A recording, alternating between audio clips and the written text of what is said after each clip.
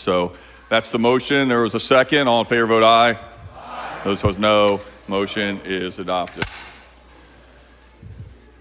We will start on the third reading calendar. The chair recognizes Dr. Brown on Senate Bill 2, special session. Chair hands down Senate Bill 2, special session. Senate Bill 2, special session, a bill for an act to amend the Indiana Code concerning state offices and Chair recognizes Dr. Brown to speak on the bill. Thank you, Mr. Speaker, members of the House. I appreciate all the hard work by everybody that's been done on Senate Bill 2 to get it to the point of where it is. And I want to say that one of the issues that we were talking about with second reading and how this bill has come forward is to have the discussions with the Senate. And I fully believe that they could concur on this package going forward. What this package does is give over $1 billion in an automatic taxpayer refund. Yes, it wasn't quite as much as it was in Senate Bill or House Bill 1001 because we've included more people. We have included more people to get the automatic taxpayer refund. One of the issues the Senate had very strong feelings about was the pension stabilization fund. So there is a payment in 23 to the pension stabilization fund. What it also does is it adds around $70 million to services for mothers, for adoption, for children, for health care, for contraception, for mental health care and behavioral health care moving forward. Those programs are listed in the bill as we move forward. It increases the tax credit for an adopted child going forward, that's permanent. It increases the tax credit for adoption and makes it refundable, meaning you get the money going forward. It adds a doula reimbursement committee task force, so FSSA will look at doula services and help with those type of maternity care as we go forward. It has a report about Medicaid services around borders and how the pricing around borders affects those services there. And that report's due back to the General Assembly. I appreciate everybody's input. I appreciate everybody's opinion about this bill. I think we have a good bill going forward that the Senate looks favorably on, and I would ask you and plead for you to please support Senate Bill 2. Thank you, Dr. Brown. For discussion, Representative Campbell. Your author yield, he yields. Thank you, Mr. Speaker. Just a few questions. I'm still just needing some clarity on the $200 tax credit refund. Will people that have already received the $125 this year, will they receive that additional refund check? Yes. Or just automatically? Again, it has to deal with how things are, the Department of Revenue works with it. If they have your Social Security number and are able to do that, yes, they'll do it.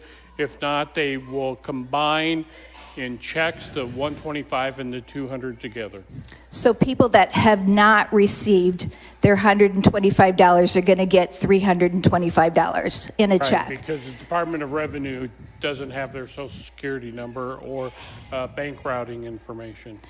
So how are they going to get that $325? Are they still, are they going to have to file another tax return this year, or a tax return if they have not filed a tax return this year? No, these are for people who have filed tax return. They have that resident information in their system.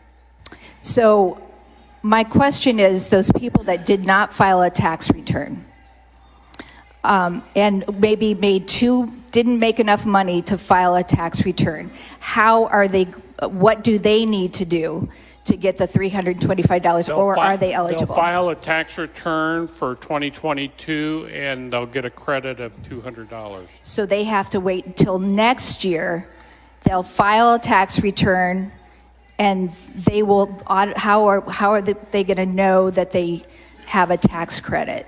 It will be part of the form. It'll be part of the form. Yeah. So do they still have to file an affidavit? No. Okay, so they're gonna wait till next year, file a 2022 tax return, and on the form, it's gonna say, I didn't file a tax return last year and I need a credit of $200? Yes, I believe so, something like that. Okay, thank you. Can I clarify something, Representative Campbell? Because I just want to make sure. So to your point, if you have not received a check yet, the $200 will be included in the check that you're going to get. Okay. And then, as you noted, if you didn't receive a check because you weren't eligible, you'd be eligible for the $200 tax credit on your next year's tax return. Yeah, thank you. Representative Porter, speak on the bill.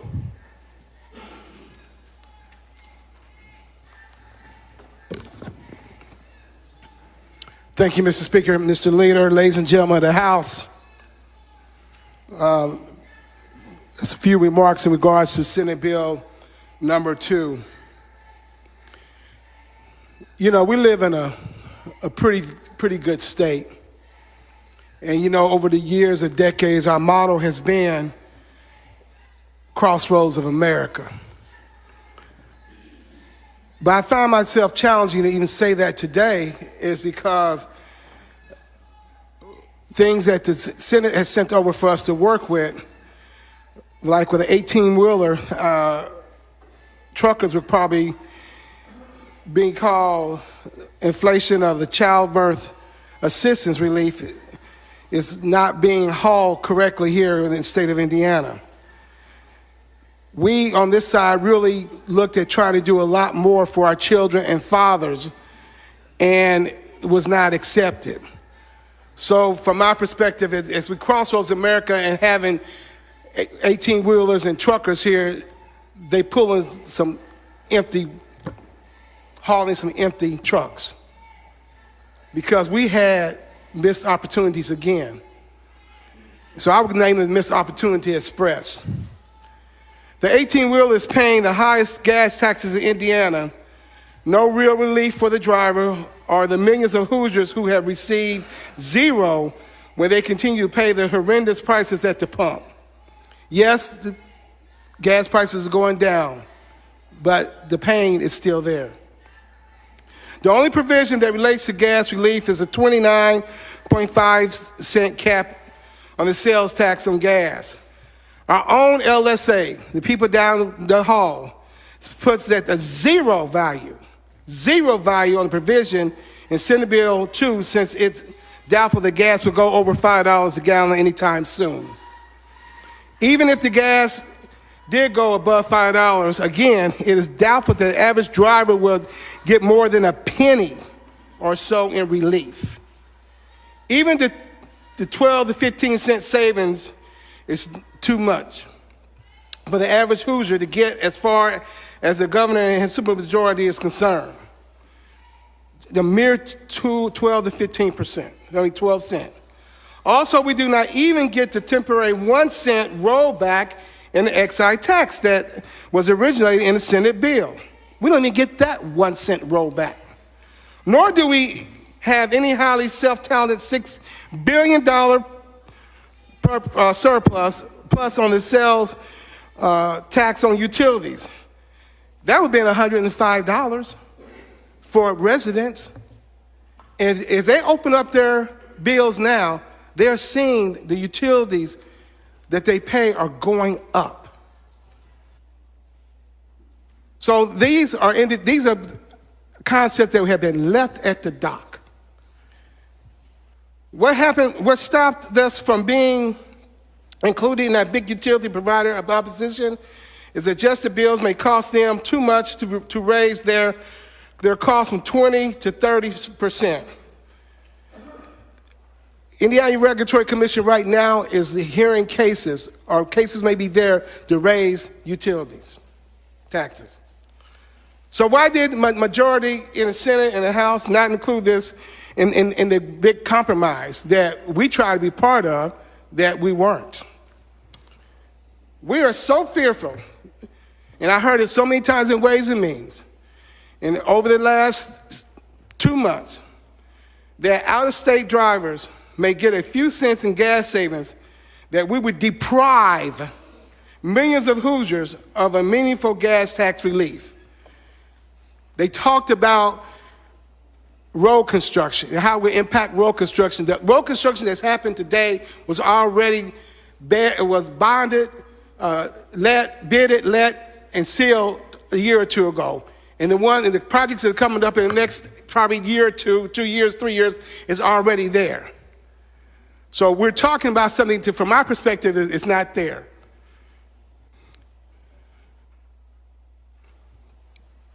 We were also fearful of giving out-of-state mega corporations hundreds of dollars in tax relief when we cut the corporate income tax after a clockwork of years. But heaven forbid us, ladies and gentlemen, even a few pennies, that we get tax relief for our hardworking everyday Hoosiers and small businesses. Financial institutions were cut, taxes were cut, corporate tax was cut, but we asked for a little more for our Hoosiers, and it did not happen. Why do our Hoosiers have to continue to carry the blunt and help build this surplus and not get relief? True relief, meaningful relief. What we did nearly empty the 18-wheeler driver to the state that works.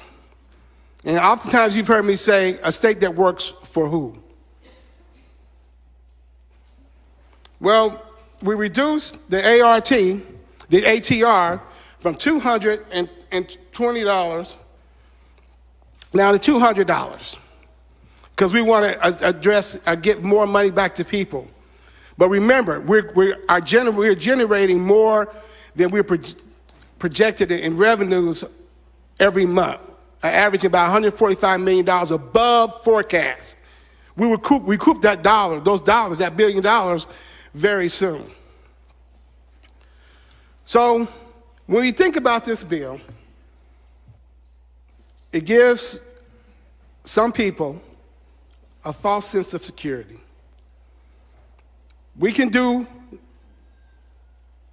the sound bites, talk about how much we're giving back, but when it comes down to it and you start looking at the numbers, to me, they aren't there. It just doesn't pan out. And we try to help that. We try to help the supermajority do that.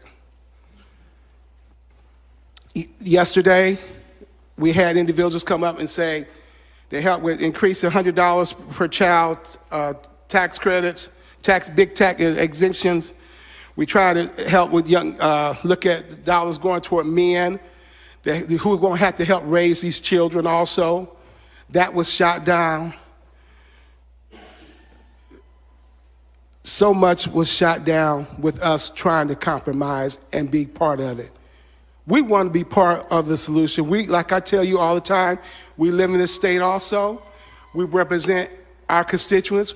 We represent your constituents, because every vote that we put forth does not just affect the 65 and 70,000 people that we represent. It's a 6.8 million Hoosiers that our votes affect. And I don't understand why we can't wrap our arms around that and embrace that and be truthful to that.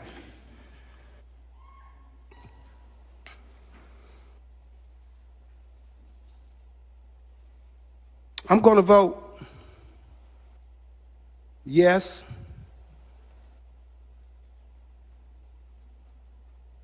because a little bit is better than nothing. I'm going to vote yes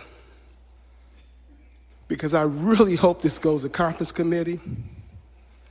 And I know that's a crapshoot, because I hope we can work some things out for everyone, for those individuals that, as Campbell said, did not file taxes, that we have a real economic impact for Hoosiers that are hurting today.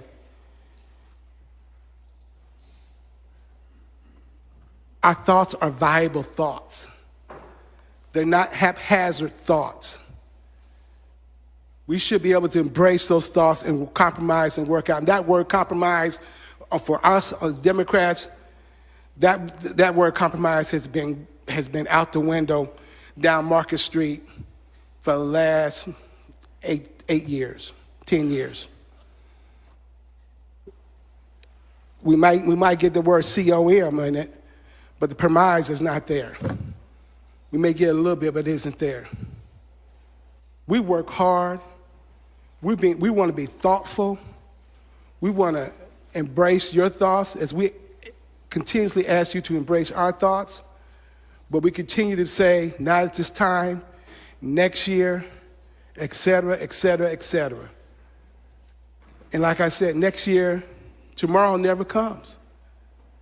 When it comes to our thoughts and our process and what we want to do for Hoosiers, it doesn't happen for Hoosiers. So tomorrow never comes. We can keep hope alive. We can do all the things we want to, but when it comes down to it, we are all in all left out, shut up, shut down, and that's unfortunate. We care like you care. We love our constituents like you love your constituents. We love this state like you love this state. But when it comes to what we have to say, it falls on deaf ears. Because you can, because you have the supermajority, and from my perspective, it's not a right way to govern this state. Disparities, implicit bias, and words like that are real. I don't care what anybody's talking about, what they say in their world. This is real. And I just hope, maybe, in the next session, for those of us who may come back, that we have a little more open arms and embrace everyone's thought. Because this is Indiana, supposed to be the crossroads of America, the state that works. All the comments we have. But don't put a force field against the Democrats. We want a state that works for all of us and embrace our crossroads as we help build bridges to other states. Thank you, ladies and gentlemen. For discussion on the bill, Representative Small, speak on the bill. Good morning. Thanks, Mr. Speaker, ladies and gentlemen of the House. I'm up here with some good news. First thing I want to say is thank you to Doc Brown. Thanks to Ways and Means. This is fantastic for Hoosiers, and I'm about to even make it better. Now, y'all need to listen. I'm going to tell you something that's going to help your constituents. Republican, Democrat, doesn't matter. I'm holding in my hand Form SC40. SC40. I told Doug Gutwein I was going to talk about him. This is for people over 65. Doug, I told you. How many of you got a phone call from somebody in your district that said, I'm over 65, I don't make enough money, I didn't file taxes, all I have is Social Security, I'm not eligible, I got to file an affidavit, don't now, but you did at the time, I got to file my taxes, I got to wait till next year. You don't. Form SC40, write that down. People who are listening, Form SC40. If you fill out your SC40 and you're over 65, you can get up to $140. And you have 3 years to file it. So you can get $140 each year, married filing jointly. If you're individual, you're gonna get $100.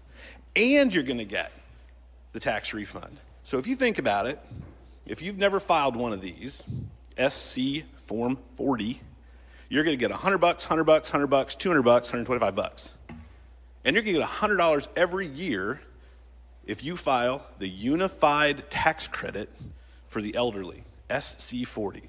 Now, I'm not an accountant, and I'm not giving you tax advice, but I am telling you, file this form if this applies to you. Thank you. Thank you, Representative Small. Representative Hamilton, speak on the bill.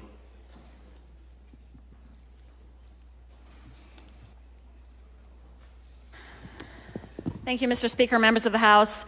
I just want to raise up a couple of things that we did not accomplish with this bill that I think are incredibly important issues that I'm disappointed we are not addressing right now at the same time that we're passing SB 1, or likely to. So earlier I offered an amendment to provide before and after care. You all remember that I offered that on the House floor last week to the tune of $10 million. That is about 1/600th of the state surplus, and it would serve children, low-income children across Indiana, ranging in age from 4 to 13, who don't have a safe place to go before and after school if their parents are fortunate enough to have a job. 300,000 children on a wait list today for these positions, and certainly a safe place to go before and after school will help those parents get the jobs that are out in our communities today. But today they can't afford the childcare to go get the job. But those children are suffering. We know the data I shared with you last week, so I won't go into those details again, but the outcomes are powerful when we make this small investment of state dollars to support these programs in our schools across the state. In every single one of our communities, this tiny investment would help our most vulnerable children. I also want to lift up the child care tax credit that we offered in committee last week. Similarly, powerful investment in our families and our children to help our children be in safe childcare settings while their parents are at work.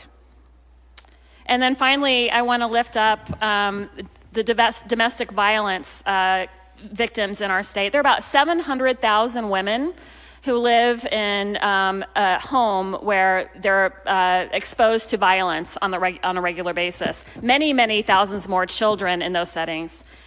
I offered an amendment to support this community with services. Funding for these programs have gone down drastically in the last couple of years, while the demand, thanks in large part to COVID and the trauma that's caused in our communities, has gone up significantly in our communities. So we have women in these settings who are pregnant, and the data is clear that pregnant women in a domestic violence setting are much more likely to have violence during their pregnancy and also to have lethal exposure during their pregnancy so that they and their baby are killed. It is unconscionable to me that we are considering SB 1 today, but not putting dollars towards this most vulnerable community of pregnant women in that domestic violence setting. Just a few days ago, a woman who was 24 weeks pregnant in Fort Wayne was stabbed 48 times by her partner and left to die. I'm disappointed that we haven't done more to actually help women, babies, and children in our state. I will be supporting this bill because it does offer some relief for our families. I will also share that I have neighborhoods and constituents who are waiting for that relief, many still waiting for the check that was promised months ago. I also have parts of my community where a few dozen people have reached out and said, please don't send me a check. Give larger checks to the people who really need it at this time in our economy where people are in crisis. Thank you for listening. Further discussion, Representative Klinker, speak on the bill.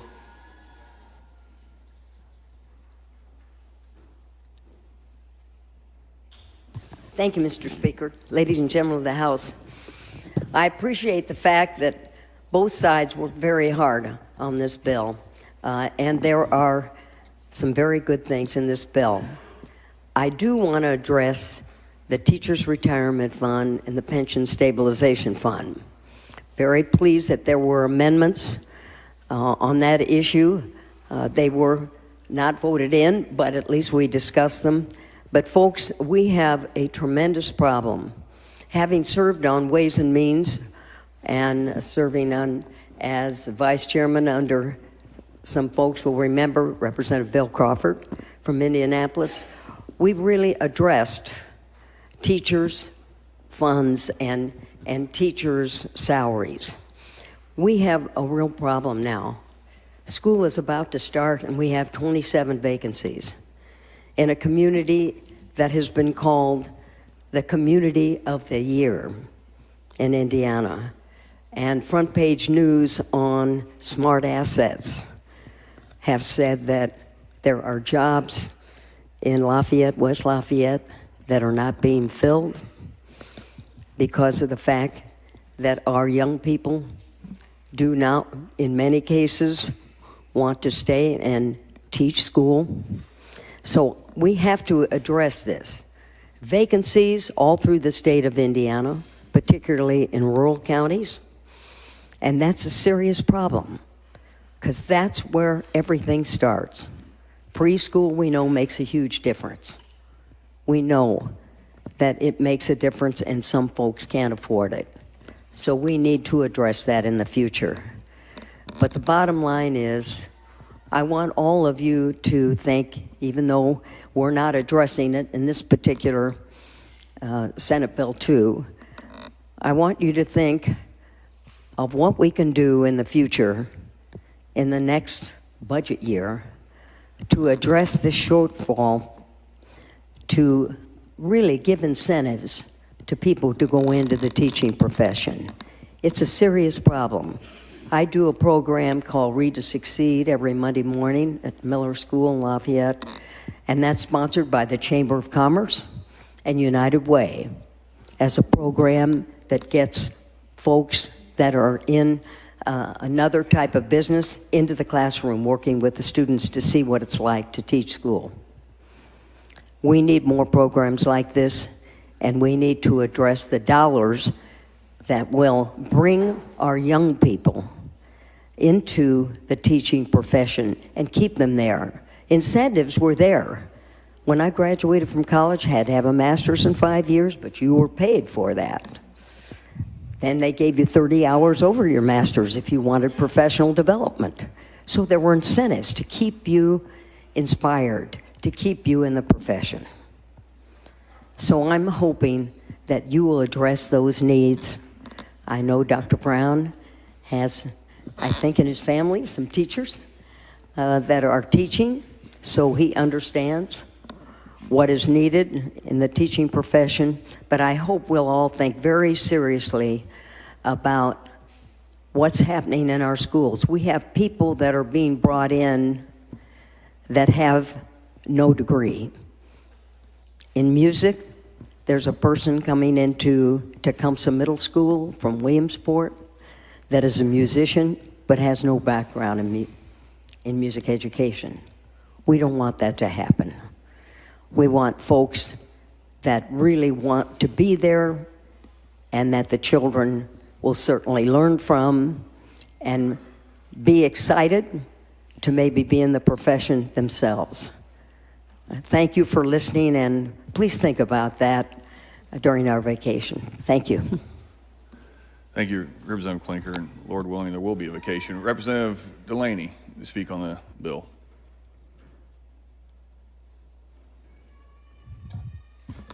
Thank you, Mr. Speaker. First, Dr. Brown, I am in a unique way going to miss you. I hope to see you where you can't say no to me all the time somewhere. But thank you for your efforts here, and they have been prodigious. I'm voting against this bill. I voted for it when it was $250 and had, shall we say, more narrow provisions.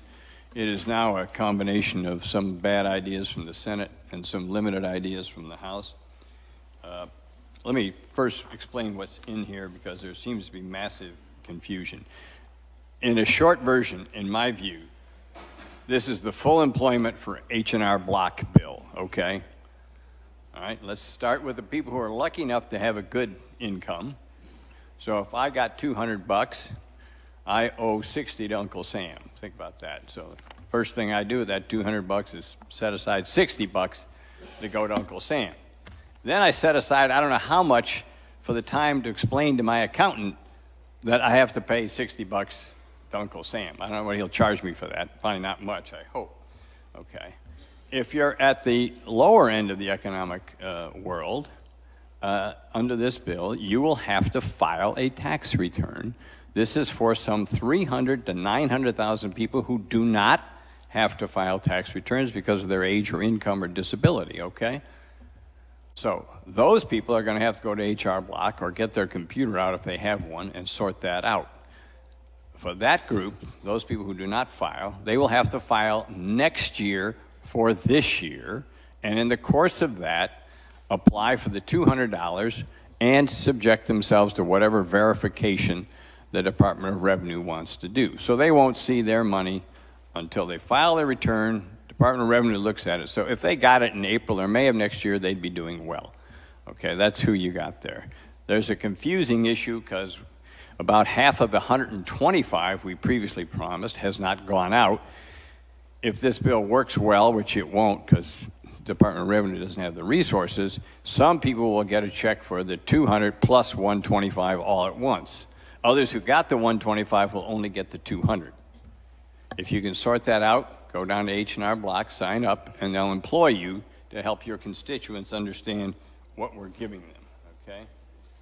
What is really amazing in here, to me, is our utter abdication of our responsibility to create legislation and to control our budget. So, we have here a thing called the Hoosier Family First Fund, and it says here, which is remarkable to me, that the budget agency may allot money from this fund to the various departments, okay, to provide additional funds for existing programs and new programs.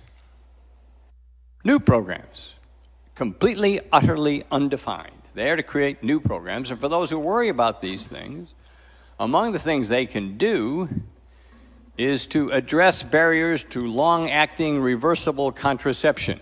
So this bill, in some vague way, allows the Budget Committee to create some kind of a contraception program and to fund it at something up to the $65 million.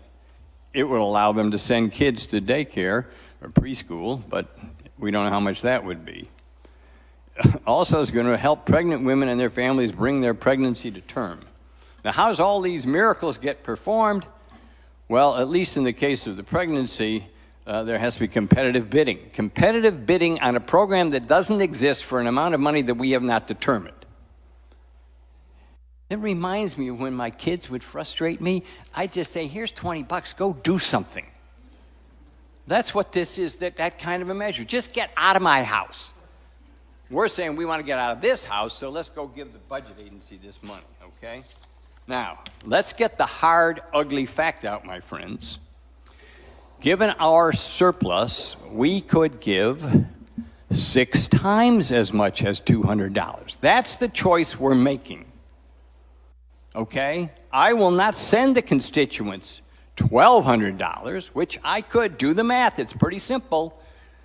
All right? We're giving away $1 billion under this program. We got $6 billion. Think it through.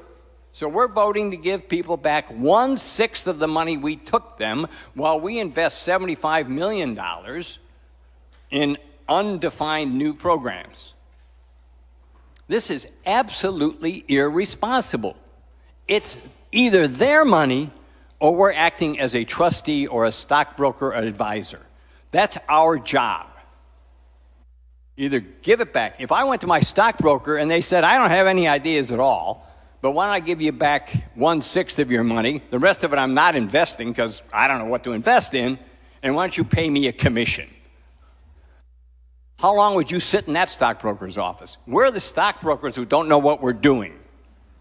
That's what this bill says. It's an open recognition that we can't write legislation, we can't handle money. I can't stand for that. So I will vote against it. Now, some of my friends on the other side think that I'm occasionally humorous, so I'll try to go back to my humorous side, okay? And I'm looking at my friend Miguel with this one. I hope he takes this well. This is a piñata that has no candy inside it, okay? We're telling the children, get your sticks out and beat on this piñata, and you're getting nothing, all right? Worse yet, thinking of my grandkids, this is as if my wife, we call her Mama, of all things. It's as if the kids come in and they go to the cookie jar and there aren't any of Mama's great brownies. Instead, there's vanilla wafers bought from the store. That's what this bill is. This is a vanilla wafer. Nabisco makes them if you need any. All right? So, I don't get it. when I was a kid, I lived in a very interesting neighborhood. And there were a lot of people, and you could name their names, who were, quote, on the dole. That was a very nasty term. That meant they were on welfare, and that was not considered to be high-minded, okay? We're doling out money to our people. Their money. That is absolutely ironic. So I'll spend the rest of this campaign season and the rest of, as long as people are willing to listen to me, talking about what we could invest in. You've heard some of the ideas. We had votes on them, but I'm not ever voting for this bill. Thank you. For discussion on the bill, Representative Boyd, speak on the bill.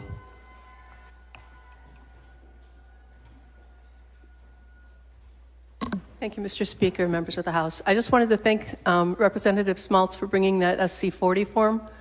I looked it up and I tried to find it online, and the only place you can find it online is online. And I looked to find out where you can find it on print, and I couldn't find it. But I looked at the libraries, and the libraries carry it in their tax forms. So it is available printed. Thank you.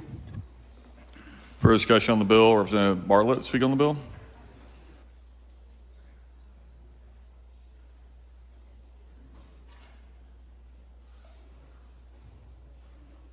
Thank you, Mr. Speaker, ladies and gentlemen of the House. I appreciate the work, Dr. Brown, that went into this bill and for Ways and Means, but I'm voting no. The reason I'm voting no is, first, the Hoosiers were told they would get $225. Now we've cut that to $200. So we're gonna have to explain that to our constituents, what happened. Second piece is, we are hurting in 3 areas. We do not have enough mental health facilities across the great state of Indiana. We do not have enough drug treatment centers across the great state of Indiana. And our teachers, we have a shortage there, and they don't make any money. We need to look at our state police. We're losing them. We need to do a hard, fast look, and I'm not talking about Democrat, Republican, I'm talking about members of this chamber doing the right thing for Hoosiers. We don't have the drug treatment facilities, so if a person is strung out on drugs and they go to their counselor and that counselor says, this is no life for you, and that person agrees, where do you take them? Where do you take them? We need to look at that. We need to repair our state from the mental health care position, from the drug treatment position, and from our teacher position. And I really hope that the members of Ways and Means will take a real hard look at that when we come back in January. Thank you. For discussion on the bill. Chair sees none. The author has the right to close. He waives it. Question is on the adoption of the bill. When the machine is open, all those in favor will vote aye. All those opposed will vote no.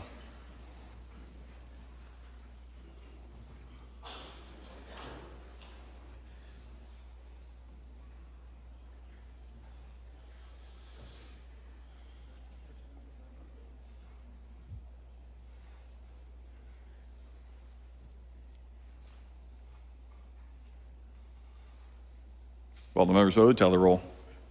Roll call shows 93 ayes, 6 noes. The bill has passed. Shall the title of the bill remain the title of the act? Clerk shall inform the Senate of the passage of the bill. House motion. Mr. Speaker, pursuant to House Rule 75, I hereby petition to change my voting record on the second reading amendment number 63 of House Bill 1001, Roll Call 9 on July 28, 2022. In support of this petition, I submit the following reason. I was present and in my seat, and I voted nay on the amendment because I was unclear on an aspect of the amendment, but upon clarification of that aspect, I would like to change my vote to yea. Representative Jacob. You heard the second. All those in favor of the motion indicate by saying aye. Those opposed, no. Motion is adopted.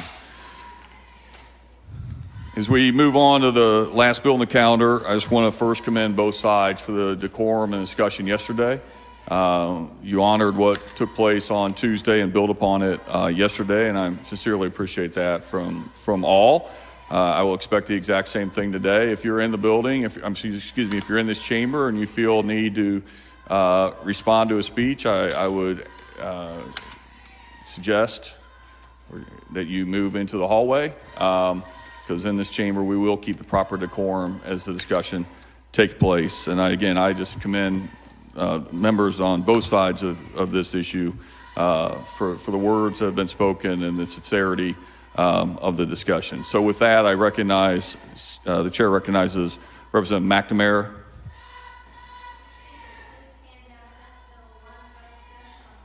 Chair hands down on final passage, Senate Bill 1, special session. Senate Bill 1, special session, a bill for an act to amend the Indiana Code. The chair recognizes Representative McNamara to speak on the bill.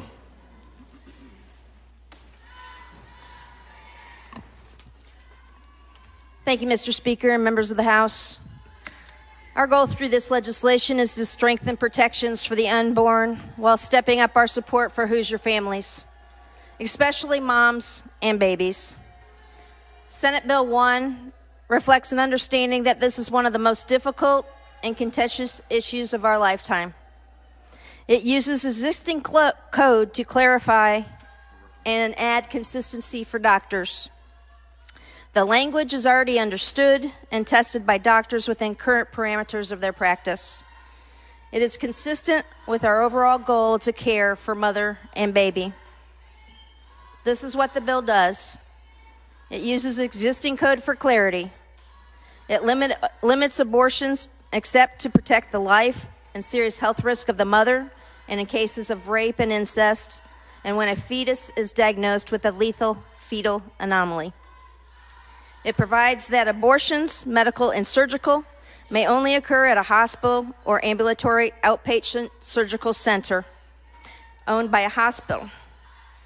It maintains existing penalties for a person who performs an unlawful abortion. It provides for the defense of the mother to ensure that she cannot be criminalized. It provides for the study of maternal mortality in Indiana. It requires, instead of allows, the revocation of a physician's medical license if after a due process hearing it is determined that they performed an unlawful abortion. It requires the terminated pregnancy report to include the reason for an abortion was performed, and for the report to be quarterly instead of annually. And finally, it creates an 11-member task force to review and issue a report by December 1st of 2022. This report will go to the General Assembly regarding instances when a county prosecutor makes blanket refusals to enforce state or constitutional provisions. The effective date will be September 15th of 2022. This bill does not affect access to the method of birth control or the morning after pill. It does not affect the treatment of miscarriage or ectopic pregnancies. It does not affect in vitro fertilization. It does not prohibit ending a pregnancy when the unborn child will not be able to survive due to a fatal fetal anomaly. And it does not criminalize women seeking an abortion. With this, I would appreciate your support of Senate Bill 1. For discussion on the bill, Representative Shackelford, speak on the bill.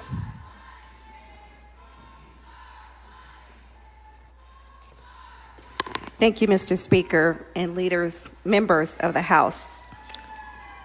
The decision that we make today will have a monumental consequences on Hoosier women.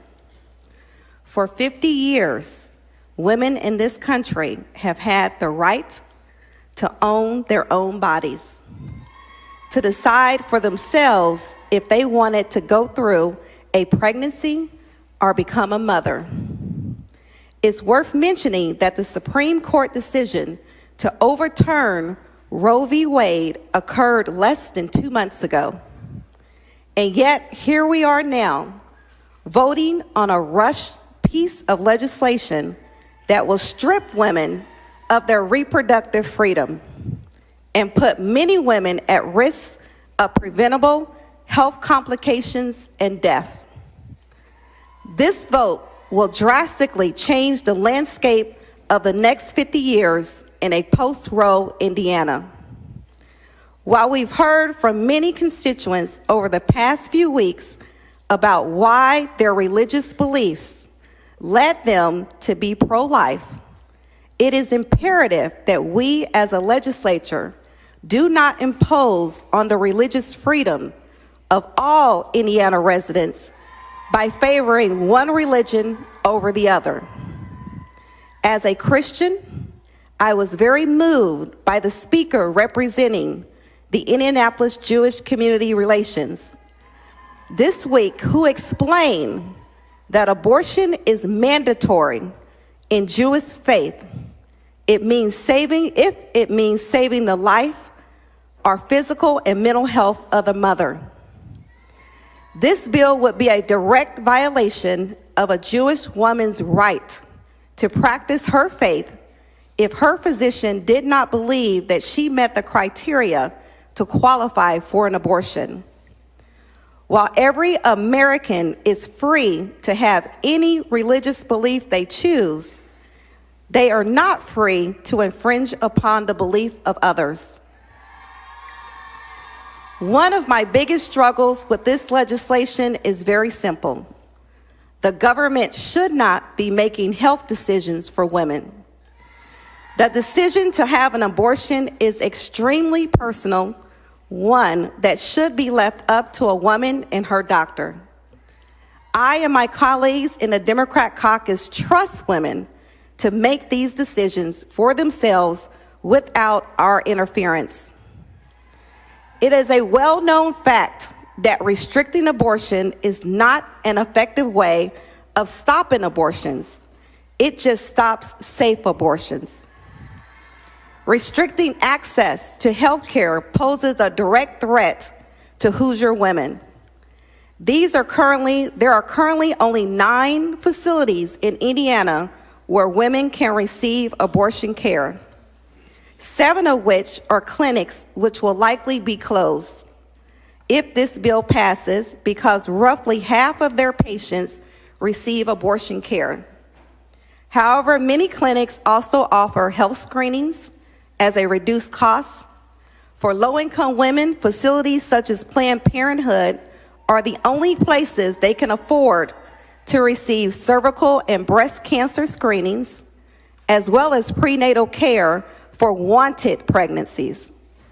Beyond restricting a woman's right to choose to have an abortion, the bill would do irreparable harm to a vulnerable woman.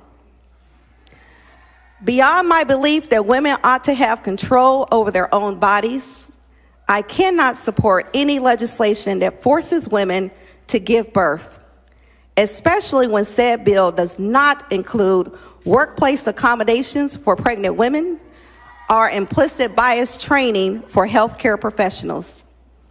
Forced birth is also cruel, but forced birth without taking steps to help women is inhumane.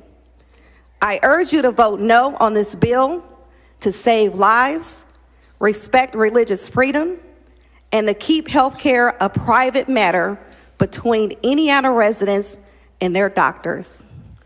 God bless. For discussion on the bill, Representative Pryor, speak on the bill.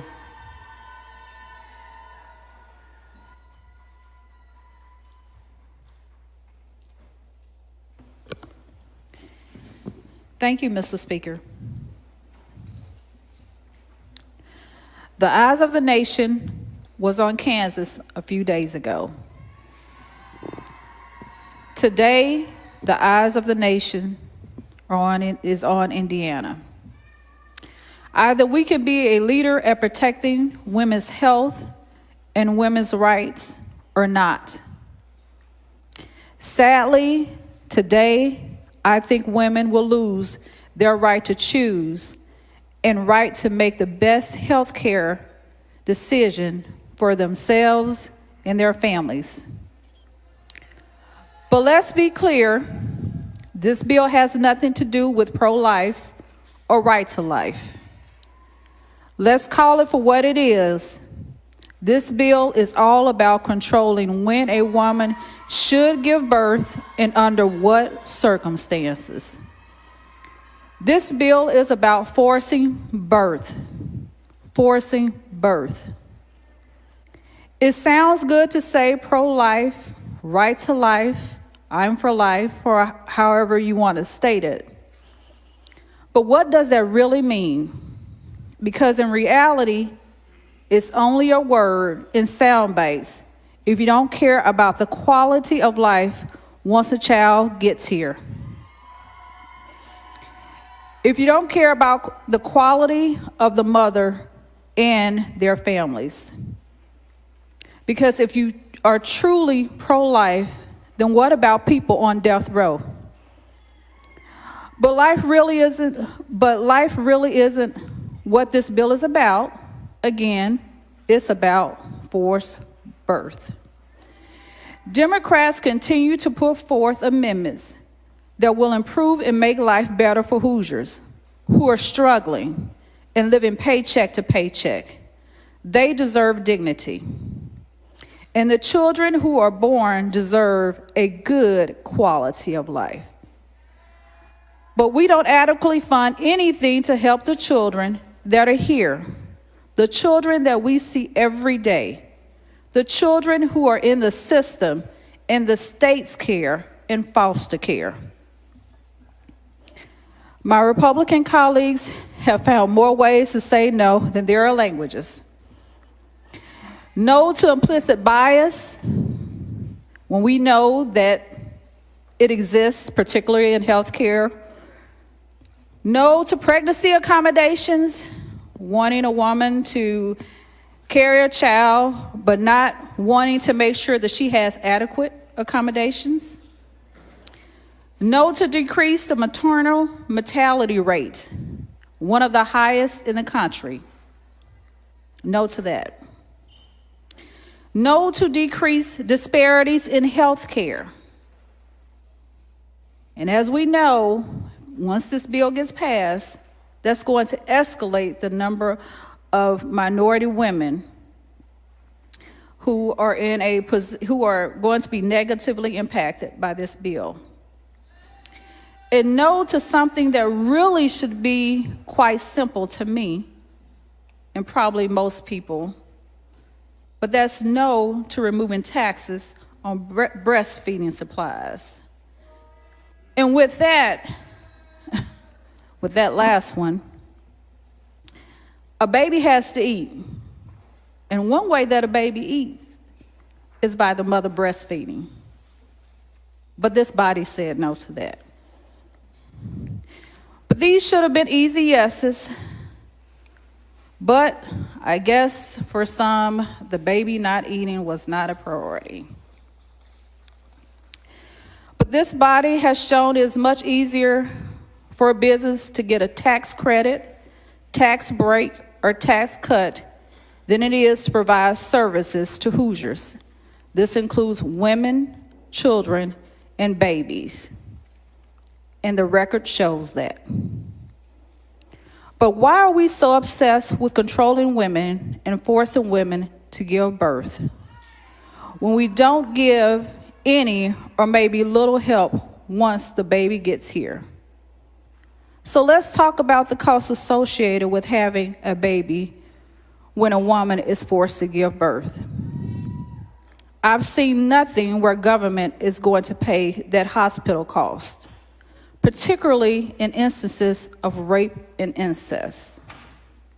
And it sounds good to say, give the baby up for an adoption, but who pays the cost of having a baby and all the hospital bills if there are any complications? What about the young children, the young girls, the babies themselves who are having babies? Their innocence is taken away, and we're forcing them to be victimized all over again. Doesn't that child deserve a chance at childhood? I believe she does. But how many people will be there holding the woman's hand or the hand of that 9 or 10-year-old once they give birth? Who is going to step up and take responsibility for the situation we are forcing a woman or even a 9 or 10-year-old into? I can tell you this, it won't be the government, it won't be the state, because we don't adequately take care of those who are the least of us right now. And the last thing I'm going to read is my statement that I made when the Vice President was here. I would love to see my state to be in the spotlight on a positive note. Unfortunately, we're here because the U.S. Supreme Court made a bad decision as it relates to abortions, and Republicans in my state, Indiana, have decided to make more restrictions on this safe medical procedure. Just a few weeks ago, Indiana made national headlines because a 10-year-old child was forced to come to Indiana for an abortion. She was able to get that safe medical procedure right here in Indiana. She is a baby. Why should we force babies to have babies? At the young age of 10, she is still going through changes with her body, and she should still have life without worries of feeding a baby in diapers. But this really isn't about right to life, it's about controlling birth. Because if life were truly the goal, then we would be taking care of children who are already here. But that is not happening. Year after year, Democrats fight to protect programs and services for families and children. As a matter of fact, we can't even get pregnancy accommodations. Life is not just being born, it is also the quality of life and the dignity the person has while they are living. Data reveals the maternal mortality rate in Indiana is the third highest in the nation at 44 deaths per 100,000 births. It's estimated that a ban in Indiana will lead to a 21% increase in the number of pregnancy-related deaths overall. For Black women, that is 33%. This is a crisis that is killing Black women at 2.5 times the national rate.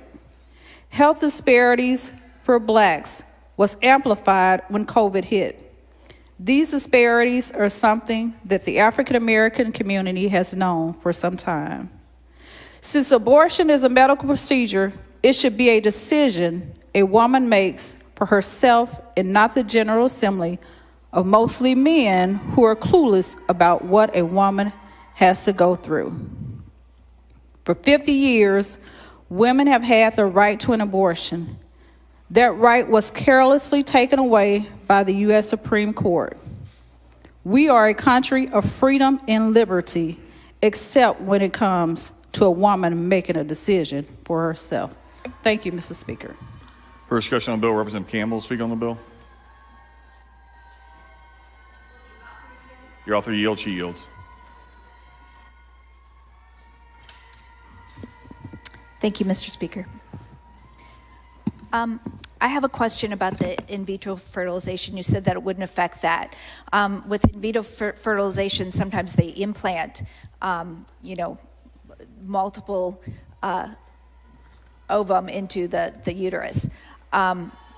Should more implant into the uterus then could be viably carried? A lot of times they will remove some of those ovum. Will that still be able to occur? Because after it's been implanted, in order to make sure that they have, the most, the best success is that they not carry, 5, 6, So will they still be able to do that? The current practice of in vitro will continue as current practice. This bill does not address in vitro at all. But once they're implanted and have attached to the uterus, that would be considered an abortion if you remove some of those.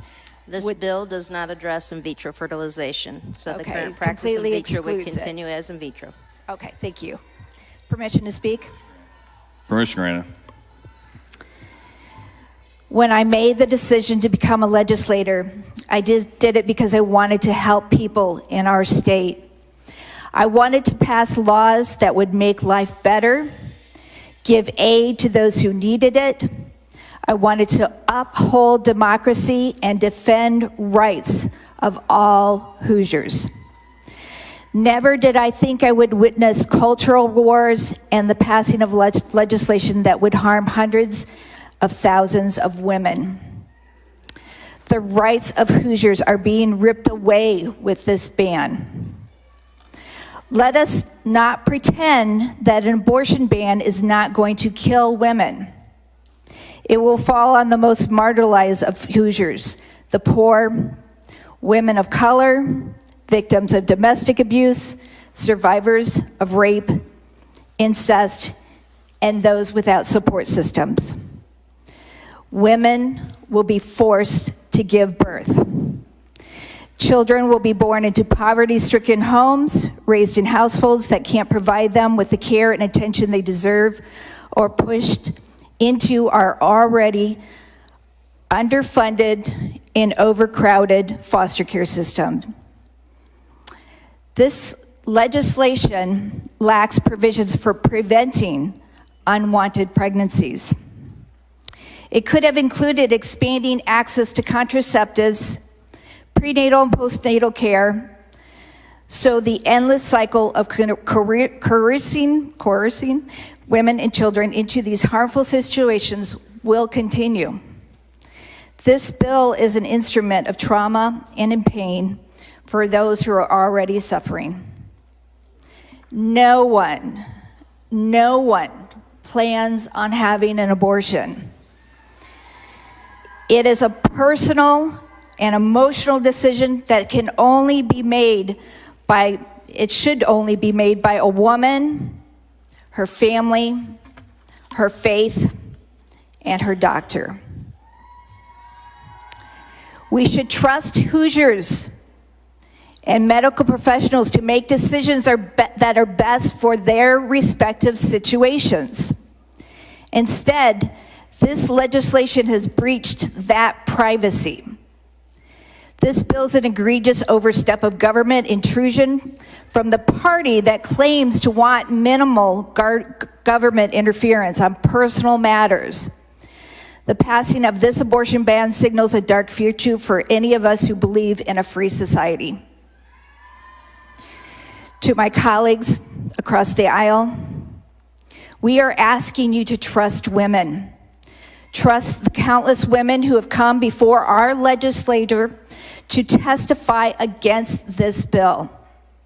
Trust the doctors who have warned us of the horrible consequences of an abortion ban that we'll have on Indiana.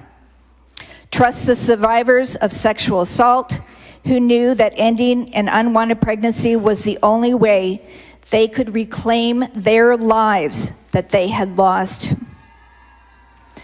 Trust the 10-year-old girl who was raped by a trusted family member and saw Indiana as a safe haven to access the care she needed. Trust that all of them knew what was best for their futures and their bodies. There is still a chance for us to stop this attack on women and work to make our state a better place for women, children, and families. For the sake of freedom and bodily autonomy in Indiana, I ask that you join me in voting against this horrible bill. Thank you. Further discussion on the bill? Representative Jackson to speak on the bill.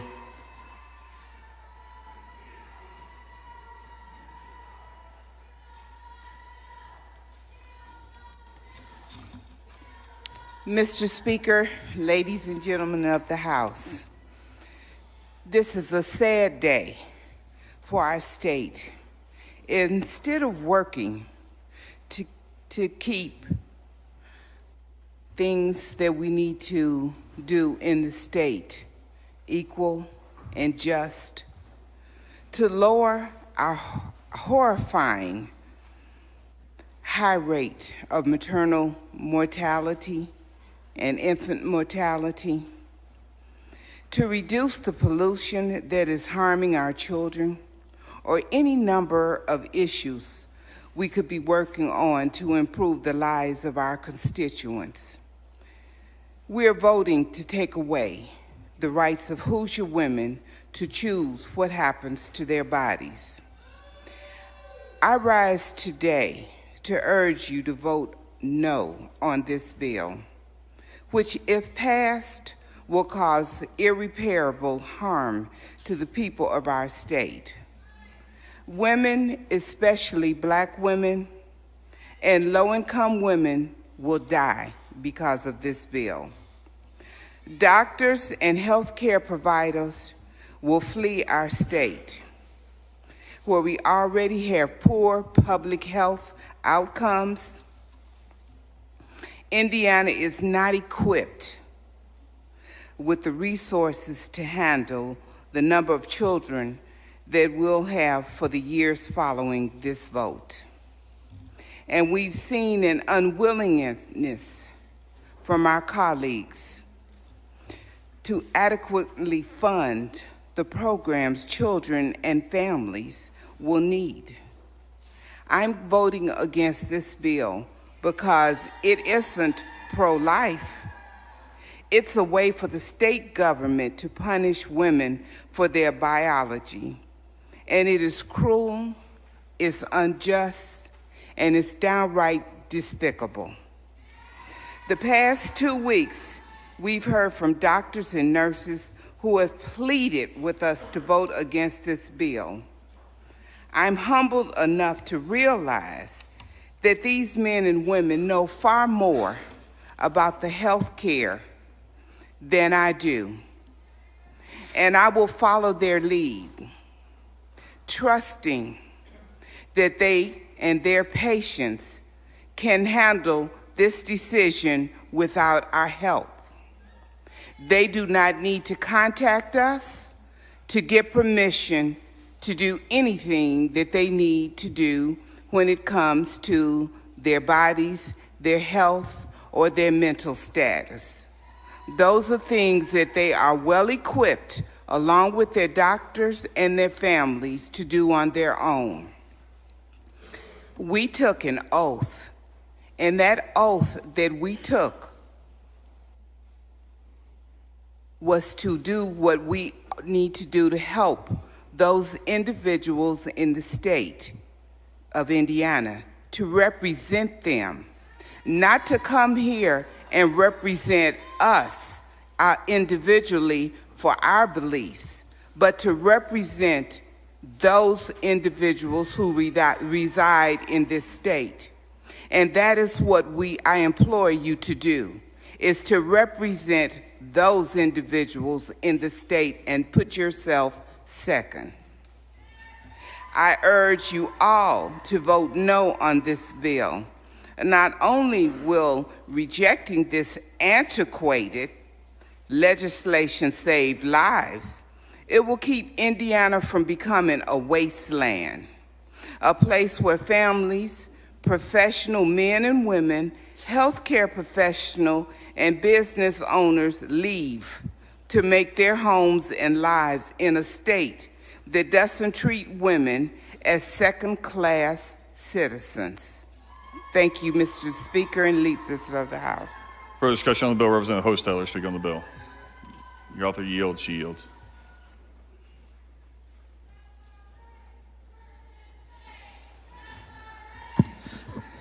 Thank you, Mr. Speaker. Thank you, Madam Chairwoman, for getting the chance to talk about this. And kind of first want to start, this is the culmination of a lot of people's work, and you're here to represent and pardon the pun, but not necessarily everything in this is your baby. Would that be a fair statement? That this is the work of a lot of folks over a long process, and so I appreciate very much so a chance to talk about that, and I understand that a lot of the stuff that's in this was brought to us, was given to us, and didn't necessarily originate in this body or necessarily even by you as the sponsor. So I just wanted to preface everything with that. But I wanted to first off, on page 13 of the legislation, I just want to understand that we're codifying in the code now going forward in a post-Roe world that Indiana is going to create an exception for an elective abortion for a fetal anomaly. Is that correct? That's correct. Okay. And then also it's been mentioned, a certain group put out a statement saying that abortion clinics will be a thing of the past. And I just want to point out on page 3 that Senate Bill 1 creates a new definition of an ambulatory surgical center for purposes of IC Code 1634, refers to an institution described in subsection A and has the majority ownership by a hospital license under Indiana Code 1621. Please bear with me, I'm getting to the point. So we've created a new outpatient service center on page 3. Then on page 7, we give them the abilities. 7 and 8, it explains that other facilities as specified can perform some of these services. And on page 8 specifically, it says hospitals and ambulatory outpatient surgical centers. So we're going back to the definition that we created on page 3. I promise there is a question. You have to follow me to page 14. It explains that under this article, these are the institutions that are allowed to perform an abortion. And so finally, when we go to page 26, we see that Senate Bill 1 strikes the word abortion clinic. It's line 4. And it replaces abortion clinic with a hospital or ambulatory outpatient surgical center, which we've created in this bill in page 3. So my question is, under Senate Bill 1, if abortion clinics are closed and the outpatient surgery center that has the hospital ownership, is there anything in Senate Bill 1 that stops that type of organization from coming in, purchasing these clinics, and keeping them open? What the bill says is that the majority ownership, 50%, I believe, or higher, has to be owned by a hospital. There's nothing that prohibits it, but if they do, they will not be able to perform abortions in that. Except what is created in the code, they'll be able to do these. And anything that Senate Bill 1 allows, they will be able to continue, because it says on page 26 that they will perform surgical abortions or ambulatory outpatient surgical center. So they'll be able to perform abortions that Senate Bill 1 still allows, correct? If I'm understanding your question correctly, and if I'm wrong, let me know.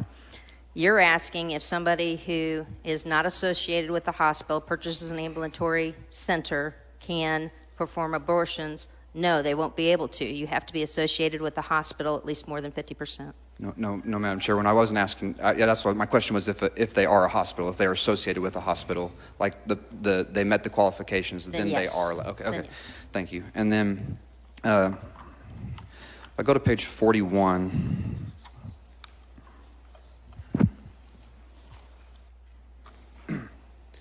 Line 19, it says, except as provided in subsection C, we're creating this. This is created by Senate Bill 1. This is not part of Indiana Code. This is a post-Roe world, and we're putting this in the code.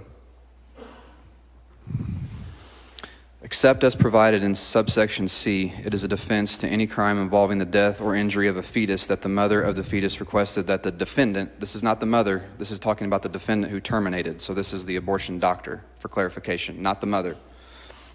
It is a defense to any crime, except in subsection C, it is a defense to any crime involving the death or injury of a fetus that the mother of the fetus requested that the defendant terminate her pregnancy, and that the death or injury of the fetus was the result of the defendant's termination or attempted termination of her pregnancy. We're creating a defense for doctors that perform illegal abortions so that they are not charged with murder. Is that correct? Legal abortions, correct. No, this is. We do not want to criminalize doctors. Right, but this says that if they perform an illegal abortion, they're pursuant to subsection C, they would still be able to lose their license and that. But it says, except for that, it is a defense to any crime. No. So even if they perform an illegal abortion, we're saying that it's still a defense to murder. Is that correct? We do not want to criminalize doctors or women, and that's what that section relates to. Okay.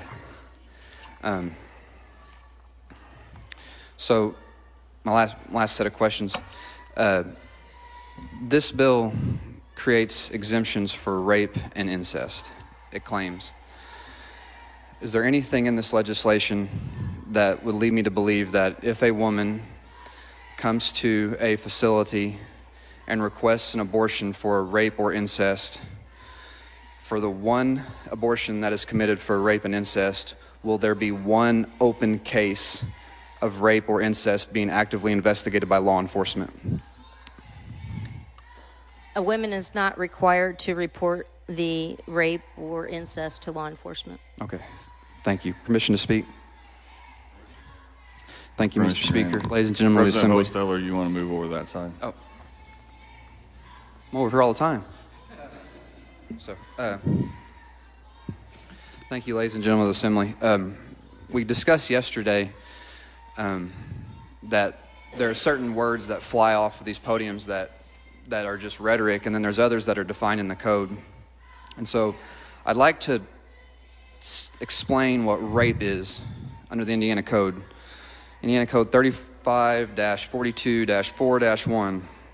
Except as provided in subsection C, a person who knowingly or intentionally has sexual intercourse with another person or knowingly intentionally causes another person to perform or submit to other sexual conduct defined in the Indiana Code 35-31-5-2, when the other person is compelled by force or imminent threat, or force. The person is unaware that the sexual intercourse or the other sexual conduct as defined is occurring.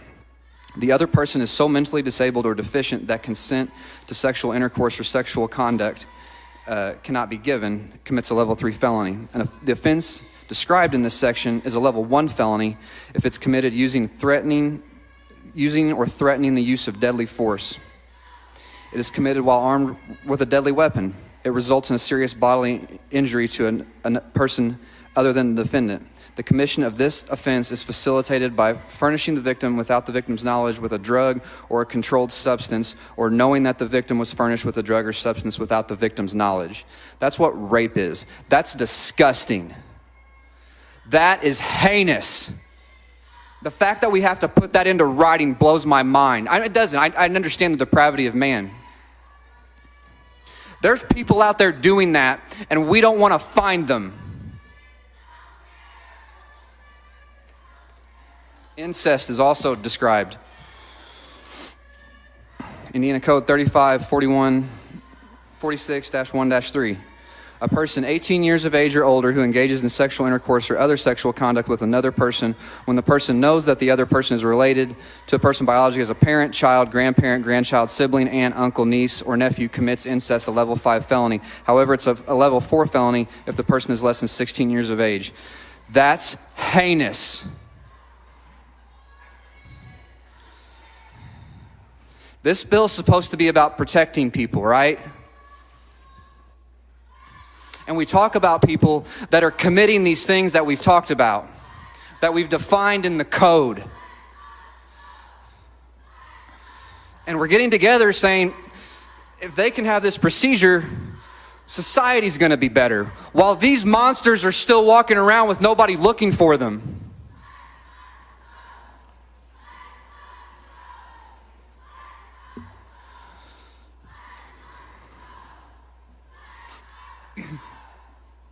There's other things that we define in the code. Indiana Code 16-34-2-1.1. The human physical life begins when a human ovum is fertilized by a human sperm. I didn't write it. I didn't vote for it. That was here before my time. That's just the code. Don't shoot the messenger.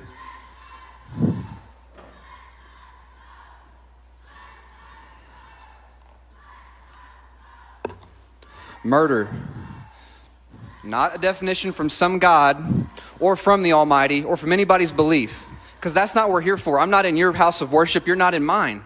We're not talking about that. We're in the Indiana General Assembly. We make legislation. We make laws. And this elected body says that murder is a person who knowingly or intentionally kills another human being. That's not up for religious debate. And that's not why I'm here. Article 1, Section 23 of the Indiana Constitution states that the General Assembly shall not grant to any citizen or class of citizens privileges or immunities, which upon the same terms shall not equally belong to all citizens. We don't go after the heinous people with Senate Bill 1. We don't treat people equally with Senate Bill 1.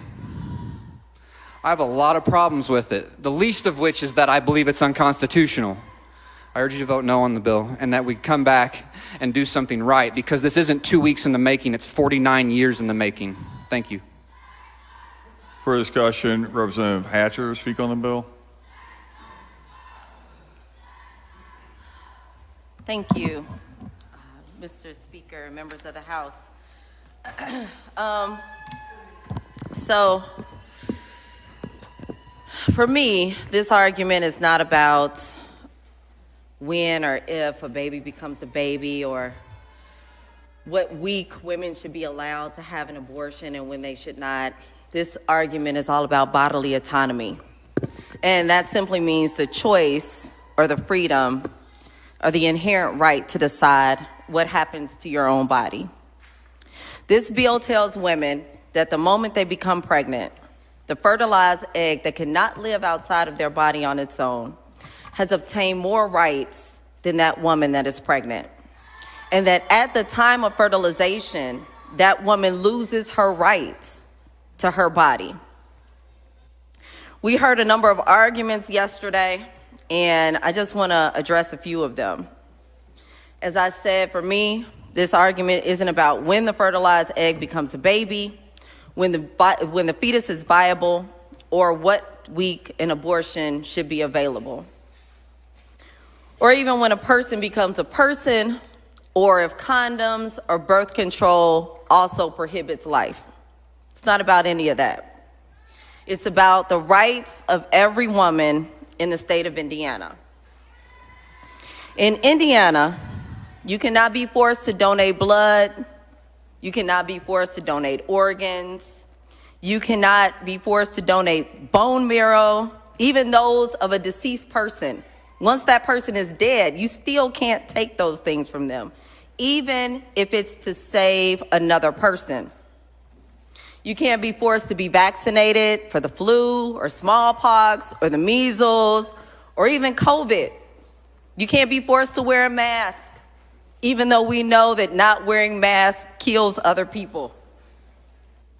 In no other situation does the government have the right to use your body against your will. So yesterday, I heard over and over again how a fertilized egg is a human person. And we even heard a second ago sightings to Indiana Code where it proves this, where it says this. One of the references was to chapter 16. And I'm going to read the whole thing because I think that what has happened here is that we have taken it out of context and we're using the few words that we want to hear. In chapter 6, title 16, 1634 to 1-1.1, the one that was just referred to. This is what a doctor must tell a patient if they're coming in for an abortion. Not that these things are true or right or that Indiana law has defined them in this way, but what the doctor has to tell the patient. In my opinion, which is an effort to stop the patient from wanting to have the abortion.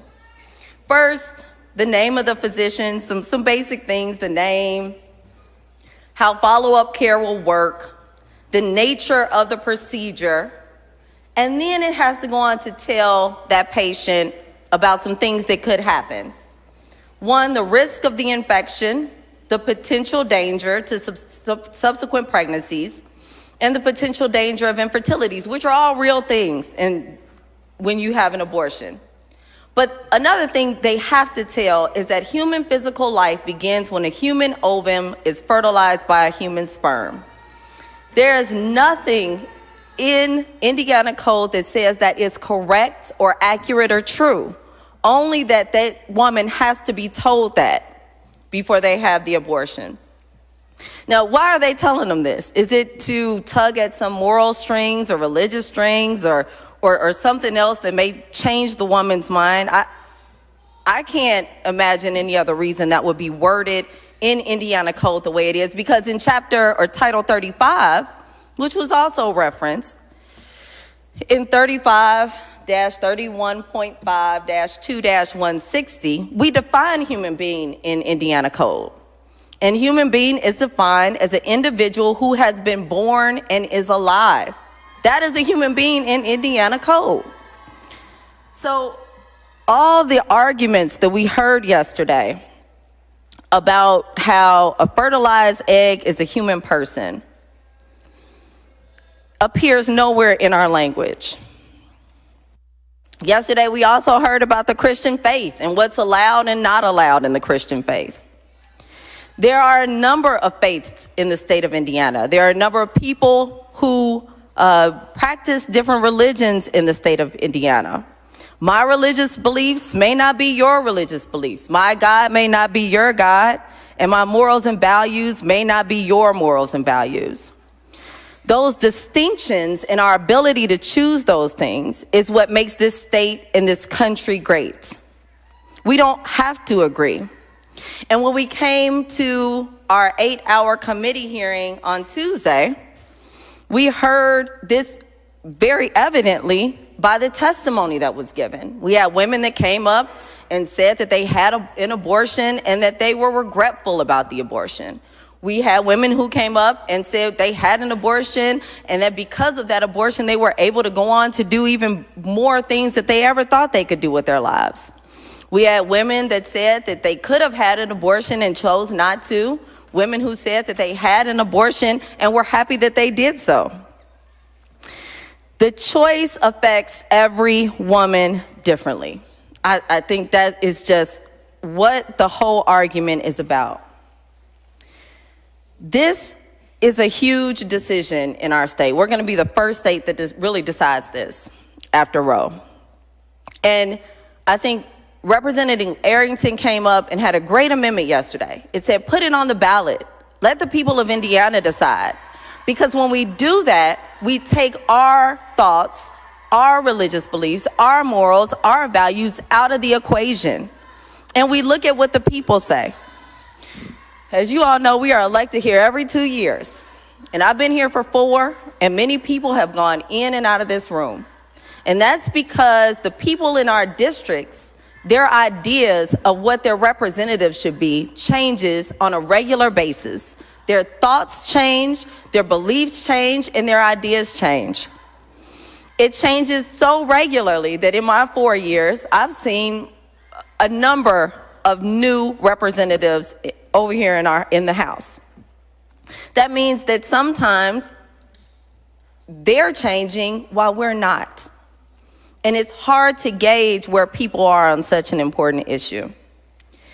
So I'm voting against this bill, not just because I believe at this point we brought our own personal beliefs into the equation, but I'm voting against it because I believe the majority of the people in this state should make the decision. Thank you. For discussion, Representative Boyd, speak on the bill.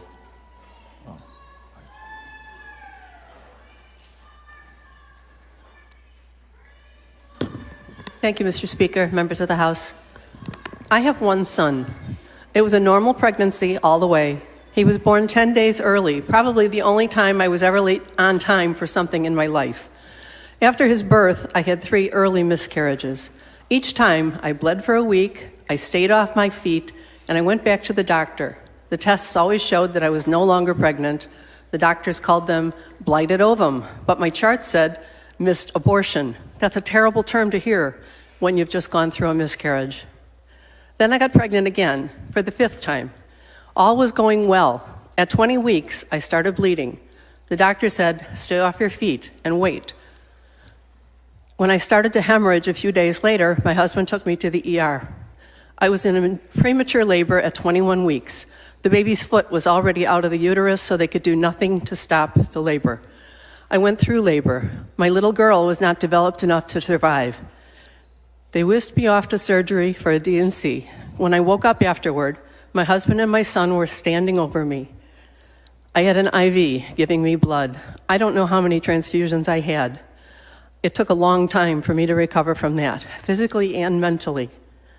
I tell you this because I never had to make a choice, but millions of women may need to do that at some point. All women are different. All pregnancies are different. And all women deserve the same bodily autonomy that men they deserve the same bodily autonomy that men enjoy, that they insist on, even when it means not protecting others by getting a vaccine or wearing a mask.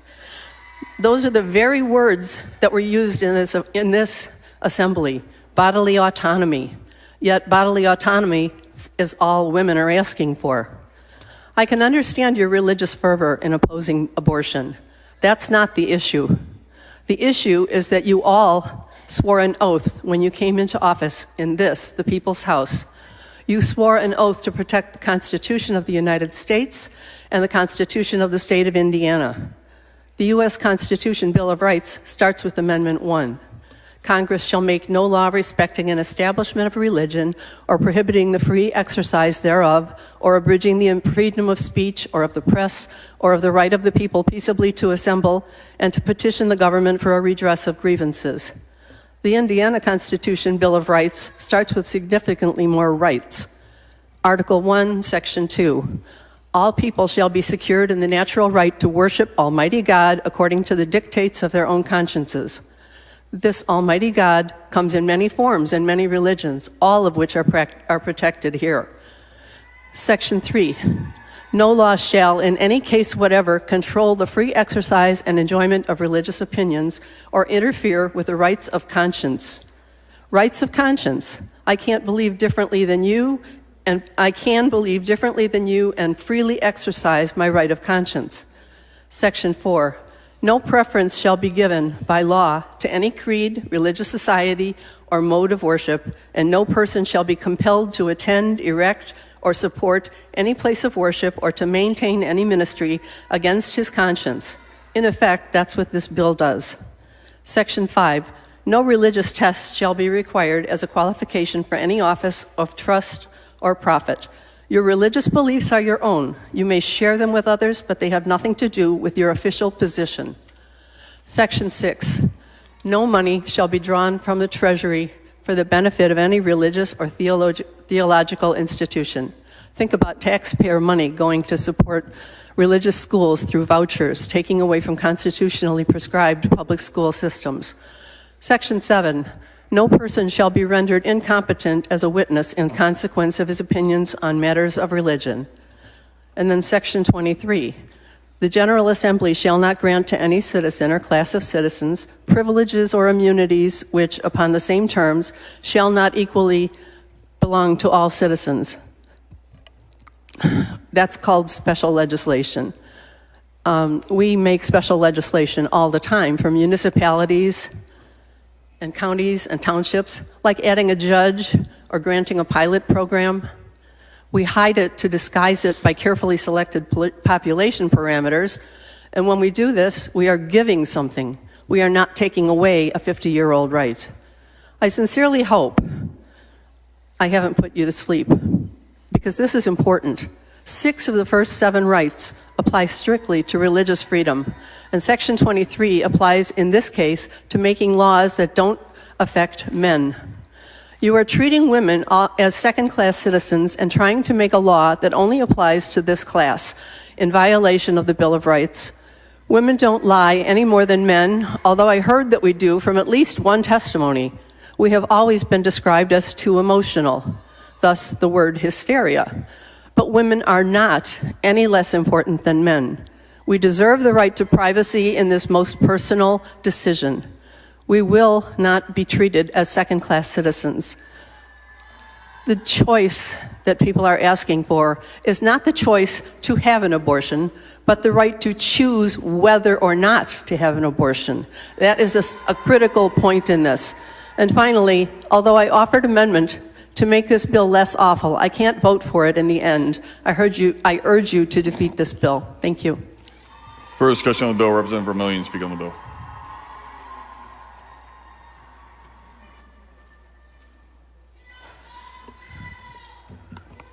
Thank you, Mr. Speaker and members of the House.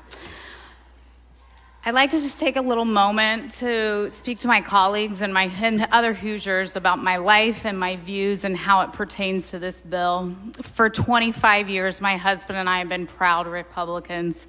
We grew up with proud Democrat teachers as parents, and I love them and my brothers. On the other side of my upbringing were my grandparents, who showed me the love and ideology of the grand old party.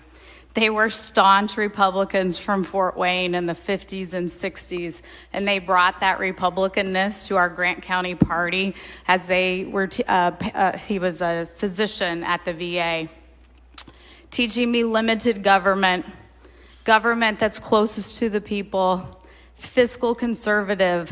I am a proud Republican. But in general, my husband and I, we are just an average household, so busy with our careers and giving back to the community. We're bringing 3 beautiful babies into this community or into this world, and other humans that we are blessed to call us mom and dad. We are Friday night lights, Saturday night date night, Sunday church, begin and end each day with prayer, Republican family. Now, occasionally the Vermillions had the honor of hosting GOP governors at our home in Marion, donating plentifully to the Republican race, attending presidential inaugurations in DC, and I had the honor of attending a Republican presidential State of the Union years ago. And I recently am proud to join the State Party Platform Committee. We plan in golf outings and attend Lincoln Days, and let's face it, our GOP is fun. We are a party in Grant County that's inclusive. We say, come on in. That's our motto. And then within days of a resignation of your colleagues in the House, I had a resounding caucus win in District 31. And soon I realized that loving the Republican Party demanded that I know my ideology in a very finite detail. I needed to be immediately, and I had to declare poignantly my opinions on every political ideology under the sun. And I think that's a task that very, very few Hoosiers have to do. Are you pro-life, Ann? Am I willing to protect the unborn? I understand the miracle of pregnancy in a way that 113 of my colleagues do not. They never can and never will. Every single day, I enjoyed the day, the week, the trimester of my births. I am so appreciative of my pro-life endorsement these past 3.5 years. And I am praying that my words and my belief that I speak this week, and I'm the ones that I profess, that I can be pro-life and pro-woman, pro-choice. And I hope that doesn't hurt or disappoint anyone. I can see already from the buzz that I'm naive to think it won't. But I have been consistent and devout about my pro-life voting and voting on these bills the past 3 years. I've believed in all the authors. I have believed in the votes, and I still believe the directions in pro-life bills. The U.S. Supreme Court made the decision to move the abortion rights to the state level, which is peeled an onion on the details of abortion, showing layers and layers of such a difficult topic that I wasn't prepared for. I wasn't prepared to debate this topic in specificity, much less in 2 weeks' time. We are moving too fast for fruitful discussion. Rushed decisions make bad decisions. Forced decisions nearly always removes discernment and fruitfulness. And I know that we are going to vote on this bill, and I know we're going to keep working. We're going to bring that fruitfulness and discernment together, and I believe in all my colleagues. This month, the U.S. Supreme Court forced all Hoosiers, all of you, to dig deep, to find out where you are. You have to peel the onion. How do we all as Indiana truly feel?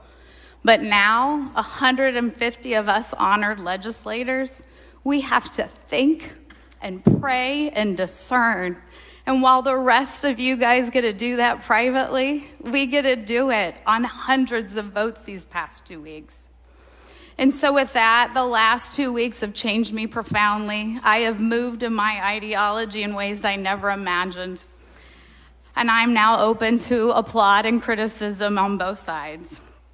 And that's okay. But here's what I know for now, and I hope that you can respect it. I am a Hoosier woman that is just months off from being a reproductive woman, a reproductive Hoosier, meaning hot flashes I'm still getting used to. But I have spent the last part of my life, most part of my lifetime, with the ability to get pregnant, willfully or unwillfully. Really leaving maybe only 1 or 2 of my 150 colleagues, this bill will actually affect their decision making. Each one of us legislators could be raped. We could have a piece of our soul ripped from us and be violated. But only 23% of us can know what it's like to fear that that horrific moment could create a baby. In this bill, we have to think about those ramifications. I believe in the sanctity of life, and I am a devout Christian. I believe that the Lord knew every hair on my head and is my path on this earth. And no one on the earth, no one can convince me otherwise. And no one can tell me I'm a hypocrite for where I stand, because I know where I'm at with the Lord, and I know He's proud of me. So I always say that those that persecute me for this middle ground that I think some Republican women, a lot of Republican women are, I will always say, I'll see you in heaven, because I know I'll be there. I am a pro-life woman, and I believe that we should absolutely protect the unborn and the children in the womb. I believe that when the fetus can sustainably live as a human being alone, sharing without my body and my blood, giving them life, viability. And even if that viability is minuscule, I believe that we have a right to save that unborn baby, and I believe that we must legislate to protect that life. But I am as equally a pro-woman, pro-choice Republican woman. And I believe that no government should take away a woman's ability for safe medical care during an unwanted, unplanned pregnancy. I don't believe the government should choose. I think she should be able to choose her life and wellness during an emotional, traumatic time. Her ability to evaluate her circumstances, those circumstances will be the baby's circumstances. I feel like we have to let her decide the best ways in these early stages of pregnancies, equip her with the best information to choose life. Let her know that we in the General Assembly are trying to wrap our hands around them and be ready if they're ready to choose life. And I am proud of Senate Bill 2, and I'm proud of the authors that got us there. But I also believe no government should intervene and impede on the medical profession's ability to counsel women during thousands of scenarios of pregnancy. We have spent the past weeks trying to legislate what is perceived as bad apple doctors.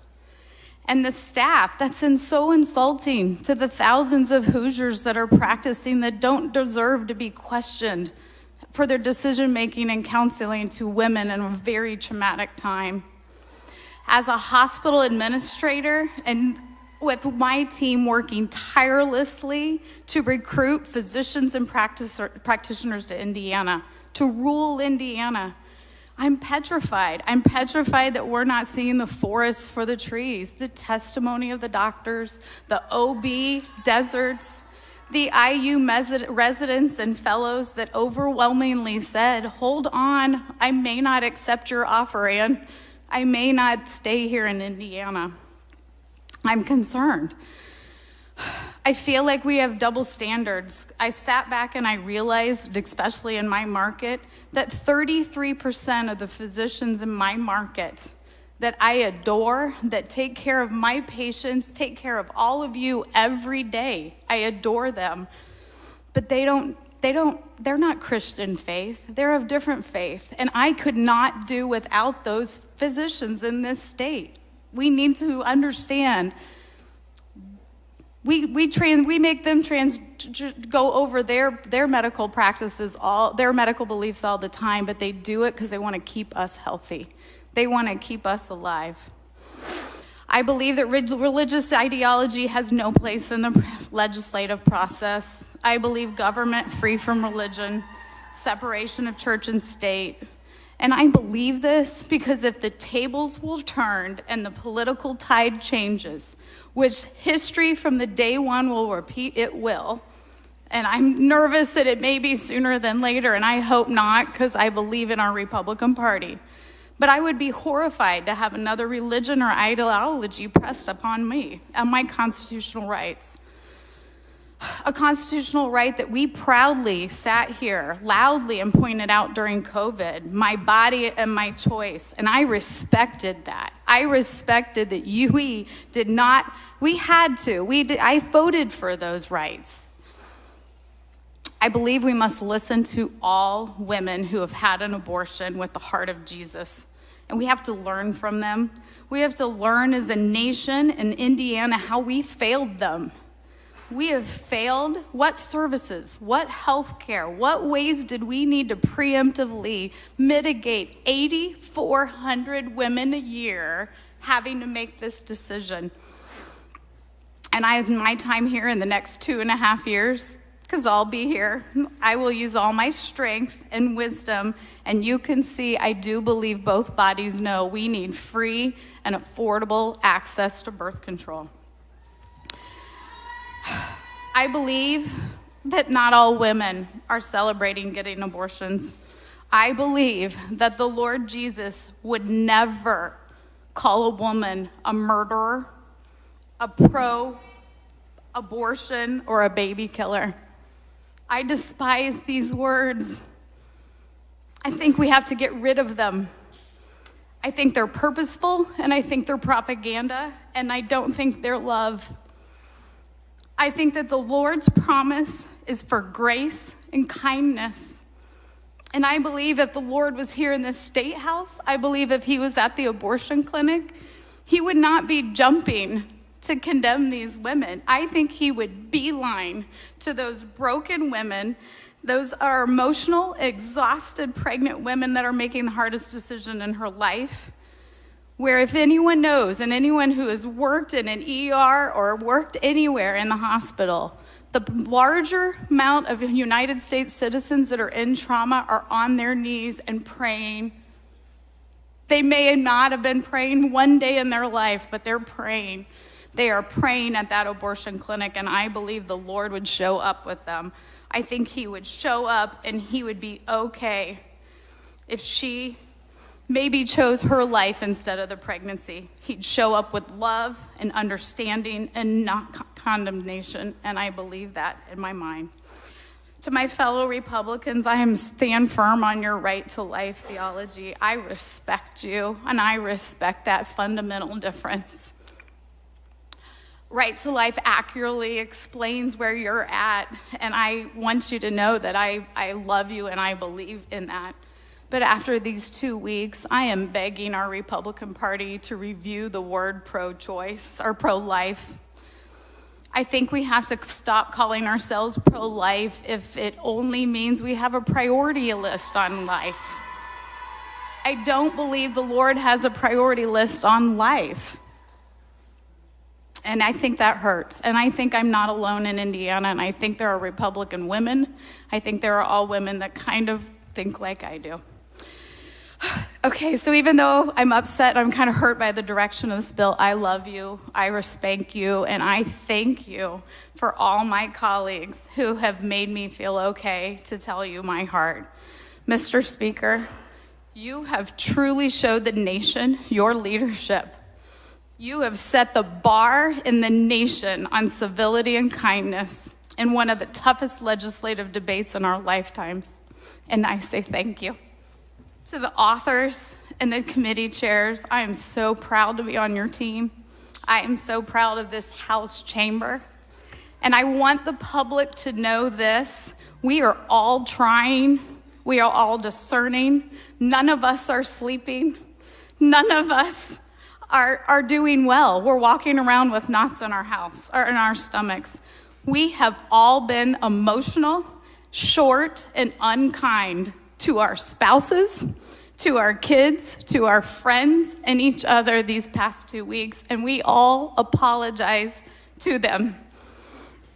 Every one of us, 150, have cried this week, and we are all trying to do the will of the people while equally being true to our faith and our core beliefs. And here's what I will say. If anyone criticizes, banters, or disrespects any of my 149 colleagues after this session, I will say, you have the luxury of spewing opinions and beliefs in the Jeep seats. You are not here in this house. While I paraphrase Teddy Roosevelt's speech from The Man in the Arena and my favorite Brené Brown highlight in her book, it's not the critic who counts. It's not the one who points out how the strong one stumbles or where the doer of deeds could have done them better. The credit belongs to us that are actually in the arena, whose faces are marred by dust and sweat and blood, who strives valiantly, who errs, and we come short again and again, because there is no effort without errors and shortcomings.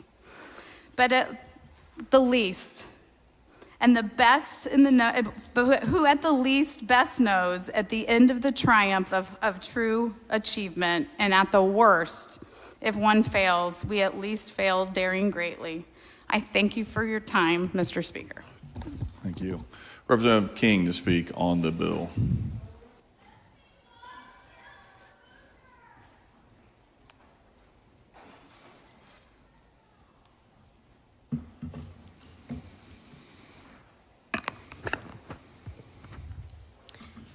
Mr. Speaker, members of the General Assembly, I have very deep-held religious beliefs, but that's not where I make my determination of where I think it's right for us to land with this issue.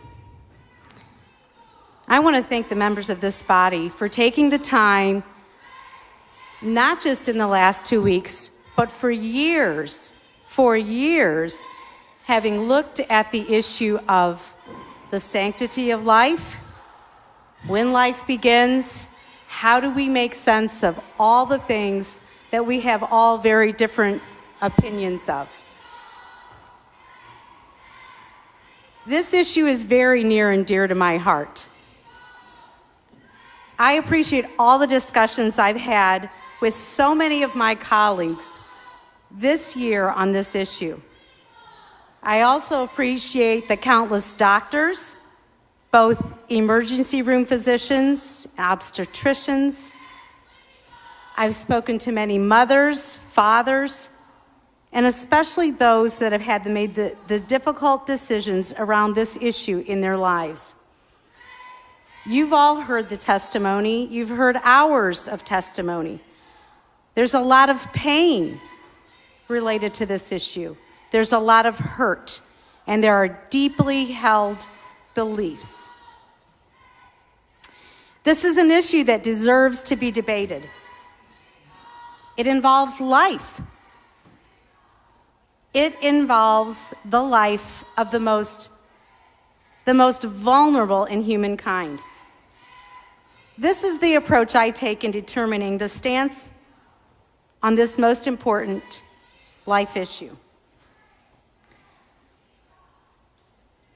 A new human zygote has a genetic composition that is completely unique to itself, different from any other human being that has ever existed, including that of its mother. It is separate from its mother. The DNA that a child has is very unique.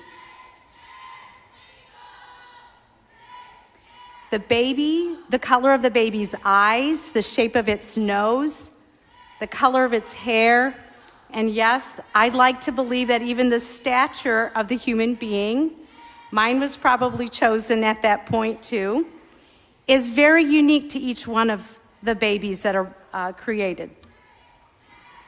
It's all in there. It's part of the human code, and it begins at the very beginning of life, at conception. Even the determination of whether this child will have a possible anomaly has already been determined. Human beings develop at an astonishingly rapid pace. The cardiovascular system is the first major system to function. At about 22 days after the conception, the child's heart begins to circulate its own blood. 22 days. Just a few days more than we've been in this special session. This blood begins to circulate independent of the mother's blood. And the heartbeat can be detected on an ultrasound.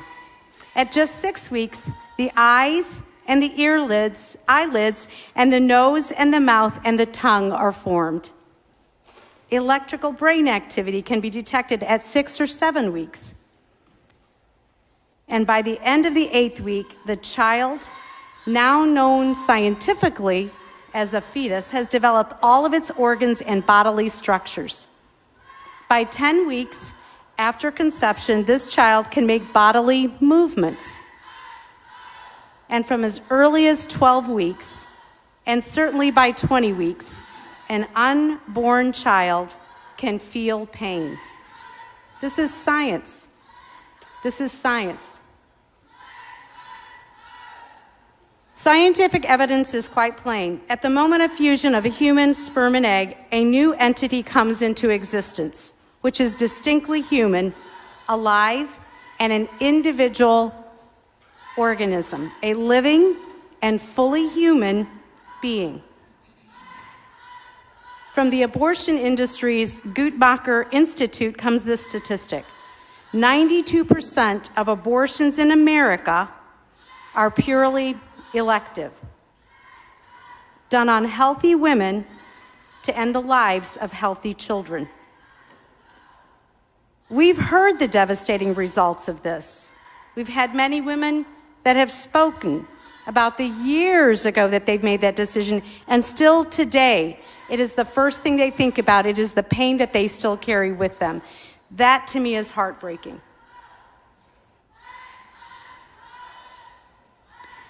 Many representatives already spoke to that today.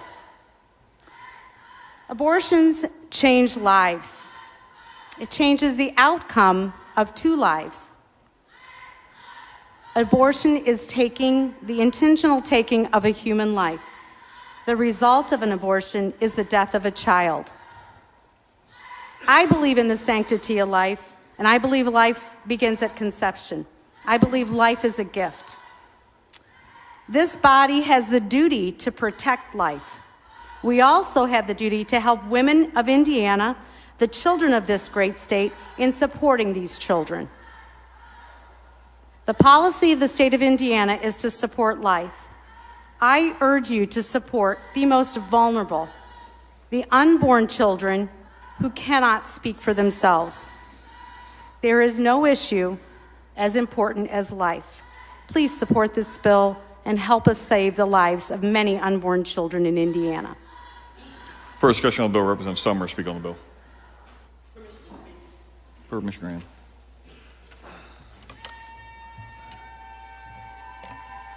Thank you, Mr. Speaker, ladies and gentlemen of the House. This has probably been one of the most difficult times in my life as I've been in the legislature for 31 years. Partially because a lot of it years ago used to be, can I say, a tad bit friendlier than maybe it is today. But I've had 2 significant conversations today, this past 2 weeks, that I would like to tell you about. I had one conversation with Representative Wesco. Representative Jackson and I were leaving the State House pretty early on, and he introduced us to a young lady that talked about her trials under having an abortion. And actually, she spoke here during the hearing, but I was able to share with her my life experience and my family experience, and I'm going to share it with you. I was married. My husband's name was Nick. He had he's my ex-husband now. He had 2 daughters, Carmen and Nicole. Carmen came to stay with us right 8th and 9th grade. She went back home, then she came back. Due to lack of communication between two families, which sometimes happen, I did not know her sexual history. That was something that I did not know. Well, she's sick. I don't know what's going on. I take her to the pediatrician. The pediatrician tells me my baby's having a baby. That ended up with me being hysterical laughter for about 2 hours because I had to wrap my mind around what was going on. My stepdaughter told me, "Mommy, I'm not giving my child up for adoption because I don't want to look for him or her 18 years from now, and I'm not having an abortion." So, what was that? That was choice. That was choice. You can call me pro-choice if you want to, but it was pro-choice and pro-life because she decided to have that baby. Vanessa Renee, named after me, if you guys can't figure that out, is now 22 years old, living here in Indianapolis with a baby of her own. So, families, life happens. I had another conversation with Representative King. Now, I'm never going to say that another representative was not sincerely seeing how I was and how my feelings were. But she asked me, how was I doing? How was I feeling? And I told her that this was horrible and that I hated to be here. But for me, I'm a person that has to speak truth to power. And when you speak truth to power, you know what your truth is. My truth is that it should be a choice. I chose life for my granddaughter, who is now Vanessa Renee, who is now 22 years old. But during that time when she was pregnant, when my daughter was pregnant, her mother in another city was demanding that we get a late-term abortion because she was already like 16 weeks by the time we figured everything out. I said, "I'm coming to Indianapolis to whoop your behind and to get my child an abortion." Well, my sister happened to have to take her daughter to Alabama. I said, "Come on, I'll be sitting on my porch waiting on you to come. My address, 3035 North Capitol Avenue, I'll be waiting." But we put my daughter in a car and sent her to Alabama so that she would not be in the confusion that was adults having problems with their ideologies. So I say all that to say is that families go through a lot when they're making this decision. Some make the decision to keep the children, and some make a decision not to.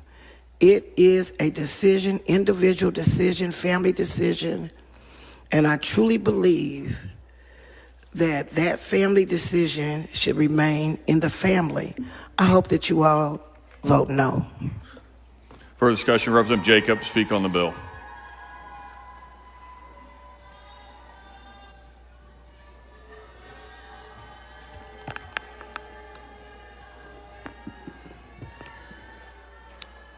Thank you, Mr. Speaker. Ladies and gentlemen of the House, I will be voting no on this bill, but think it necessary for me to explain my vote. But before I do, I want to say I love each and every one of you very much. But I have some really hard things to say, and I think you know what they are. Our responsibility as legislators, Republican and Democrat, before God is to punish the evildoer, to protect all citizens, not just some of them, all of them. But rather, this bill justifies the wicked, those murdering babies, and punishes the righteous, the preborn human being. This is what that bill does. Republicans campaign that they are pro-life. Pro-life means for life. That is not just some lives, that means all lives. It is not my responsibility of what somebody else does. Yet I constantly get pressured to come to the middle and compromise. We hear over and over, politics is the art of compromise. I promised that when I came here that I was going to do everything within my power and for God to help me to not compromise and to always do what's right. I'm told, John, wouldn't it be better to save some babies? This is the question asked of me often. My response is that it is always right to do right, and it is always wrong to do wrong. And God, our Creator, mentioned in our Constitution, says justice and only justice you shall pursue. If you say you are pro-life, then you would be for all lives. If each of us took our responsibility to shoot for the target of completely ending abortion, all abortion, then you know what would happen. We would end all legalized abortion. But it doesn't happen. I will not be held accountable and responsible for the actions of others, but only for my own before God. And I will not be pressured to compromise in any way, shape, or form. And I refuse and I reject that. We had the ability with House Amendment 76 on SB 1, Representative Nisley's amendment, that would have called for a complete all-out abortion ban and truly given true justice and protection to all preborn human beings. I voted yes for that amendment, along with a few others who were brave. You all could have voted yes as well, but sadly, you didn't. Now I'm being pressured to vote yes on a bill that says fulfill these requirements and you can still murder your baby. I'm voting no on this bill, but not for the same reason that my Democratic colleagues are probably going to vote no on this bill. I'm voting no on it because it is a weak, pathetic bill that still allows babies to be murdered.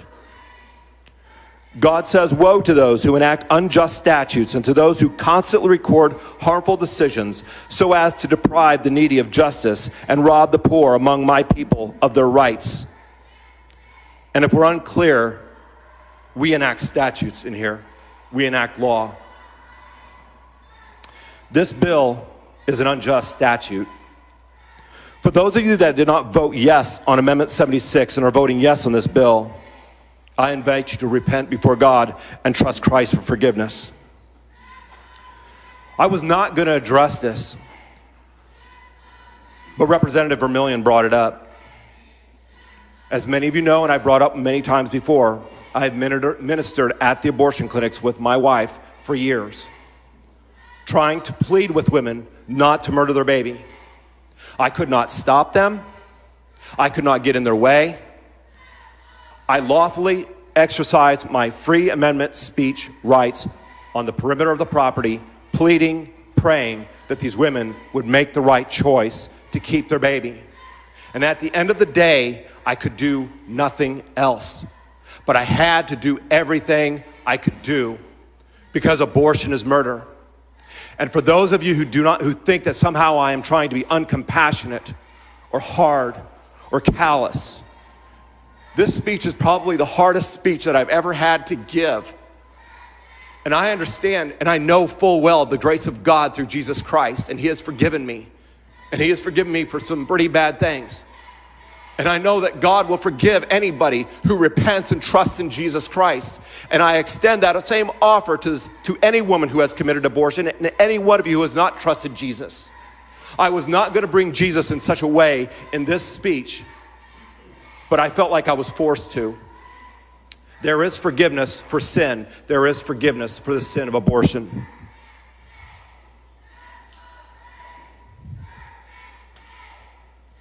This bill does not give equal justice to all preborn children. God, our Creator, mentioned in our Indiana Constitution, says evil men do not understand justice. I have warned you all for years, by continuing to regulate baby murder in this bill, you are inviting the judgment of God on our state and on our nation. God will not bless a state that murders its children. God will not bless a nation that murders its children. I find it interesting in relationship to the regulation of abortion that one of my Democratic colleagues in discussion with me called out Republicans as being hypocrites. Not me, him. Because they say they are pro-life, but they don't stand on the issue of total abolition like the representative from District 22 and I, which is what pro-life really means. Even the Democrats know that. This Democrat indicated, at least you know what you're getting with us, John, meaning abortion. Human life begins at conception. I've said this over and over. Murder is the taking of an innocent human being's life. And abortion always takes the life of an innocent preborn human being. Therefore, it is always murder. God, our Creator, says, "You shall not murder." However, lest you think I'm being religious in nature, we've codified that you shall not murder into law. You should not murder somebody. It's a criminal act. The body inside of the mom's body is not her body. Let me repeat that. The body inside of the mom's body is not her body. Not her body, not her choice. Trying to end all abortion is not forced birth, but rather it is trying to end murdering children. It is the just and true thing to do. Abortion is evil and it is barbaric. I believe that if our nation continues to exist and they look back 100 years, I think they're going to look at us as barbarians. Just like we look back over 100 years ago to the days of slavery.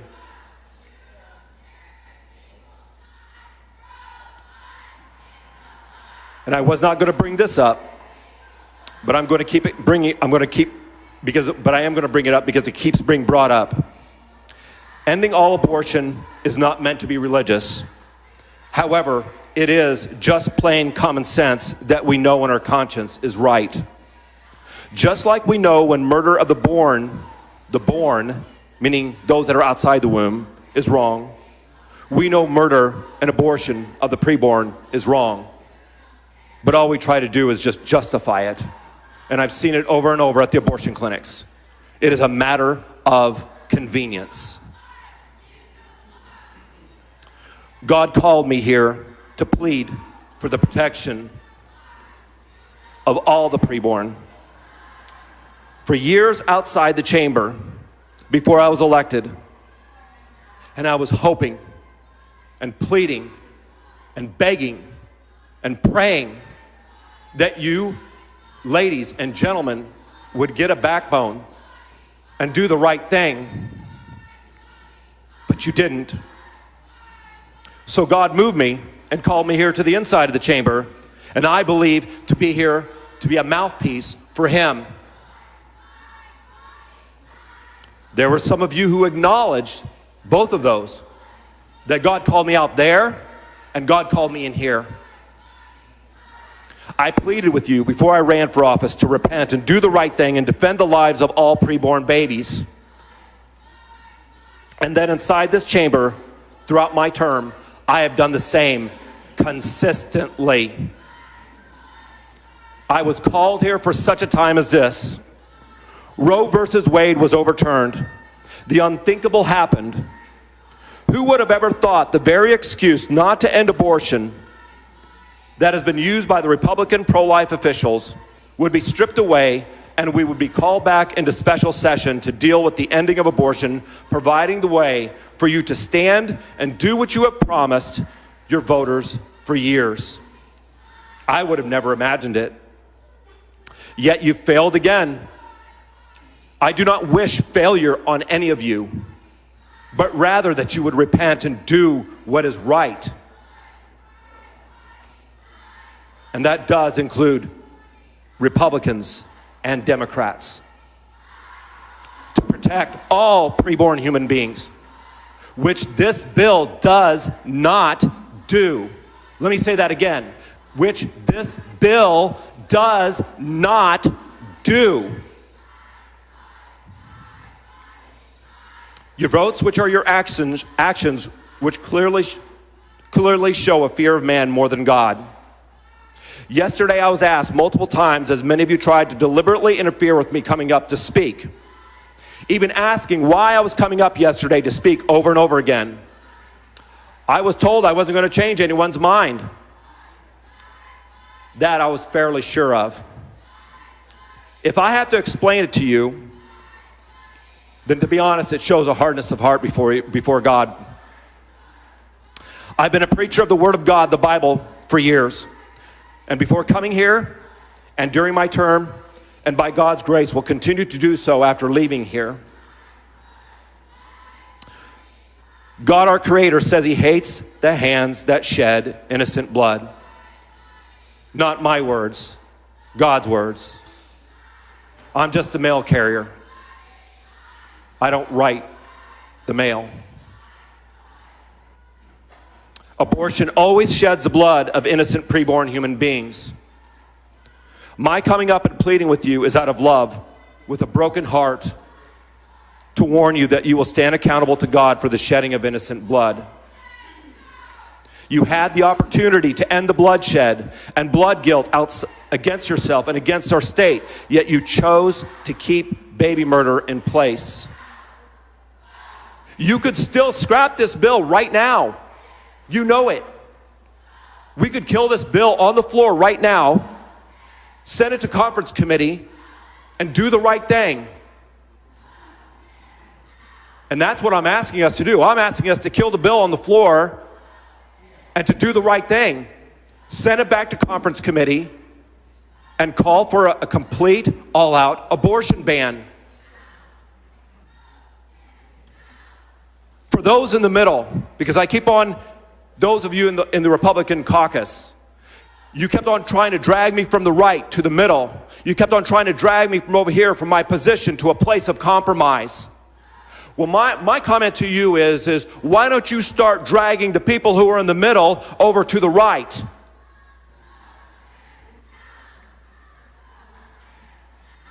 I pray you do so. I pray that you scrap this bill and send it back to conference committee. God have mercy on us as a state and a nation.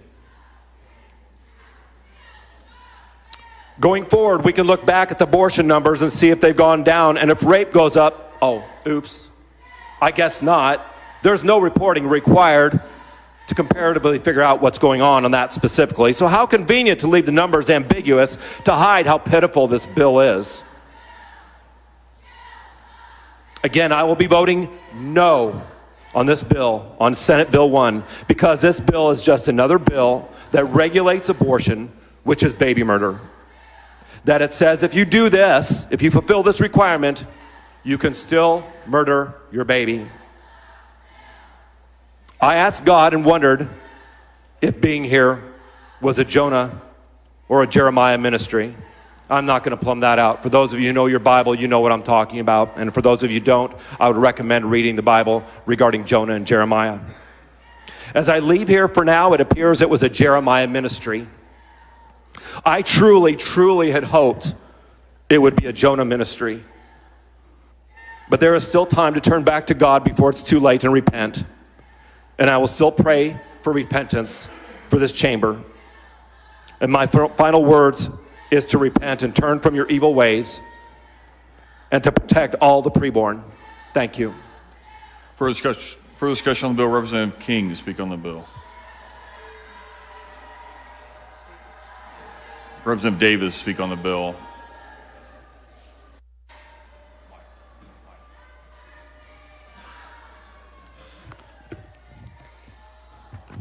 Thank you, Mr. Speaker and members of the House. I am proud to stand here today as a mother of two beautiful children. I believe in the miracle of life. And with that being said, I believe this bill will save lives. I will be voting yes today. Thank you, Mr. Speaker and members of the House. Thank you, Representative Davis. Further discussion? Representative Harris to speak on the bill.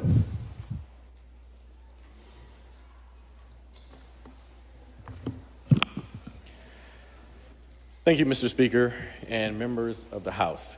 Decisions. We make decisions every day, all day long. We are here because of decisions. We made the decision to run for office. Our constituents made the decision to vote more for us than our opponents. We decided what to wear today. We decided what to have breakfast or decided not to have breakfast. There are some people that coffee is enough for. But it was about decisions. One of the themes of the testimonies we heard in this room, and also what was discussed on second reading amendments, had to do with making decisions. No matter what side of this issue you are on, we heard about decisions made. We heard about decisions deciding to, deciding not to, or about mothers that decided to or decided not to. Decisions. We heard stories of women, even under pressure to do something that ultimately do something different than they wanted, ultimately made their decision to do what they wanted. Women made decisions on their own, or they made decisions with their healthcare provider, decisions with their loved one, their family, their friends. But the ultimate bottom line is it was the woman's decision.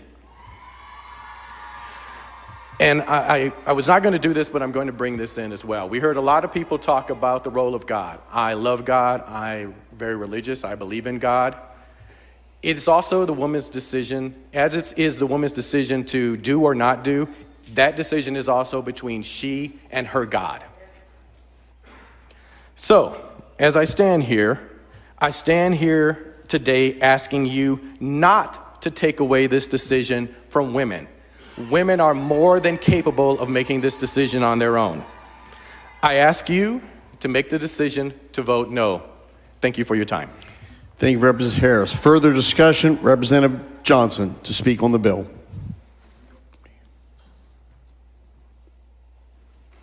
Thank you, Mr. Speaker, ladies and gentlemen of the House. I joined this body in July of 2020, and I still vividly remember every detail the first time I walked into this room as a member. Felt an extraordinary heaviness come over me, partly because I was joining as a result of my predecessor facing pretty significant personal struggles, but also because I knew that my job every time I stepped into this sacred space was to fight with all my might for the people who entrusted me with the privilege and responsibility to do so, to carry their voices and their hopes here, not to advance my own rigid personal religious or political ideologies. It's through that prism that I believe SB 1 fails some pretty critical tests, and it's why I hope you'll join me in defeating it today. First, this bill does not represent where the majority of Hoosiers stand. There was a pathway offered yesterday by Representative Zemke that acknowledged we are a Republican-controlled state.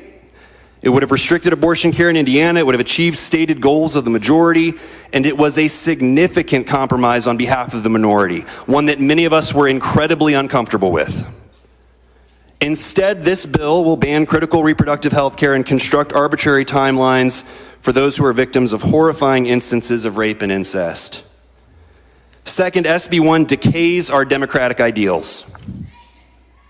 This is an attack on personal freedom as it restricts women's rights, but it's also an attack on religious freedom. We are guaranteed freedom of, but also freedom from religion in this country. This nation was forged by founders who were fleeing a church state, not starting a new one. And at the time of our founding, it was a remarkable departure that there'd be no religious tests for office holders, no establishment of a national religion, and no interference with individual citizens' free exercise of their own faith. But SB 1 determines that Indiana, we will follow one interpretation of one religious text and one religion, with all others cast to the side.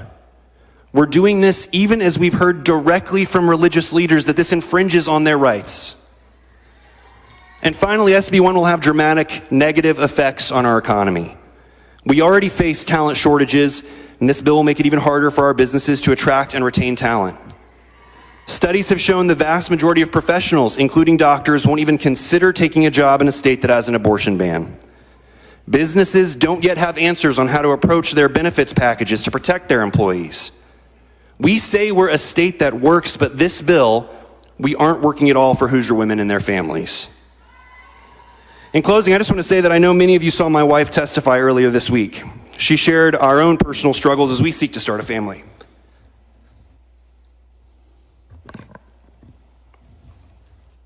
You've come up to me with kind words and hugs and offers for prayers, and I appreciate that.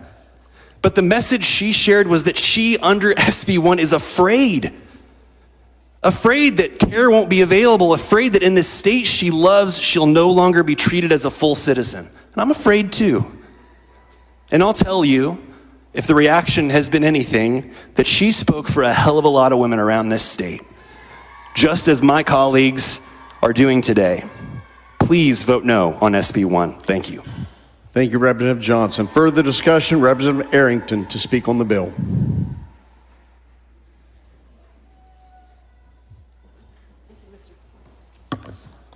Thank you, Mr. Speaker and members of the House.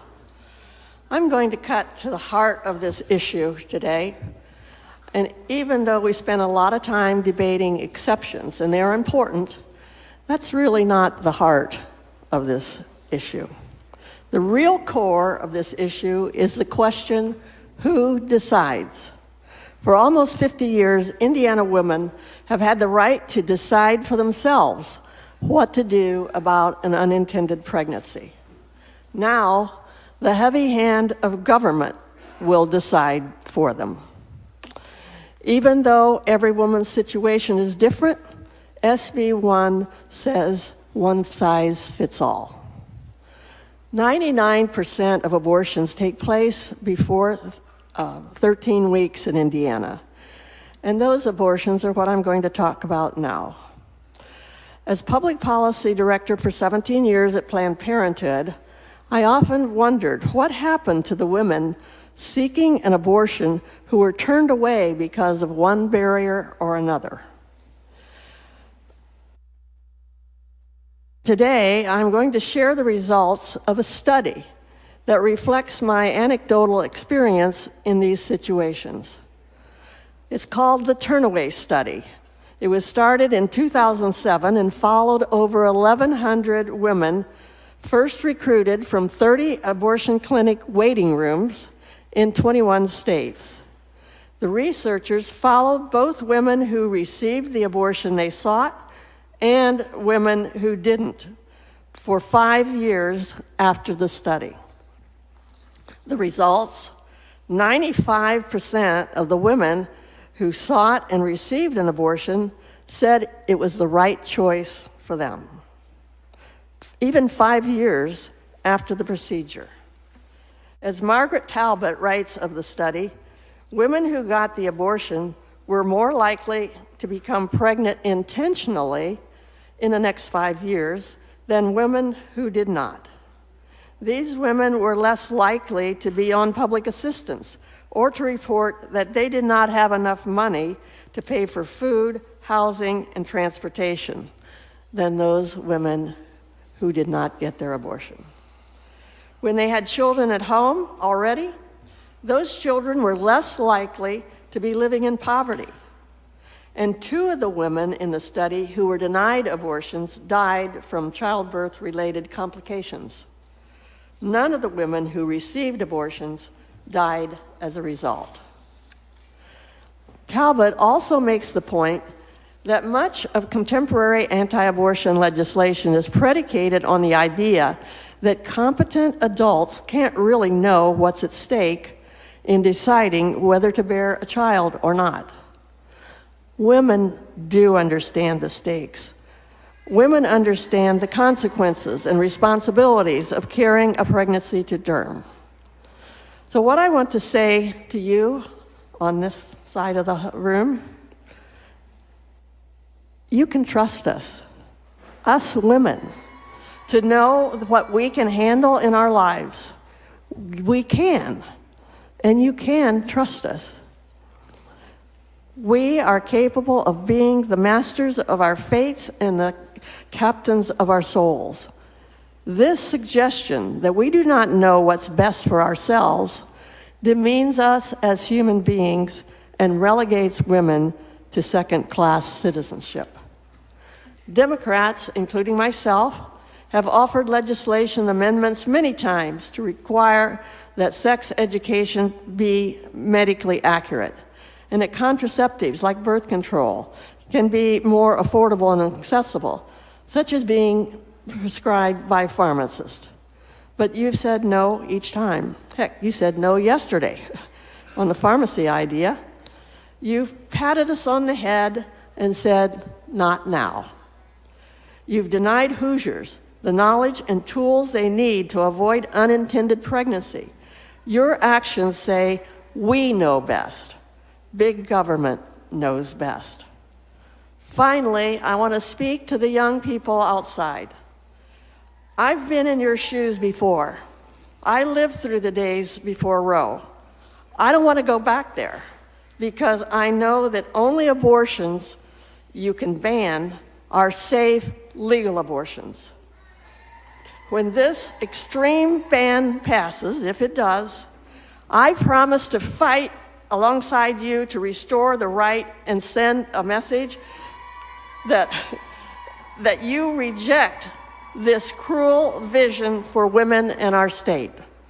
Members of the House, I ask you to vote no with me. Thank you. Thank you, Representative Arrington. Further discussion?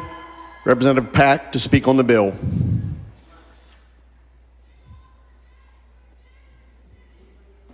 Thank you, Mr. Speaker. It's just afternoon, so good afternoon, ladies and gentlemen. The past 2 weeks have been just really something that I don't think I've experienced before.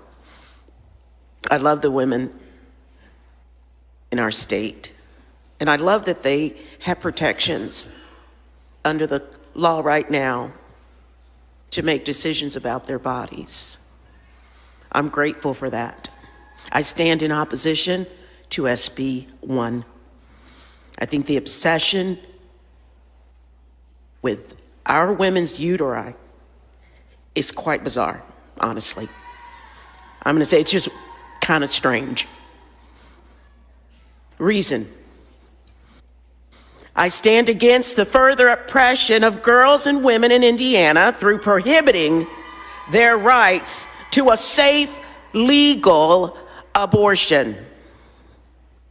This bill has been pushed through in the blink of an eye, and I think we decided to do this the wrong way. Us sitting in this chamber, I don't know what the median age is, and most of this group being male, I just don't understand why you feel your beliefs should be put upon every woman in this state. I believe you really believe that you have the right to dictate to all young women, women of childbearing years, what they should do when it comes to the issue of abortion. I, along with you, have heard arguments from both sides of the aisle. We've listened to protesters that have used their voices to magnify their opinions on the issue of a woman's right to choose to have an abortion or not. Or not. It is important to remember that this is not necessarily a partisan issue. It really is not. Because outside of the State House, it's bipartisan. And I'll tell you why. You have daughters, granddaughters, wives, sisters, girlfriends, mistresses that have all had abortions, whether they be Democrat or whether they be Republican. Today I speak truth to power. It is hard to believe that the freedom I had in 1990 will not be there for women after September 15th, 2022. And let me mention this. I have served my country in the United States Army, regular Army. And when I was in Fort Hood, I made a choice. I was married, I had 2 children, but I had to make a choice about whether I wanted to continue in the military and give birth to another child, or whether I was going to choose my career.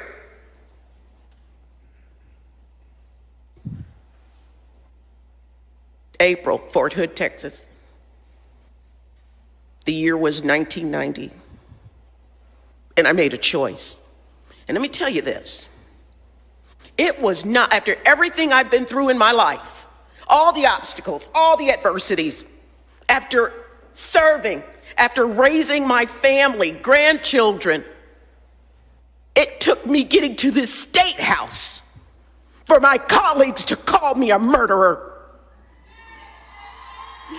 I had to get that kind of abuse in this room, in this chamber.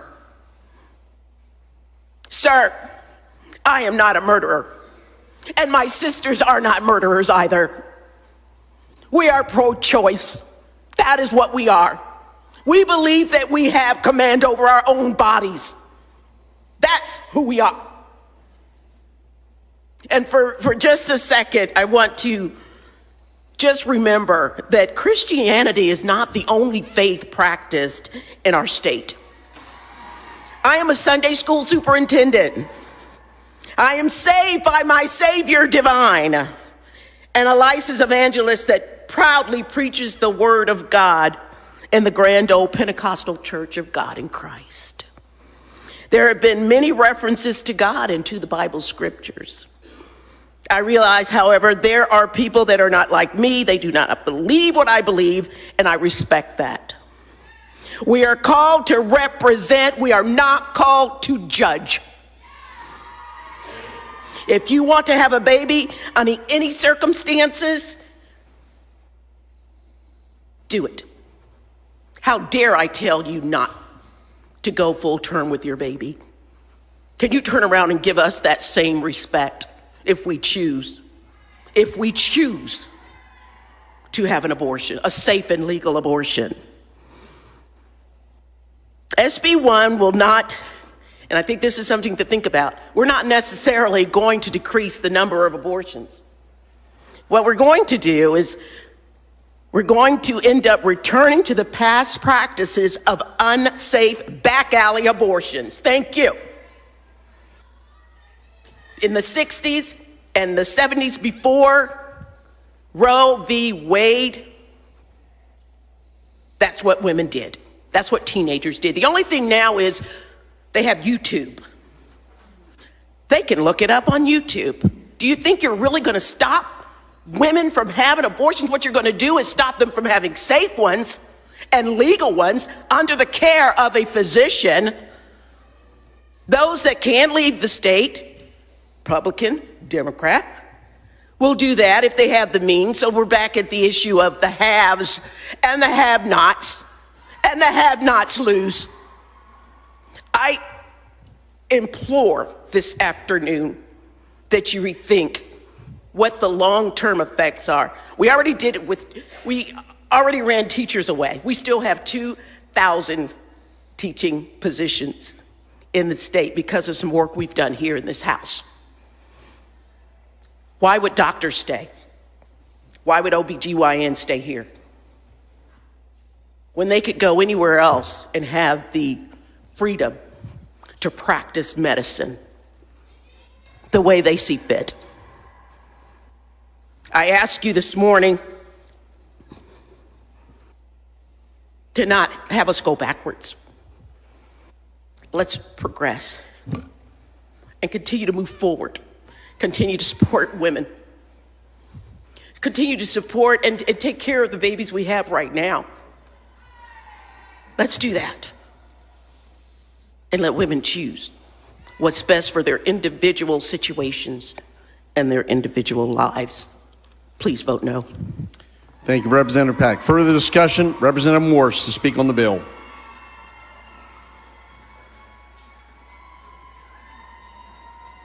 Thank you, Mr. Speaker and ladies and gentlemen of the House. I have a duty to represent those people who elected me. I took an oath to serve this office as a representative of this great state of Indiana.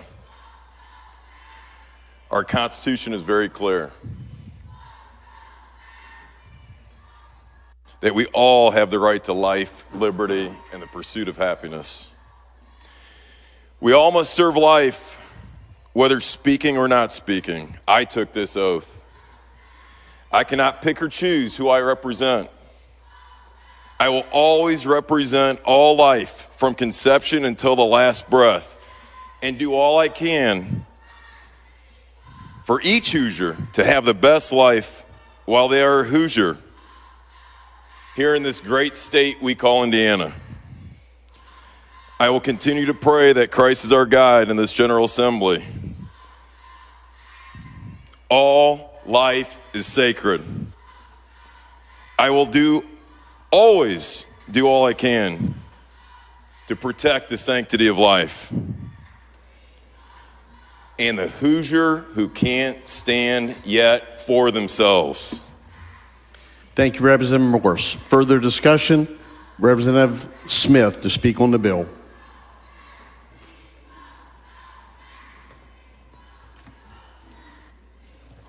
Thank you, Mr. Speaker and members of the House. I rise to oppose this bill, but I say to my colleagues who have been up that I heard you and I felt you, especially Representative Vermillion, Representative Summers, and Representative Jacob, and all the rest. I heard you and I felt you. Let me begin by saying that I am pro-life. But I said I was opposed to this bill. I am pro-life. The one thing that I have missed in my life, I have not missed being married, but I've missed having a son. That's probably why I got 2,000 of them that I mentored over the years, because I wanted a son. And I can honestly tell you that if I was part of the equation of creating a life, I would never abort my child. That's my choice. I stand here today, and I don't want to be a part of this debate. I really don't want to be here. I dreaded this. I woke up in the middle of the night and was dreading having to come up here and speak. But I felt that I was compelled to do so. Because when I placed my name on the ballot, when I asked the people of my district to vote for me, I told them that I would represent them. That I would represent them, and I wouldn't just represent them on issues that felt comfortable for me, but I represent them on all issues. So I find myself here at this point where I need to express what I have ascertained is the majority opinion of my constituency. The majority of my constituents believe that abortions is a personal issue. A personal issue where women have the choice or right to decide what to do with their bodies. Not my body, but with their bodies. They feel it is not a governmental issue. It is a political one, but it's not a government issue. I've heard women say, I don't want the government in my womb. As I proceed, may I insert that some women don't want children. The premise that motherhood is not a one-size-fits-all shouldn't come as a surprise today. Given the rise of childlessness by choice, or an international decline in birth rates, still some see it as an affront to the sanctity of motherhood when women say they don't want to be mothers. They feel that it is an innate situation, an unconditional situation, being motherhood. But the historical evidence is contrary. Back to the substance of this bill. This bill is about rights, all about choice. This bill is about choice. The majority party in this august body have been champions of choice, champions of rights. The choice and the right to bear arms, all about choice. The choice or the right to select a school, all about choice. The choice or the right to opt out of certain classes that make you feel uncomfortable. The choice or the right to deny that certain books can be placed in your libraries. It's been about choice. The choice to decide if you want a vaccination or not. Yet, this majority party is opposed to giving women the choice or the right to control their bodies. What a dichotomy of thinking. As one citizen pointed out, getting pregnant is not always a choice. Being a mother, becoming a parent is a choice. This bill has stirred fears that doctors will not be permitted to treat ectopic, I hope I'm saying that word correct, pregnancies, which occur when an embryo implants outside of the uterus. These pregnancies never result in viable fetus and pose a serious risk to mothers, including internal bleeding, and in some cases, death. The bottom line, doctors have expressed confusion as to whether they can perform other medical interventions that end pregnancies without performing elective abortions.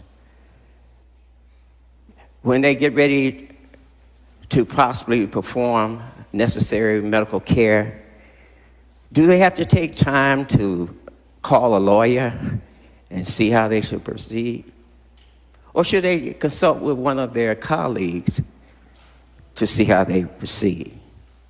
I think too many of them will be inclined to call a lawyer and wait on the lawyer to get back with the results and placing that woman in dire situations. It has already been reported that we have a doctor desert in this state. Are we going to be adding to this problem with the decision that you're going to make here today? As this bill stands now, I have concerns for women who become pregnant through rape and incest. And they may not be emotionally able to meet the timeline outlined in this bill. I know that there are many women who decide to give birth to children that results from acts of rape and incest that are pleased. They're satisfied with the decision, the choice they make, but it was their choice. But what about those women it is not their choice, where society and conditions have forced them to have a child that they didn't want? Too many of these parents, the research shows, becomes toxic in the life of children. They put children through prolonged periods of silence or berate or ridicule them. In addition to the verbal abuse, they exhibit physical abuse. I told you yesterday about cases where children were burned with cigarettes, where children were placed in scalding hot water. I talked with a friend, and he told me about a situation where one of our friends, the mother bathed him in bleach. There are people who are not prepared to be positive, productive parents. They do not discipline with love. All discipline, God disciplines us with love. All discipline should be with love. what they do is they discipline their children out of pent-up anger. Their children fear them. Their children resent them. Their children feel utterly worthless. Yet these toxic parents often don't even care about how their children feel. These emotionally abusive parents often shame and humiliate their children. They do it in the presence of their friends because they don't care. They're hurting inside, and we know that it has been said that unhappy people make other people unhappy. They resent their children when they're happy. It is like the abuser, their abuser is happy because the child is happy. They often feel trapped and suffocating. The bill fails to provide opportunities to make greater access to contraceptives to the degree that it is needed. Yes, we've made a superficial effort, but research overwhelmingly supports that contraception helps to eliminate unwanted pregnancies. My Democratic colleagues that are more versed in this matter than I could ever be have attempted to address the matter, and efforts were not seriously considered by the majority. Amendments were voted down on a partisan basis. We know if we have greater access to contraceptives, we will have fewer abortions. And when we talk about interference, when we talk about people interfering, we interfere with God's will many times. If a person is on the verge of dying, if we put them on life support, are we interfering with God? When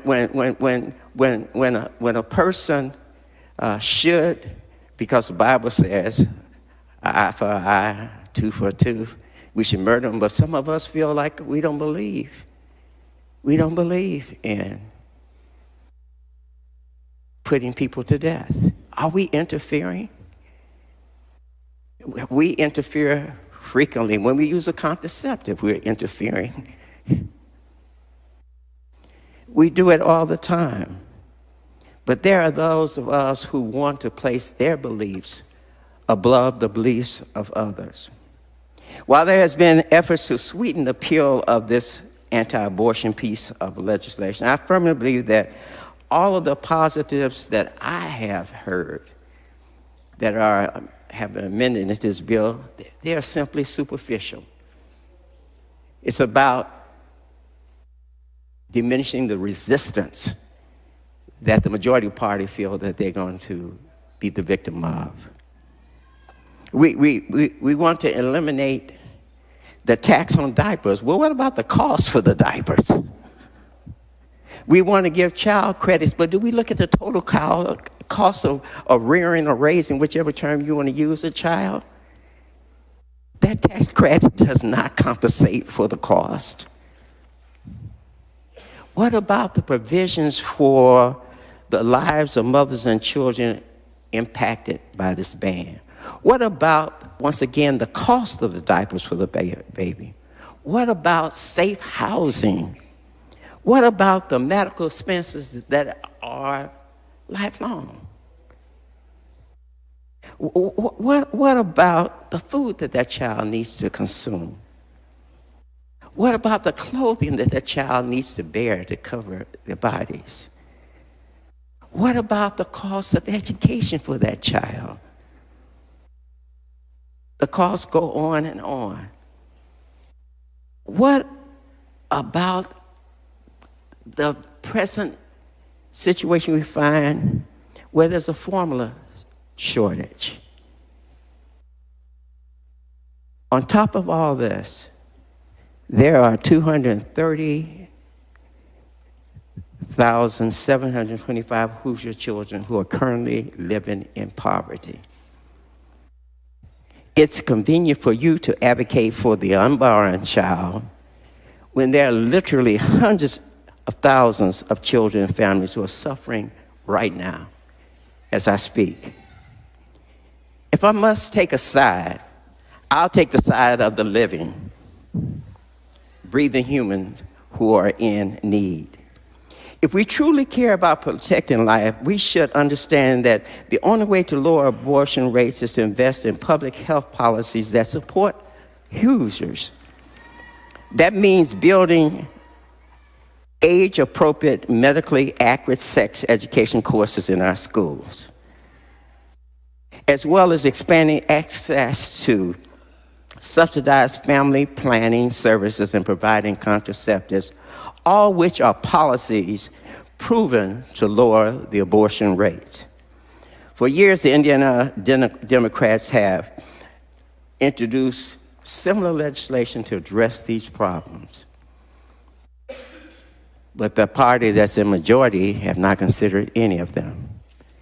It seems that providing for Hoosier families is merely an afterthought to those on the other side of this issue. Additionally, I know that this plan to ban abortion is going to most harshly affect people in Indiana who are already marginalized.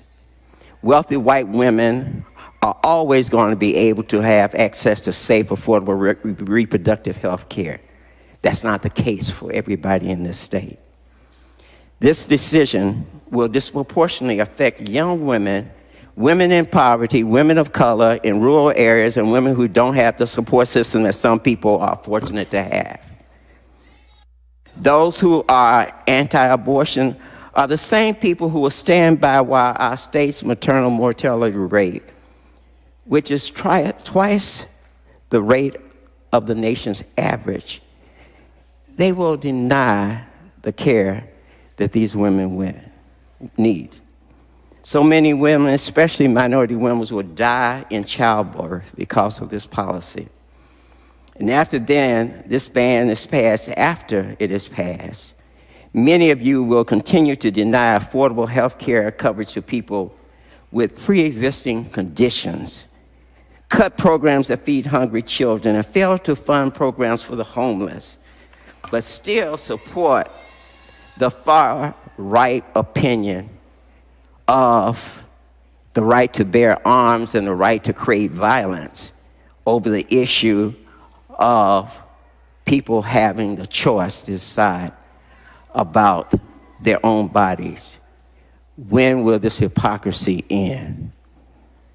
I remind you that Indiana's maternal mortality rate is 43.6% per 100,000, making this the third highest in the country.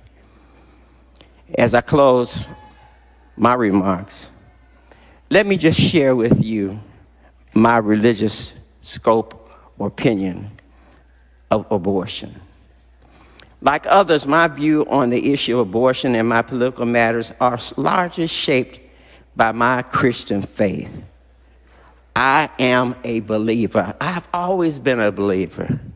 And I grew into being a praiser and to being a worshiper. I am a believer. I am a praiser. I am a worshiper. I am devoted to my religion and I accept all of the scripture, but I firmly believe that the Bible is silent on the issue of abortion. It is silent on it. I am taught that God gives revelation. It is man with his mind that does interpretation.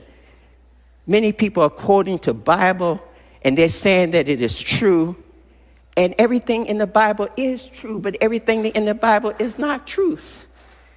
And I give you a couple examples before you want to stone me. Job said that God giveth and God taketh. God did not take. He allowed the devil to take.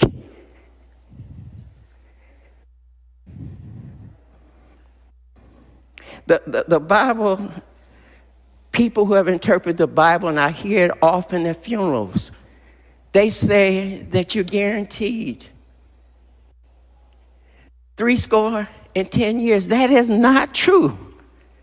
That is not true. It is truth that is in the Bible, but it's not true.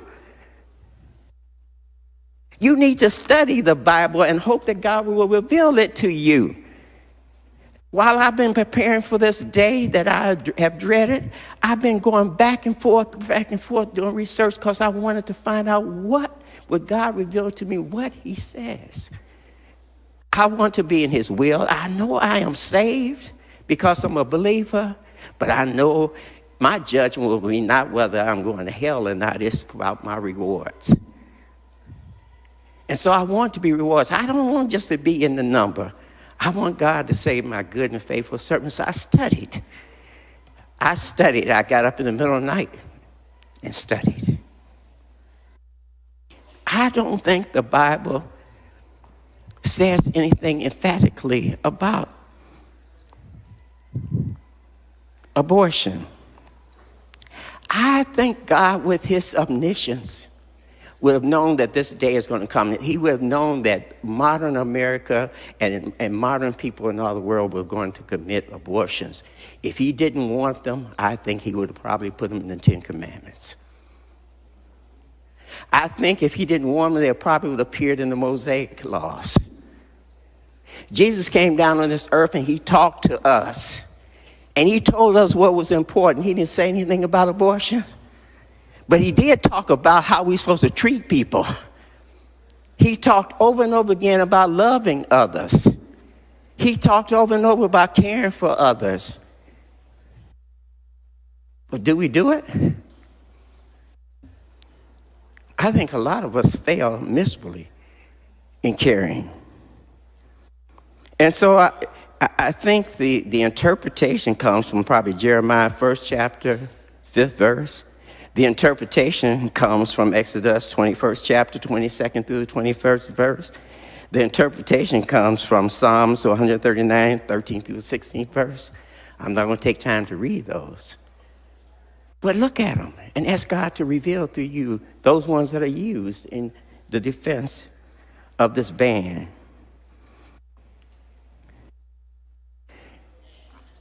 God has given us choice as to whether we accept him or not. He's given us choice. He's made us free will agents. And it will be God who will be the final determiner of who's right or wrong on this issue. Randall Balmer, a historian who is authority on the religious right, notes that the religious right was created to oppose desegregated schools. He notes the change in focus to being anti-abortion took place only to gain political power, which means that this was never about babies or life for them. It's all about politics. The religious rights and beliefs of those of us who are believers cannot be imposed on others. There are two things that I admire in life. I think, are important in life. The first one is salvation, and the second one is education. I can't force either of them on anybody. I want everybody to have those two things, but I cannot force them on them. And we shouldn't have the right to force this on people, to force them to be something that they don't want to be. Lastly, I ask the questions.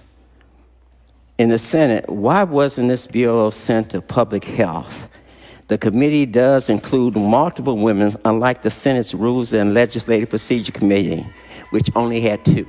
This is a woman's issue. I asked the same question, why was this bill on our side placed in the Courts and Criminal Code rather than in the House Health Committee? Evidently, we see abortion as a criminal act rather than a human health issue. I encourage my colleagues that's on the majority on the right side and some of those in the rear to join the 10 GOP senators who voted against this bill.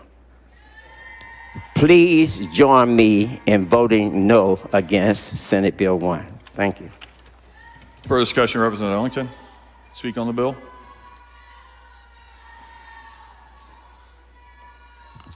Thank you, Mr. Speaker. Ladies and gentlemen of the House. First, I just want to say it's been an honor to serve with each one of you.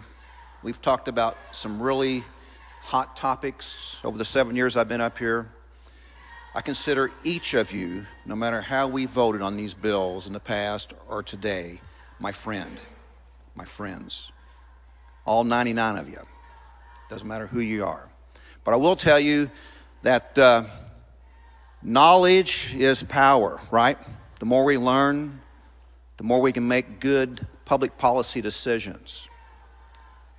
I started off this career being up here with the help of my wife. I want to thank you for giving me the opportunity to do this. Hope, she's been up here with me every day in the balcony, watching you, listen to your speeches, watching your votes.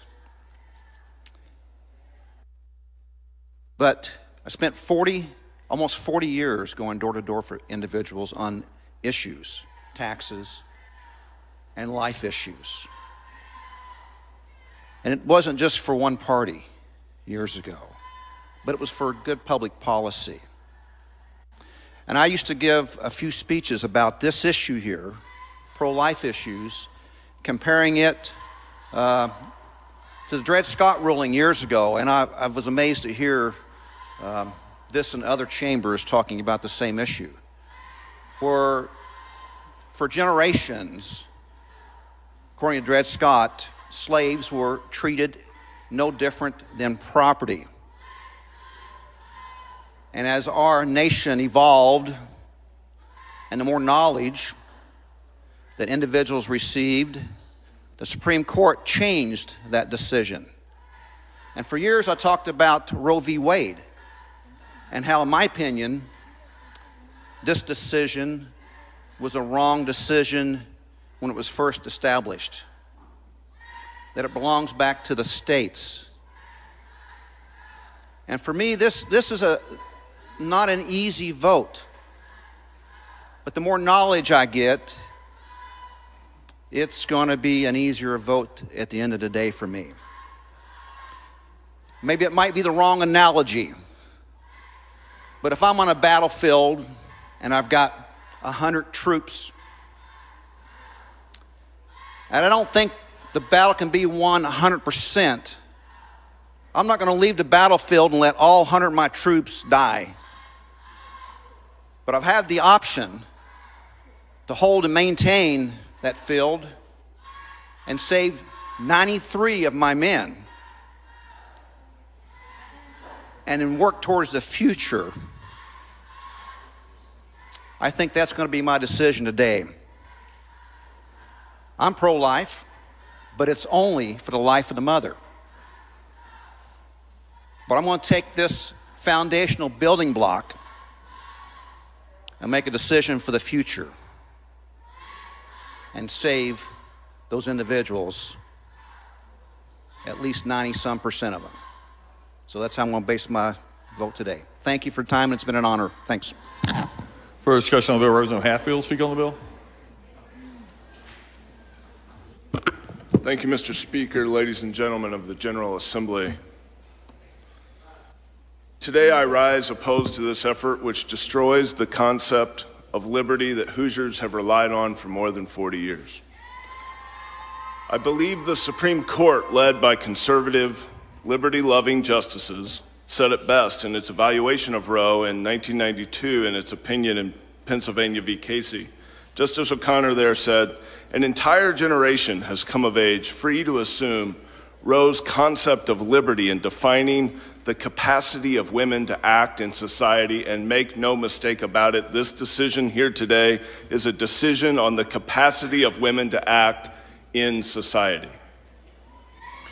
These carefully selected words have echoed in my mind over the last several months as the nation has debated this issue. Written by Reagan and Bush-appointed United States Supreme Court Justices O'Connor, Kennedy, and Souter, affirming Roe in Pennsylvania v. Casey. These words are what Roe was to so many. The freedom to act in society as equals. To women who have filled this state house and capitals all over this state. The freedom to act in society as equals. Today, by our actions in this bill, Indiana rejects this concept of liberty. Rather than codifying and protecting a woman's freedom to act in society as equals, today this bill relegates women as second-class citizens not free to make their own health care choices, including the right to choose an abortion, the right to process celebration or tragedy on their own timeline, to process the great gift or the great tragedy that has occurred to them on their own timeline, and the right to bodily autonomy. My 4-year-old daughter, Olivia, came home with her big smile and red hair, which she demands we call orange, came home recently from preschool and loudly declared, "My body is my body and it belongs to me." It wasn't about the right to have an abortion. It was about that it was her body, and she got to decide who she hugs, when she hugs them, who touches her, and when they touch her, and how they touch her. She was so proud. And my second daughter, Rose, who's almost 2, who can't hardly speak, understood that concept of liberty, I swear to you, and put her arms up as if my body is my body and it belongs to me. See, my girls had processed what they had been taught, that she got to decide when it comes to her body. She owned it. She was proud of it, that even at the age of 4, it was hers, just hers. Today, this General Assembly, by this act, puts an asterisk on their liberty. Their right to act as equals in society. You stripped her rights and the rights of Hoosier women all over the state. To the women and girls around the state, to Hoosier families in every county, you deserve better. I'll be voting no. Thank you, Mr. Speaker. For discussion, Representative Rore, speak on the bill.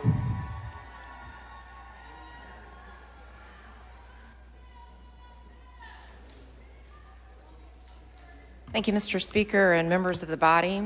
I had not intended on coming up here to speak. I don't really like to hear myself talk all that much, and so you won't see me up here very often unless it's something that I feel really passionate about. I feel really strongly that our society as a whole, nationwide, is crumbling because of the spectrum issues associated with every issue we debate. Those on the far left and the far right are driving good people that come to consensus out of politics. It's on every issue. It's always been a divisive issue with abortion, but I feel like it's happening on every issue we debate, and I hate that. I don't live at the far end of my spectrum. I don't believe that the majority of people that are in this room live on the broad sides of their spectrums. I think that there's room for compromise. I feel like this bill attempts to have those compromises in it.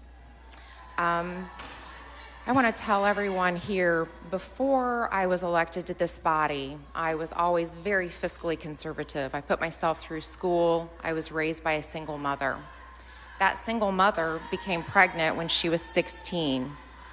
She was always a person who was pro-choice, because when she became pregnant in 1968, abortions were not legal in Indiana. My mother raised me to be pro-choice. I actually protested, just like these people out here, outside on the steps. I was 18 to 22, but I was a pro-choice advocate, screaming at the top of my lungs outside so as not to interfere with business here, about how I believed everyone should have a choice over their body. One year for Mother's Day, I bought my mother a little gold coat hanger, and I was so proud to give that to her. I'm embarrassed by that now. I held my pro-choice views until the first ultrasound that I had of my very planned first daughter. And in that instance, when I saw a heartbeat, I couldn't believe that I ever felt like it would be okay to kill that child. I switched in that instance. and we remained a house divided, my mother. She passed away about 10 years ago, and she still held true to her belief system. And the reason why she felt that way is because she was 16. She had nowhere to live, she had no job, she had no car. She wanted an abortion desperately because she had no support system at all. There was a shotgun wedding for a biological father who was in the picture for about 6 months post-birth, and my mother struggled. We grew up in a home that really didn't have a lot of money. I don't think this bill goes far enough in helping mothers like that, and I look forward to the next budgetary session where we address some of those issues. I will also say that my mother grew up in a home of poverty. It wasn't just money. There was a poverty mentality in the household in which she grew up. She was seeking support from a biological father that cared about her. I think if she were here today, she would tell you that if she had grown up in a different home, she probably wouldn't have become pregnant in 1968. Again, I'm going to look forward to working with this body to talk about birth control issues, to talk about sex education, to make sure that people who do not want to become pregnant won't become pregnant. And for those people that do become pregnant through no choice of their own, I think we've carved out those exceptions within this bill. For my colleagues who follow Jesus, know that I am one of them as well. But I will also say that the Jesus that I follow gives grace and love and doesn't endorse us as human beings to pass judgment on other people. That's in the Bible as well. We shouldn't pass judgment on other people. We are making laws here as human beings, but we are not the ultimate judge. We will all meet our Maker one day, and He will judge us. My faith dictates to everyone, regardless of your decision here today, I'm going to respect you, and I'm not going to judge you for what vote you cast today. But I am going to vote on this bill and pass this bill, because I will also say that if abortion had been legal in 1968, I wouldn't be here today to be able to cast a vote. I was born in 1969, and I'm grateful that abortion was not legal in 1968. I'm going to vote for this bill. I hope you do as well. For discussion on the bill, Representative Andrade, speak on the bill.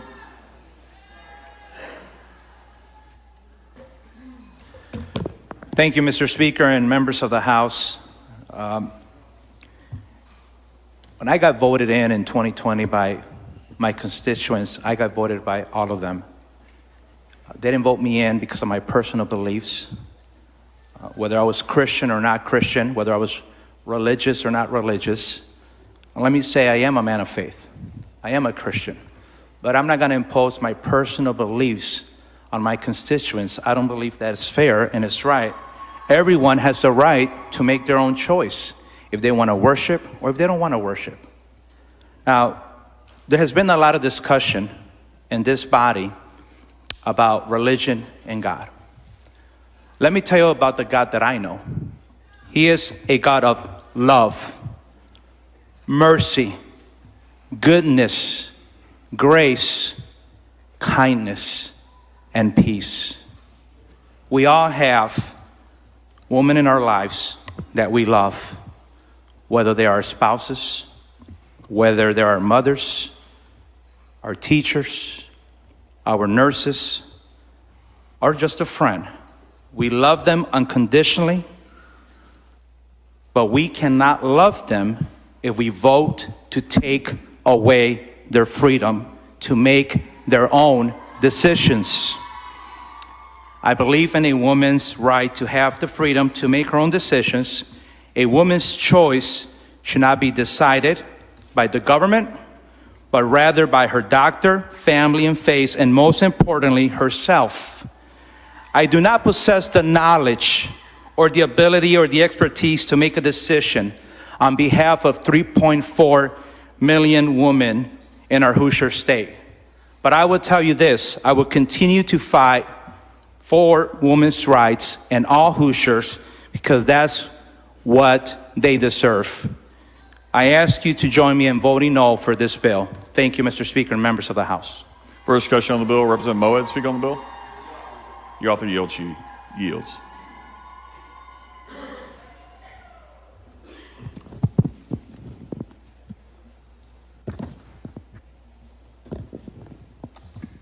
Thank you, Mr. Speaker, members of the House. Representative McNamara, we've heard a lot about when life begins, about God, about God's plan, about what is or isn't murder.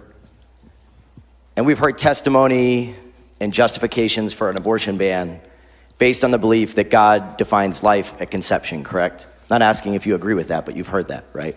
We have heard that, yes. Okay. And again, I'm not asking you if you agree with this, but I'm sure you're aware that some of these same people who use this argument have also said in testimony in other places that a pregnancy and a child is a part of God's plan, correct? Correct. And what troubles me is that some of these very same people have said that this could be a gift from God, even if it's conceived in rape, incest, correct? You've heard that, correct? Correct. Sorry, correct. Correct. Thank you. Permission to speak. Permission granted. Here we are, poised to make Indiana the first state in the nation since the Dobbs decision to pass a prohibition on abortion.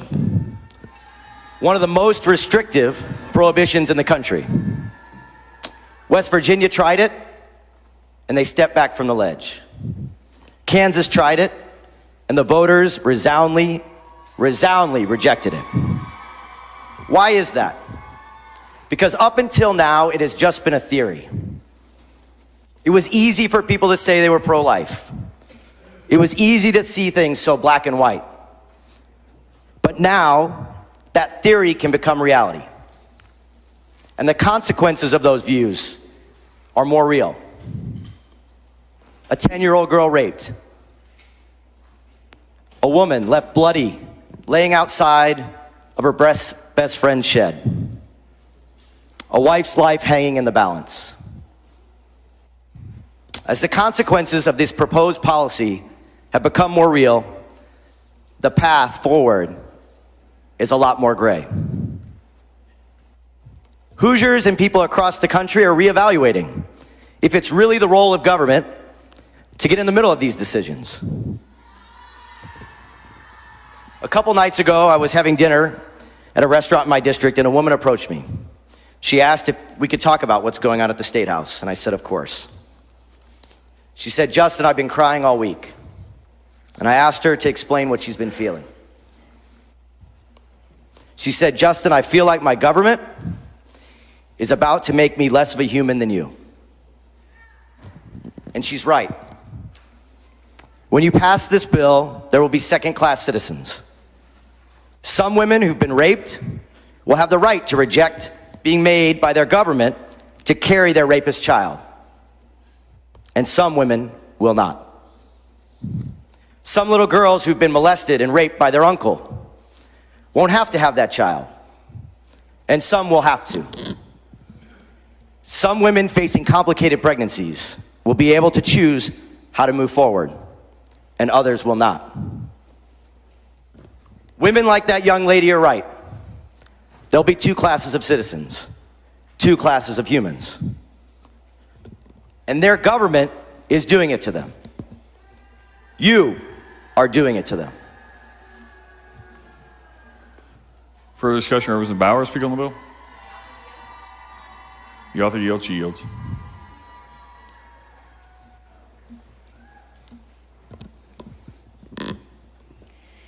Thank you, Representative McNamara. The definition of incest does not include cousin, does it? In this particular case, it is not there, no. And that was intentional? No, if you look at Indiana Code under IC 35, you'll find a definition relating to those people who are relatives, okay? I don't know if there's a reference to it or not, but it does include uncle, niece, nephew. Right. Those people. But not cousin. Probably not cousin. Okay. So should a child under the age of consent be raped and impregnated by her cousin, she will have 10 weeks to access a safe and legal abortion or be forced to carry her cousin's child? It includes rape of any person. Right, the 10 weeks limitation. Okay, thank you. Permission to speak. Commissioner Graham. I stand before a legislative body asking you to keep the basic human rights of childbearing women and girls in place. Leave the law as it remains today. Direct all of your focus on why we were called back to this State House: to provide needed economic relief to residents who are struggling to meet their basic needs, while state government sits on an embarrassment of riches of your tax dollars. A tax refund that, as the author stated, was best left to individuals to decide how to spend. This is a powerful moment for women in this state. We are standing up for our rights, rights we never thought we would lose, which were once guaranteed by an interpretation of the Constitution and were only stripped away due to a new interpretation of that same Constitution.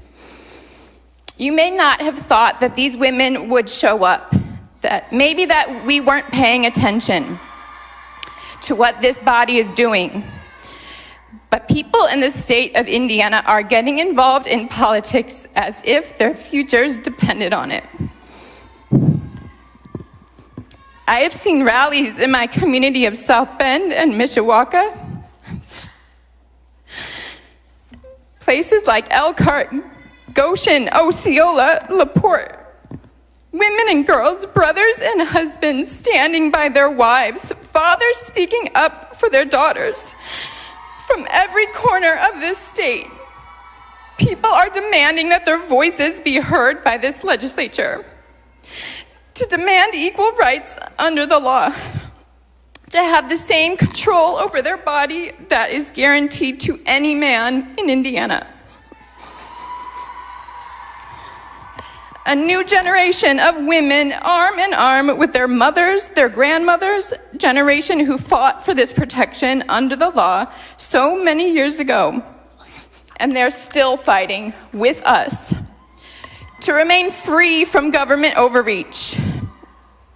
Now, I recognize that I am standing before a body that refers to a citizen with a gun as Mr. and Mrs. Lawful, but a citizen with a uterus as not to be trusted, whose mistrust of women is revealed in the policies proposed here today in Senate Bill 1, who believe that women will lie about being raped just to get an abortion. We are told by the Republican supermajority that you cannot legislate moral behavior when it comes to issues like gun violence in America, but in a matter of 2 weeks, we will legislate away a woman's God-given free will to make her own decisions, add more government mandates to regulate her behavior. A legislature that claims to have protected girls' sports while at the same time refuses to protect young girls from their rapists. An amendment introduced by Republican leadership and supported by the majority of Republican members to remove the exception for rape and incest. Turning a blind eye to sexual abuse and misconduct that occurs in this state by the very adults that young girls were told that they could trust.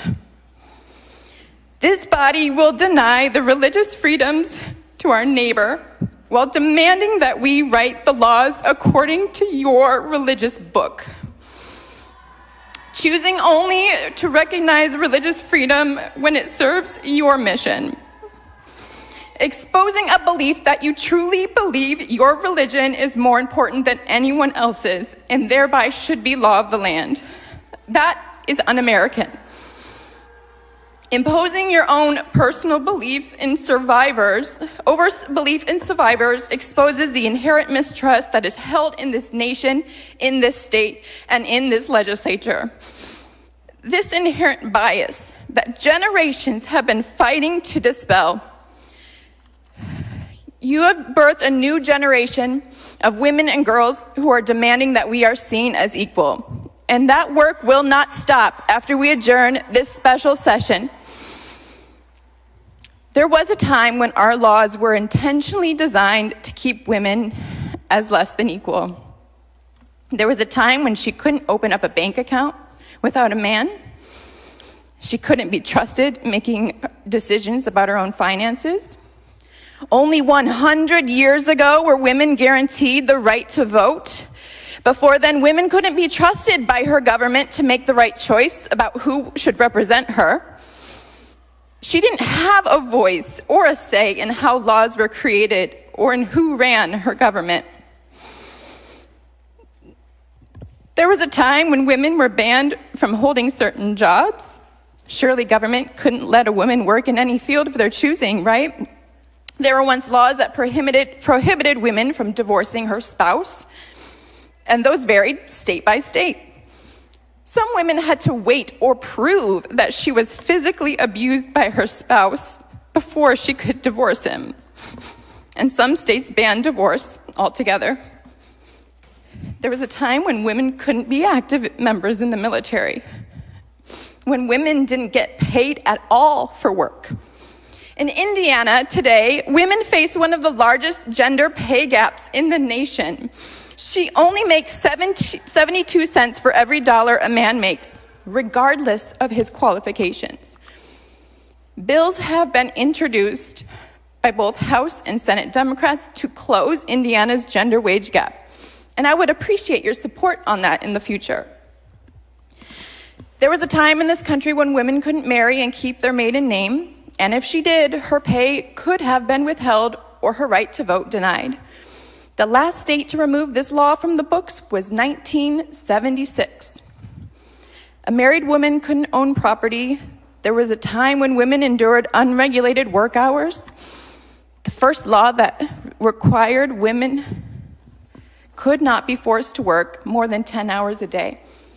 Not because it was unfair, but because it interfered with her maternal duties and was seen as unsafe. Now, that might have been the first pregnancy accommodation law in the books, but boy, did they fight back hard against it, all the way to the Supreme Court, finally being upheld in 1908. There was a time when government even thought banning women from wearing pants was a good idea. You see, our nation's history is relevant. It reveals some of the inequities that linger today and help us understand how we got here. Our history reveals a time when women didn't have access to or were denied accurate information on birth control. Just yesterday, Representative Fleming's amendment to allow pharmacists the ability to distribute the pill and the patch was denied. Women in Indiana still do not have the same access that 24 other states provide women. There was a time when this General Assembly wasn't just 70% male, it was 100% male. Just take a look at some of these photos in the hallway hanging here. It may not seem strange to all of you, but it's for that very reason that women did not have the same rights as those who were sitting in these seats writing the laws. Women weren't here to stand up for themselves and each other. They weren't here to stand at this podium and demand equal rights under the law. They didn't have a seat at the table. And as the late Representative Bill Crawford used to say, if you don't have a seat at the table, you're on the menu. But now, women can hold office. She can even be vice president. And I hope you tell your daughters that. And I'm here to remind this body that the House Democrats have a majority female caucus by just one member. And we are prepared to stand up for our equal rights, not just today, but every day thereafter until we are seen as equal by the state. We have come a long way as women, but as of this moment right now, Women in Indiana still have the freedom of choice. And I am here asking you to not roll back the clock on Hoosier women. The nation is watching. Women are watching. With this policy in place, we will continue to struggle to attract people to our state. Our medical community will struggle to fill desperately needed positions to care for your loved ones and for the majority of Hoosiers who will be facing aging out into 65 and older and will need more care. Our rural communities already lack access to care, with maternity care deserts in 33 of our 92 counties, and doctors testifying in this room that they will leave the state should a ban become law in Indiana. Removing licensing requirements and lowering standards cannot be the answer to filling job vacancies in our state. All the while, this body continues to pass policies like this that gain us national attention for the poor treatment of women and families, the LGBTQ community, and people of different faith from yours. Our universities will struggle to appeal to younger generations, impacting our enrollment. How do we guarantee safe campuses if we deny a woman's medical freedom in that short time when she's studying here? It is already happening. The laws that we pass out of this chamber create the results that we see. Now, you can get up to the pulpit all you want on Sunday morning and preach the Bible, but in here we aren't writing scripture, we're writing the law. And here we are lawmakers. And it is our responsibility to never stop working to ensure that our laws reflect that men and women were created equal, and that we defend and declare our universal human rights bestowed to us by virtue of being human to freedom, equality, and dignity. Forced birth is not freedom. Forcing government to decide women's healthcare decisions, but not a man's, is not equal. Forcing a survivor of rape to give birth to her abuser's child is not dignity. Government's role is to ensure we are providing access to quality and essential healthcare services, especially to the vulnerable. Government's role has not been and should not start in interfering with the patient-doctor relationship. No law should compromise a physician's ability to use good faith medical judgment when caring for a patient. A law based exclusively on the person's personal religious views of the party and the majority that ignores what the medical community is telling us is downright dangerous. It will do harm. The freedom to choose is granted by this very body to receive a vaccine or claim religious exemption. But that same freedom proposed by Representative Johnson's amendment for women's reproductive rights was voted down yesterday. Both are health care, but only one decision impacts a woman. The same cries demanding medical freedom and body autonomy from a vaccine have suddenly gone silent. Women want the same freedoms you have. Isn't a woman worth fighting for? The Senate author called this bill the most intimate of issues. When did the Republican Party take up legislating individuals' most intimate of issues? Amendments proposed by House Democrats denied because it would impose too much of a burden on business. Unpaid bereavement leave to mourn the loss of a child, accommodations for pregnant women so they can safely bring their child to full term. Over and over again, this legislature fails to stop the rapist and fails to prevent unwanted pregnancy. This year we passed a law that addressed coerced abortion, but turned a blind eye to the sexual and reproductive coercion that will continue to put young girls and women in these horrible situations. Please, House sponsors of this bill, we have to address that in January. Now, I'll continue to believe that you can maintain your personal beliefs while also being a legislator. But seeing personal beliefs getting in the way of allowing the support of survivors of rape and incest is just dangerous. Or using as a justification to roll back the rights of women and girls in this state, sending us back to the laws of the 1950s. That is dangerous. When you see a crowd of Hoosiers like that we have seen in the halls of the People's House, you listen. No new law should create that kind of reaction from your constituents. It's simply proof that this is a bad bill. This legislature still has a lot of work to do to ensure that women are even safe to give birth in the state of Indiana. Based on our infant mortality rate, we have a lot of work to do to ensure children will actually live to see their first birthday. Getting pregnant in Indiana shouldn't be a death sentence. It is statistically more dangerous to be pregnant in Indiana than 47 other states in America. We have women dying in childbirth and pregnancy now, before this law is passed, which is intended to restrict her access to health care that could save her life. If you don't understand what a woman may need during childbearing years, you can ask one. She needs to have options to access affordable contraceptives. She needs support both when she is trying to get pregnant and when she is trying not to get pregnant. She needs access to a hospital or OB services that doesn't require driving to the next county. She needs accurate prenatal care in the first trimester that provides medical information, not just ultrasounds and counseling. She should feel comfort knowing that if she ends up being the 1 in 4 pregnancies that ends in a miscarriage, or if pregnancy complications occur, that she will be able to discuss safe and legal health care options with her doctor. And she needs to know that her government will not force her into being a mother. Survivors of rape and incest will have more rights today than if this bill should pass. This bill arbitrarily chooses 10 weeks for the government to strip before the government strips away a survivor's decision-making power.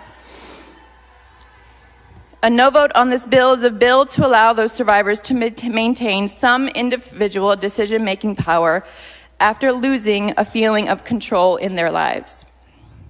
A woman today can decide the number of kids she wants to have, but today, and only because she lives in Indiana, you want to take that decision-making power away. Government will tell women how many children they can have because and only because you believe you are better fit to make that decision than her, more trustworthy. The truth is you are only more powerful. Government passing policy that forces a child victim of rape to be a mother before she can even graduate high school or even elementary school. I never thought I'd see the day. We should instead be putting in place policies that incentivize healthy pregnancies and healthy children, not putting in place a policy that forces victims of rape to give birth. Policies that support the child, mother, and family, like paid family leave for new parents, which the state has repeatedly failed to do because of the burden on the business. We don't even guarantee paid maternity leave for every mother who just gave birth. No guarantee that you will get the time off to heal, to bond, to adjust. If you haven't noticed, women are angry. Men who love a woman are angry. And I hope you understand why. Telling them that you are more qualified to make her medical decisions insults her and demeans her. Women in Indiana will be less protected with this new law, which tells women, should you become the victim of rape or incest and you live in Indiana, you shall, enforced by the law, mandated by the state, dictated by your state government, carry your abuser's child to full term and give birth to that child. Members of the House, your definition of incest doesn't even include cousin. And I want to be clear, I believe a man raping a child is not the work of God. It's the work of the devil. A child being raped is not God's plan. Please think of the women and young girls in your district and let her own faith guide that decision, not yours. This bill is so extreme, it further drives the divide that has grown so deep across our nation, where the quality of life and individual rights and freedoms granted to people differ on a state-by-state basis. I urge you to lead with the public's best interest, not with your political might of a supermajority. You can't keep passing laws and policies that go against the will of the majority of the people with the message, if you don't like it, get out, because they're leaving.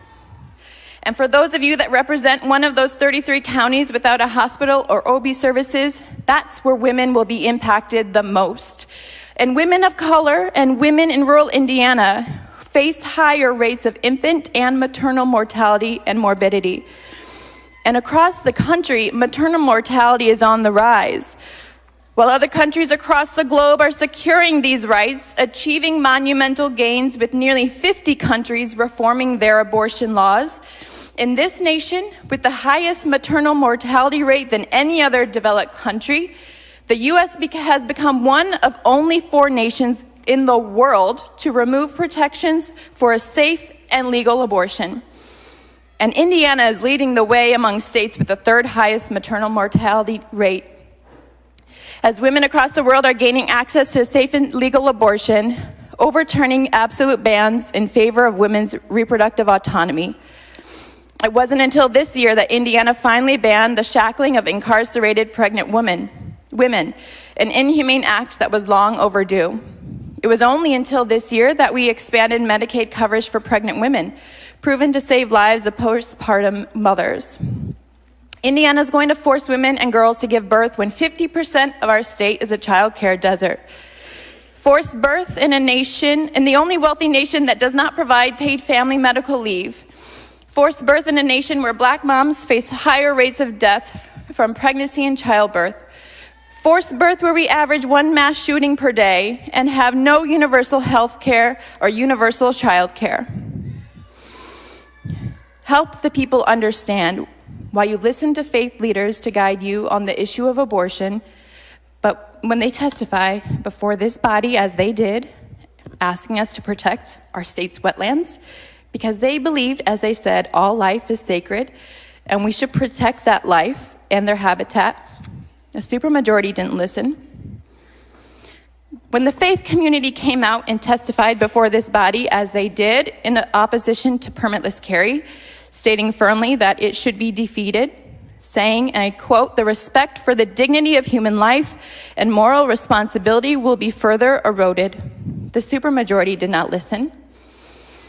When faith organizations asked us to pass the long overdue update of the Temporary Assistance for Needy Families program, which provides state assistance to families in dire economic circumstances, which have not been adjusted for inflation since 1988, and maxes out monthly cash payments at $288 for a family of 3, the supermajority again did not listen.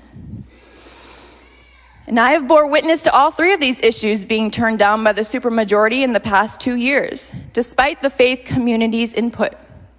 So you see, I have a difficulty understanding when it's okay to choose to defend a political position based on faith only when it's convenient or suits a party's political agenda. Above all, I wish we heard more from public officials in this chamber and across the hall declaring their faith in the people they serve, their unwavering beliefs in women and girls, and recognizing her God-given ability to exercise free will, and affirm that you will not infringe on her right to pursue life and liberty, and declare her free from government overreach.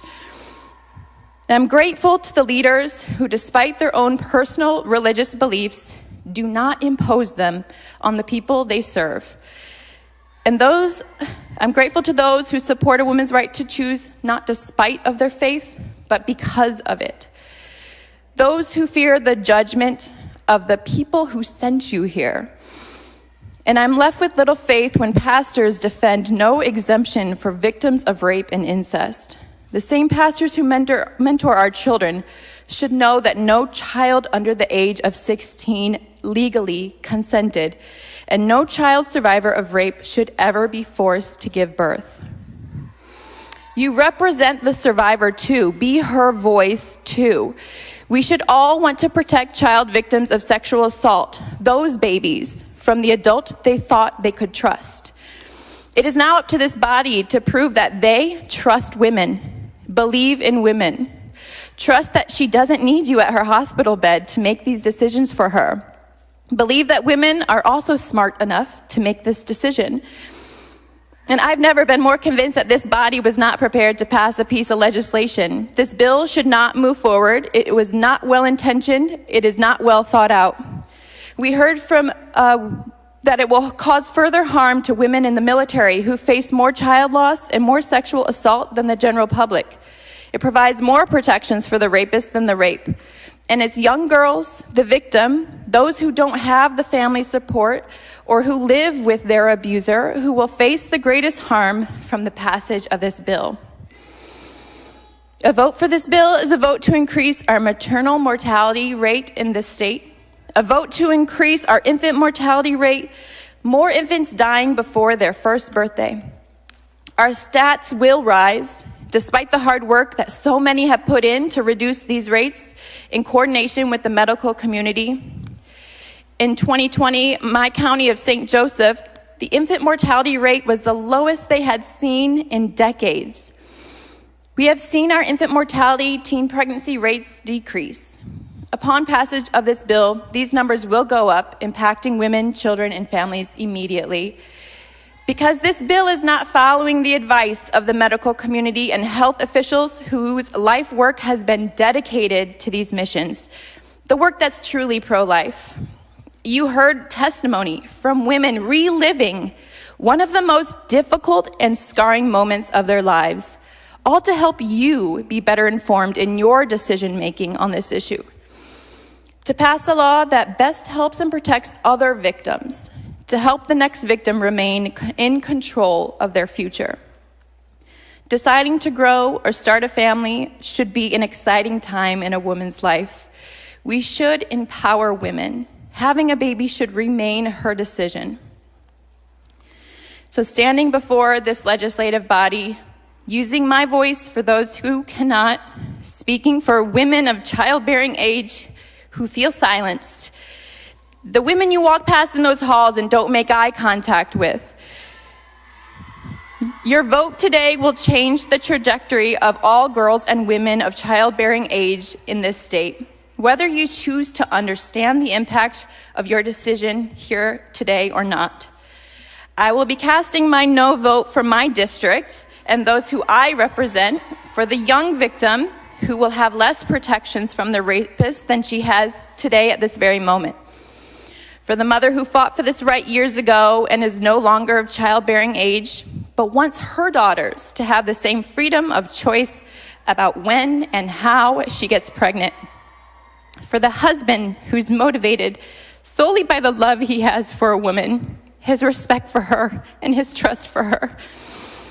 To the fathers of daughters, including a few state senators in the chamber across the way, who voted no for their daughters, who understood that the power they have today is finite, who understood their futures will never be impacted by the decision made here today, but their childbearing daughters will, who voted for her to maintain the rights she has today in the state of Indiana.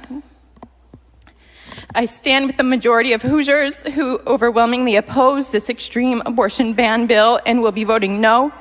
You can try to take us back in time to a time that we only read about in history books, but we will rise back up, and I ask you to join us in the fight for our lives. Thank you. For discussion on the bill, no applause, no applause. We're not have decorum. For discussion on the bill, Dr. Barrett to speak on the bill.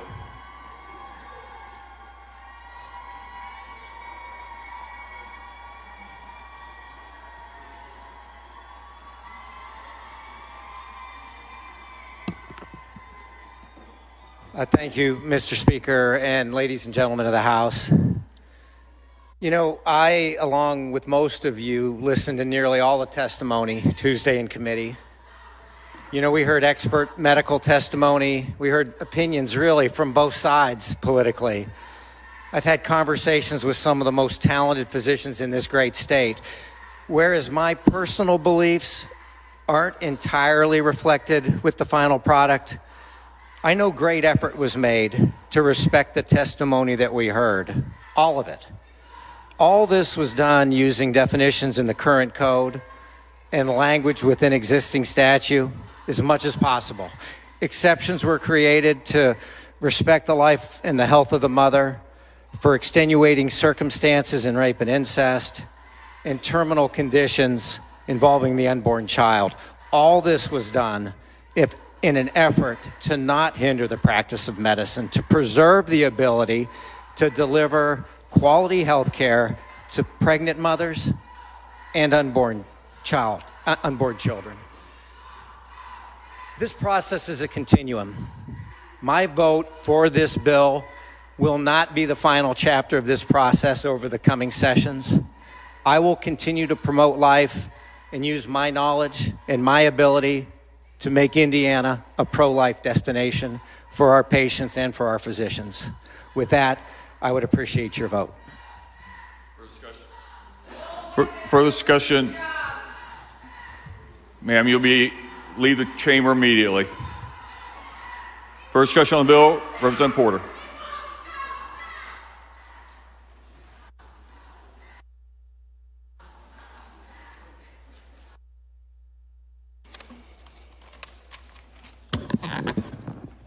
Thank you, Mr. Speaker. Mr. Leader, ladies and gentlemen of the House. Time and time again, we've heard these words. Indiana, a state that works. Indiana, AAA bonding. Indiana, that brings businesses to this state. Indiana, people are moving to this state, businesses, because it's a great place to work. Ladies and gentlemen, this bill will set us back. I fought this whole special session in helping bring the attention to raising children that we want to have here in the state of Indiana.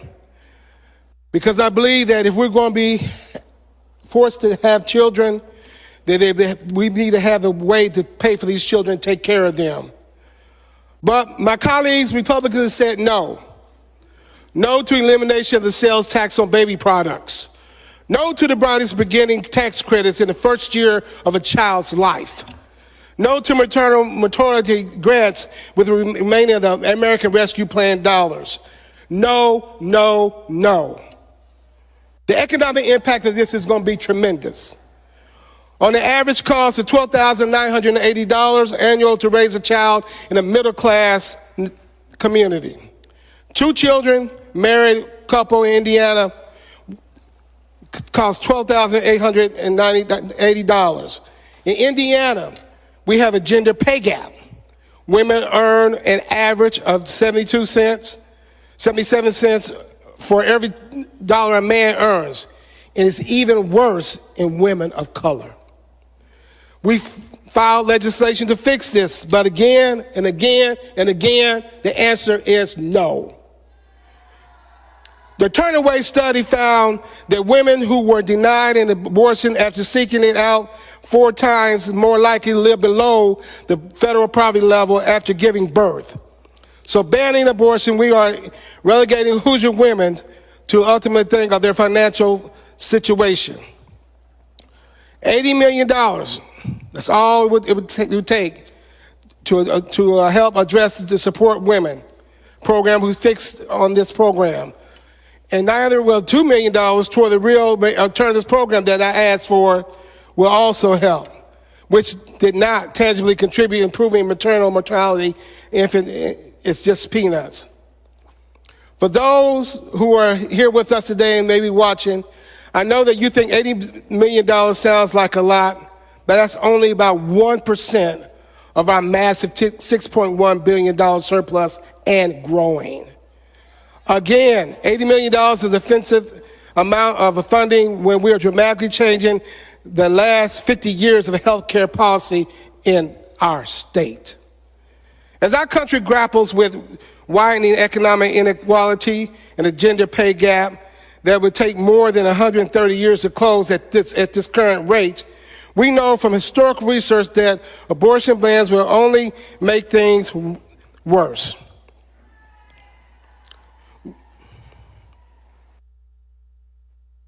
We need to understand this bill will have economic consequences, because next it will be women who will be the ones saying no. Abortion is an essential health care and a human right and an economic issue that all businesses must address if they care about the health, productivity, and sustainability of their workforce. A person's access to comprehensive reproductive care, which includes abortion, is directly linked to their ability to participate fully in the workforce. Their earnings, potential earnings, and professional is very important to their success. On average, in the U.S., 56% of the college-educated women will refrain from applying to a job here in the state that recently banned abortion. There are small towns that you know, particularly in some of your communities, that said, come to my city. We will help with your housing. We want young people to come to our communities. Don't leave Indiana. We talk about the brain drain to communities from our flagship universities. What is really going to happen? Young people who we attract, young women, this is going to put a negative effect on our community when it comes to that.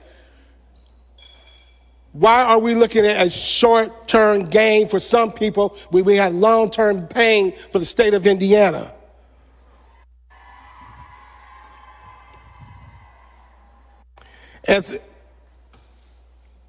My goal is to talk about it from an economic standpoint, which I'm doing. Even yesterday, and we welcome what their thoughts were, the Indy Chamber weighed in yesterday that they want the bill stopped. Haven't heard from any other corporations, but the Indy Chamber said they wanted to stop it. Economist Michael Hicks wrote last week that the states are most likely to impose severe abortion restrictions are already significantly underperforming the rest of the next nation. The states that have already passed abortion bans have a 14% poverty rate as compared to 11.2% in states that don't have the ban. Do you want to turn Indiana into a backwater? Do you want to chase away our best and our brightest? Do you want to chase away families? Do you want to chase away women? Do you want to chase away college grads to get a job offer from a company in our state? But refuse it because we don't want to live in a state that don't value women. Do you want to cripple our business in which we taught a AAA bonding? If you vote for this bill, I have to think the answer is yes. You want to turn back the clock. I have not walked in every Hoosier's shoes, ladies and gentlemen. I cannot presume to understand every woman's personal experiences. That's why I believe abortion should be a choice that remains with a woman and her doctor, not me as a politician.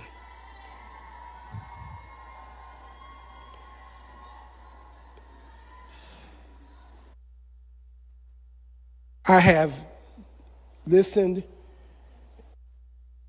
to debate and respect everyone's opinion in this chamber and those 100 or 150 people or so who testified in the two committees here in our state. This is monumental, and I know we know that. This is important to our economy, and I don't know if you really thought about that because it hasn't come up. What is the economic impact? How will our community grow? How will our cities grow? How will the ready grants really work? What is the Indiana Economic Development Council going to really do? What is the fiscal impact? And it's not going to be good for our state. Think about it. Ladies and gentlemen, I'm going to be voting no, and I hope that you join me. Thank you, Mr. Speaker, Mr. Leader. For discussion on the bill, Representative Young to speak on the bill.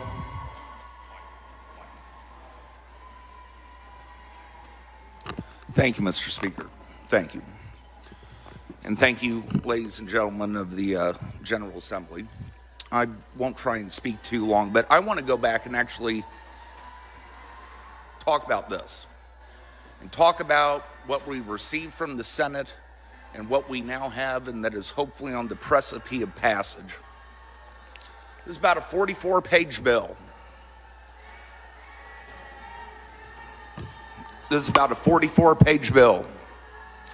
If you actually go through it and look at all the new language in it, it's only about 3.5 pages of new language.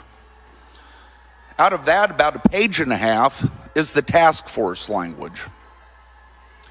And out of the rest of that, a couple of pages, we were able to utilize our rich body of pro-life law and build upon that and reference those definitions into this bill. Now, why is that important?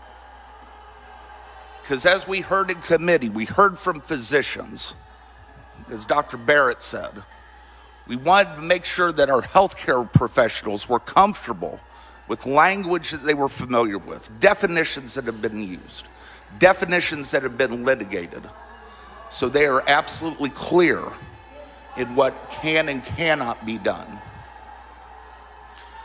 We're putting in $81 million, 81, and that's just a start, to help give the necessary care and resources to these mothers.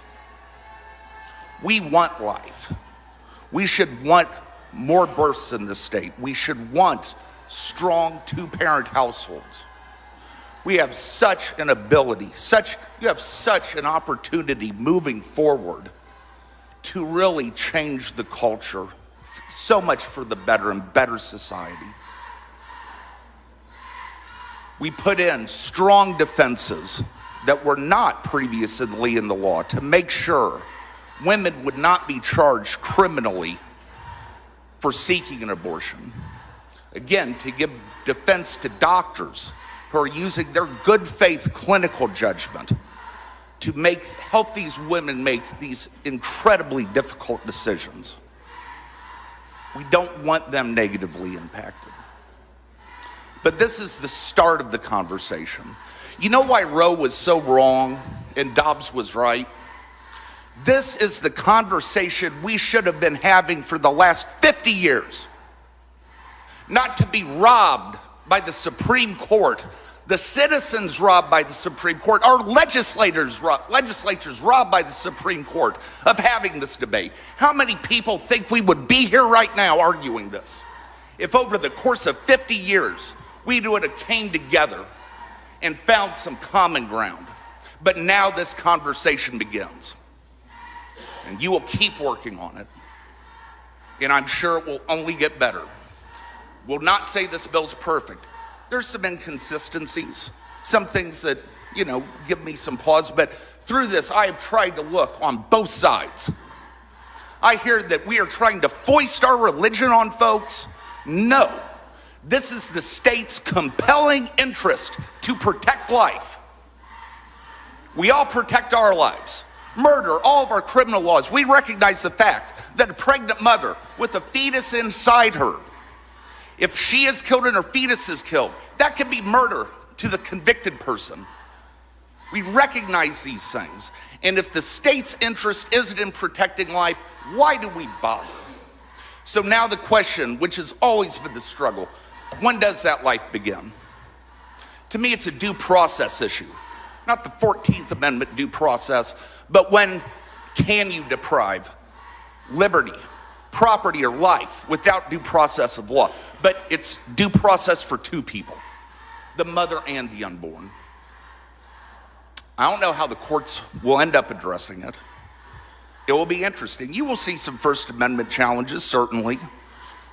Don't know, exactly how those will be presented, and I think they'd be tough, but it would be that First Amendment right versus the state's compelling interest. But, to hear it said that it's just not a government issue, again, if this isn't a government issue, protecting life, I don't know what it is. Again, I think about, over the course of Roe, in Indiana, how many Michael Jacksons, Larry Birds, Oscar Robertsons, Evan Baez, Mitch Daniels, would have otherwise been here. How much more prosperous our state could be right now with all those that are not here. But it's still striking that balance and having compassion for the women, for people that may have terrible circumstances where there is no consensual pregnancy, and being sympathetic to that. And I know the exceptions are not, enough for some and too much for others, but it's a good balance. And also on the religious, right, I'd have to add, we have the Church of Cannabis. Their central tenet is smoke marijuana, get higher to God. Does anybody in the Church of Cannabis have the right to possess marijuana in Indiana? Of course not. Not right now, at least. Because it's ordered liberty. You can believe anything you want, but that doesn't necessarily give you the right to act on anything you want. And in terms of anybody being able to own what religion means, what God wants, I know I could never do that.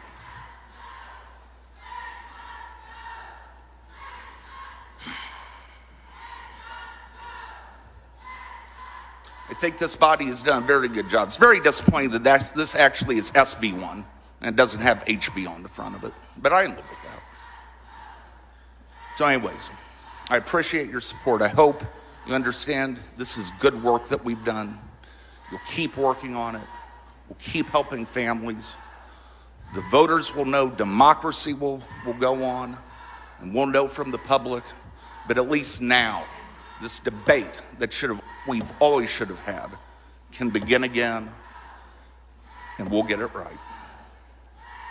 Ladies and gentlemen, thank you very much. For discussion of the bill, Dr. Fleming, speak on the bill.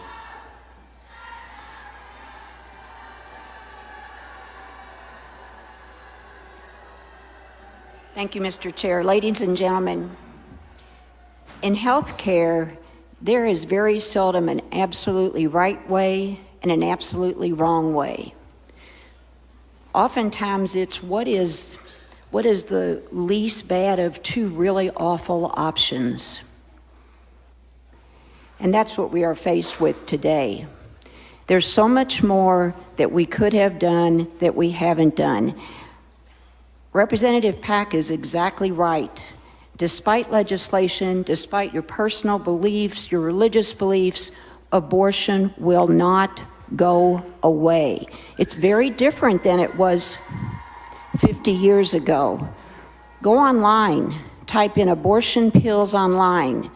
With internet, a mailbox, and a credit card, abortion can be easily accessed. And that's a shame because most abortions don't even have to be sought if we have done the right thing for years. Here's what we could do. As an OBGYN, when someone comes to my office and says, oh gosh, I just found out I was pregnant and they're struggling, I would say, well, what's bothering you about this? What is making this difficult for you? And we could talk about resources. We could talk about talking with their parents, talking with the boyfriend. There were so many things that if you take the time to do, we can help people. But there are other situations where it's considered hopeless. Here's other things we could have done that we as healthcare professionals could have done that we could do along the way. I had so many patients who said, Dr. Fleming, I'm finished having children. I've had 3. I want to have my tubes tied. And so this patient would sign a consent. She'd wait 30 days. We'd do counseling. After she had her baby, we would be able to perform the procedure that she wanted. But for most women who come to the hospital with that expectation, it doesn't happen. The doctor's too busy. Anesthesia has an emergency to take care of. They can't schedule it in. These people leave, promise that they would not be able to consider another pregnancy or an abortion, but we failed them. When the drug addicts come to the hospitals with overdoses, they want treatment, but they also want birth control. We don't stock that in the hospitals. We could put an implant in their upper arm. It takes 5 minutes and give that woman 3 years of contraception. We could have passed a birth control bill 4 years ago. with abortions anywhere from 6,500 to 8,500 in this state, if we would have prevented 5% of abortions, we could have saved 3,000 babies. And you would not do that for various reasons. 50 years ago, things were different. Birth control wasn't as safe as it is now. I don't like what we have in code right now. 20 weeks post-fertilization, that's 22 weeks the way we consider gestational age. That's 1 week shy of when we try to save babies. We talked about the consequences. They're very real for healthcare, ladies and gentlemen. A couple of weeks ago, I contacted a woman who's the CEO of a mental health agency, and they help provide prenatal care and counseling for women who are pregnant. And I told her I'd really like to volunteer there. I'm not going to do that now. It's not because I don't want to, it's because I'm worried. I've been faced with malpractice threats for 35 years. Now I'm facing the consequences of what could happen if what I was advising this woman was considered advice regarding abortion. I can't do that. And I don't think my fellow physicians are going to be able to do that either. A lot of OBGYNs leave obstetrics early. The hours are tough. The responsibility is great. I'm afraid this is going to drive a lot more of them out of it. And I still cannot put my head around a 4th or 5th grader being forced to have a baby. Again, the least bad of two awful decisions. As pro-life as I am, and you know how I vote, I can't support this the way it is. Thank you. For discussion on the bill, Representative Pierce, speak on the bill.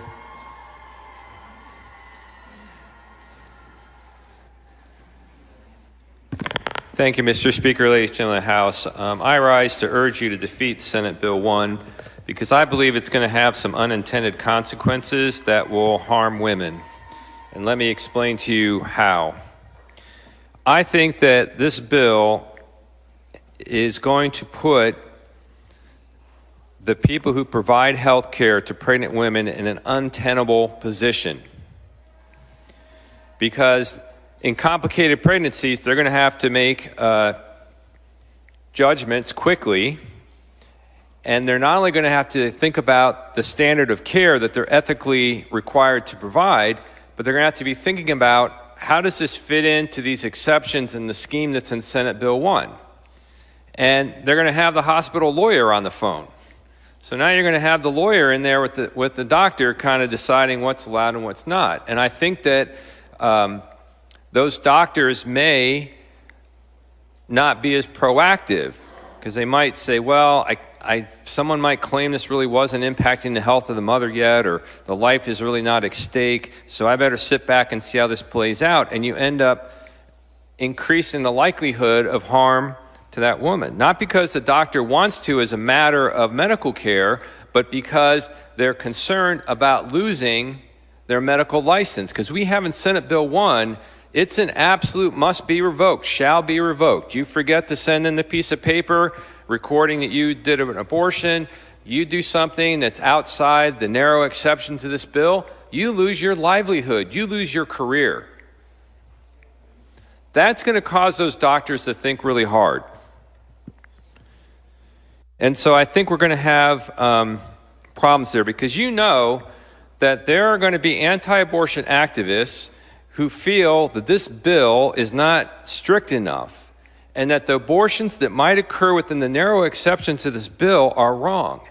And so they're going to do their work, get the public records, kind of figure out who are the doctors that in the course of their practice might be giving an abortion related to a fetal anomaly, might be giving an abortion related to rape or incest, might be giving an abortion related to the life or the health of the mother. They're going to find that out, and then they're going to file all these complaints. And then the doctor's going to have to defend himself against an attorney general who's going to make a cottage industry out of promoting this stuff. And their license is going to be on the line. And we're talking about, as a lawyer, I think about this, crazy. I mean, these doctors are going to have to make some very quick in time judgments dealing with the health of this woman. And you're going to have the lawyer circling around the middle of that, and then somebody's going to come in later as like the Monday morning quarterback and say, well, you didn't really have to do that procedure, which amounts to an abortion. You could have waited or done this other thing. And if that medical license review board says, yeah, you could have done something else, that person's lost their license. Not good. So what's that going to cause to happen? A second negative impact is going to be, we've already had testimony about the shortage of OBGYNs and other people around the state and many of our districts to provide care to pregnant women and their newborns. And so these providers, they're going to be kind of living in this no man's land on these issues. A lot of them are going to say, I'm just going to go to another state.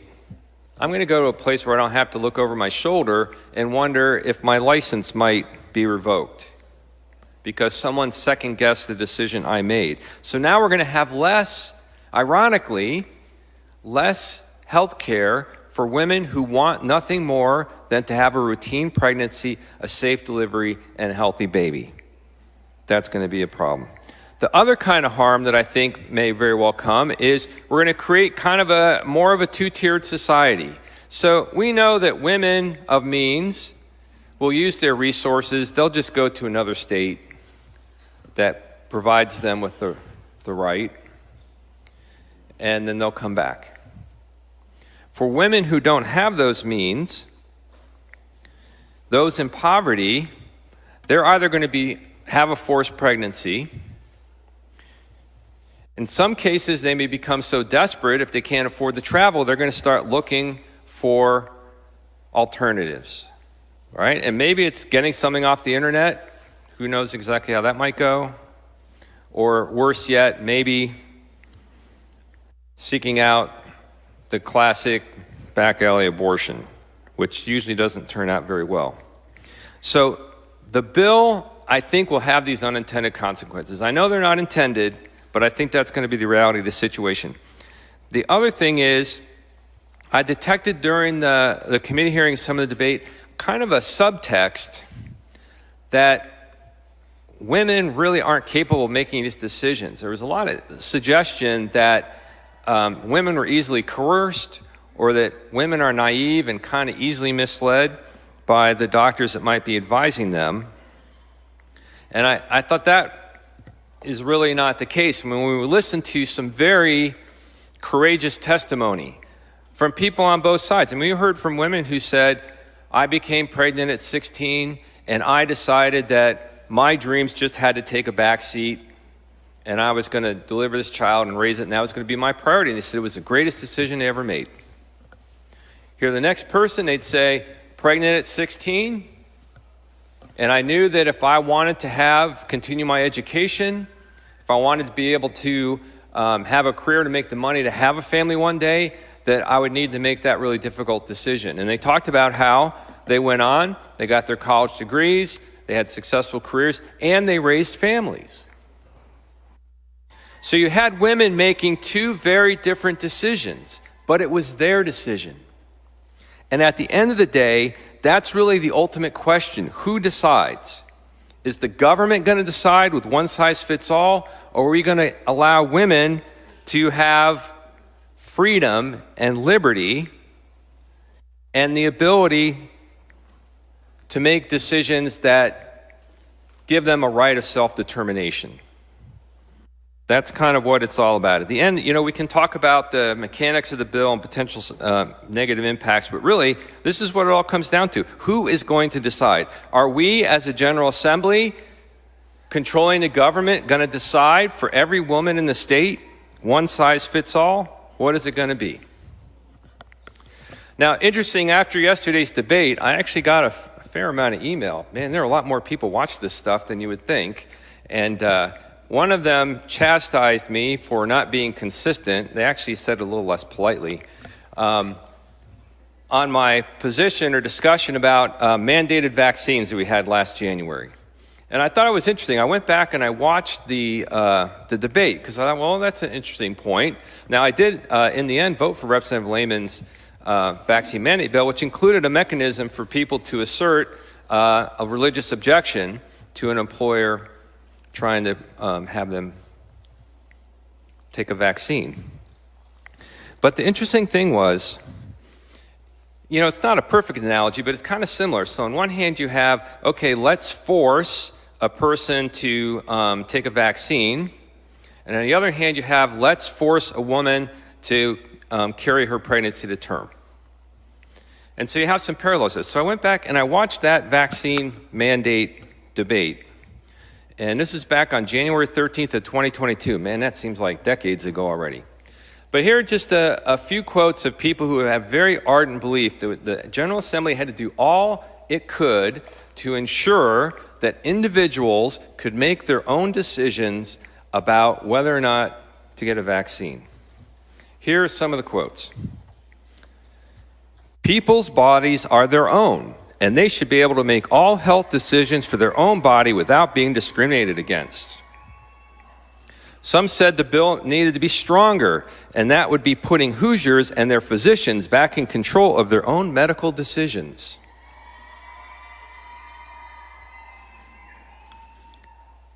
One person asked, "Are we willing to sit back and allow bodily integrity to be destroyed?" Another comment, "It is our individual decision for bodily autonomy and integrity, not the government's. The bill is bad because it does not protect the bodily autonomy and integrity of the individual. That is our job, to protect the rights of the individual." Now that same person on the floor during that debate went on to say, "Hoosiers are certainly restless over this issue." And man, they're restless over this one too. You can be sure about that. It's another interesting parallel. Person goes on to say, "It's shameful to think that we should even have to stand here and make legislation in favor of bodily integrity. I look forward to your yes votes affirming medical liberty and bodily integrity and autonomy." Now this is the best one of all. Bodily integrity and autonomy is a constitutional right. It is always right to do right, and it's always wrong to do wrong. Ladies and gentlemen, I urge you to do right and defeat this bill. For discussion on the bill, Representative Ledbetter, speak on the bill.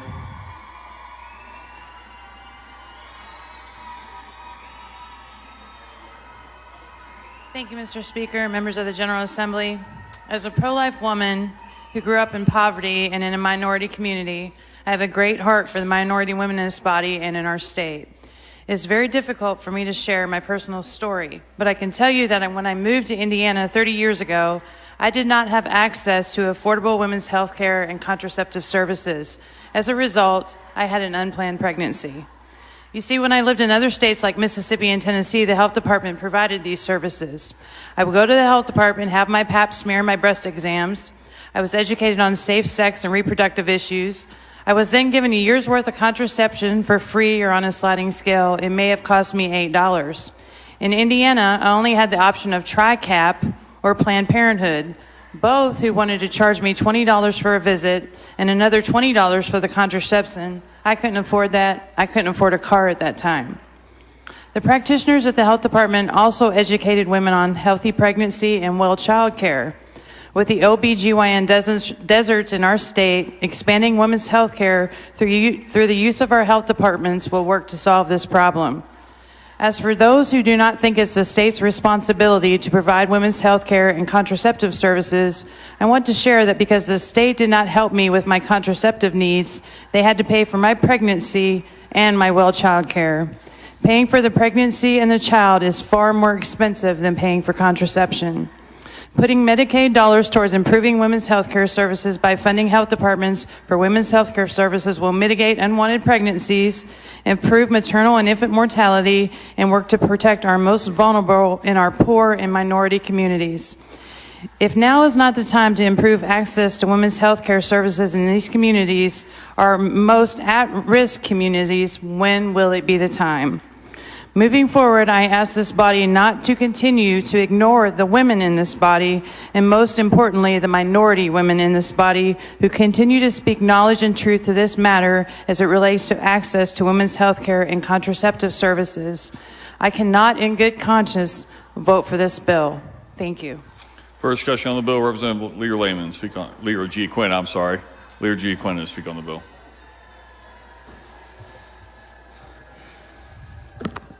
Thank you, and thank you, ladies and gentlemen of the House. Today is a sad day for this institution and the people of Indiana. We're about to vote on the most extreme piece of legislation this state has ever seen. Senate Bill 2, as amended by House Republicans, is an all-out ban on abortions with narrow exceptions, which will have drastic consequences for women. This bill will take away the rights and freedoms of women across the state. Judging by the results I saw in Kansas the other day, independents, Democrats, and Republicans, by their votes, demonstrated what is most important to them and me, and that is our personal freedom and liberty. Unfortunately, this extreme bill would take away our woman's freedom to do what she feels is right, a personal decision that she should make, not the Indiana General Assembly. If you're a victim of rape, or incest, this bill is telling you, hurry up, figure it out. You don't have much time. I hope you know what you're doing, because if you don't, too bad, you're on your own. Your personal freedom and liberty are gone with the passing of this bill. Doctors, medical professionals, neighbors, friends, family, business leaders, recently the Indianapolis Chamber have all stated opposition to this bill. You've heard their personal stories, heart-wrenching, but deeply personal stories. I had a neighbor tell me, Phil, you can't make this decision for me. It's my personal decision with the advice from my doctors, family, spiritual advisors, counselors. It's my decision to make. This bill will not stop safe abortions from happening. If we were really serious about reducing abortions, we would have adopted Dr. Fleming's contraception amendment on the floor yesterday. To all those who wrote, testified, emailed, or made a little noise in the hallway, I hear you, House Democrats hear you, and we will all be voting no on this extreme piece of legislation. Thank you. For discussion, Leader Lehman to speak on the bill.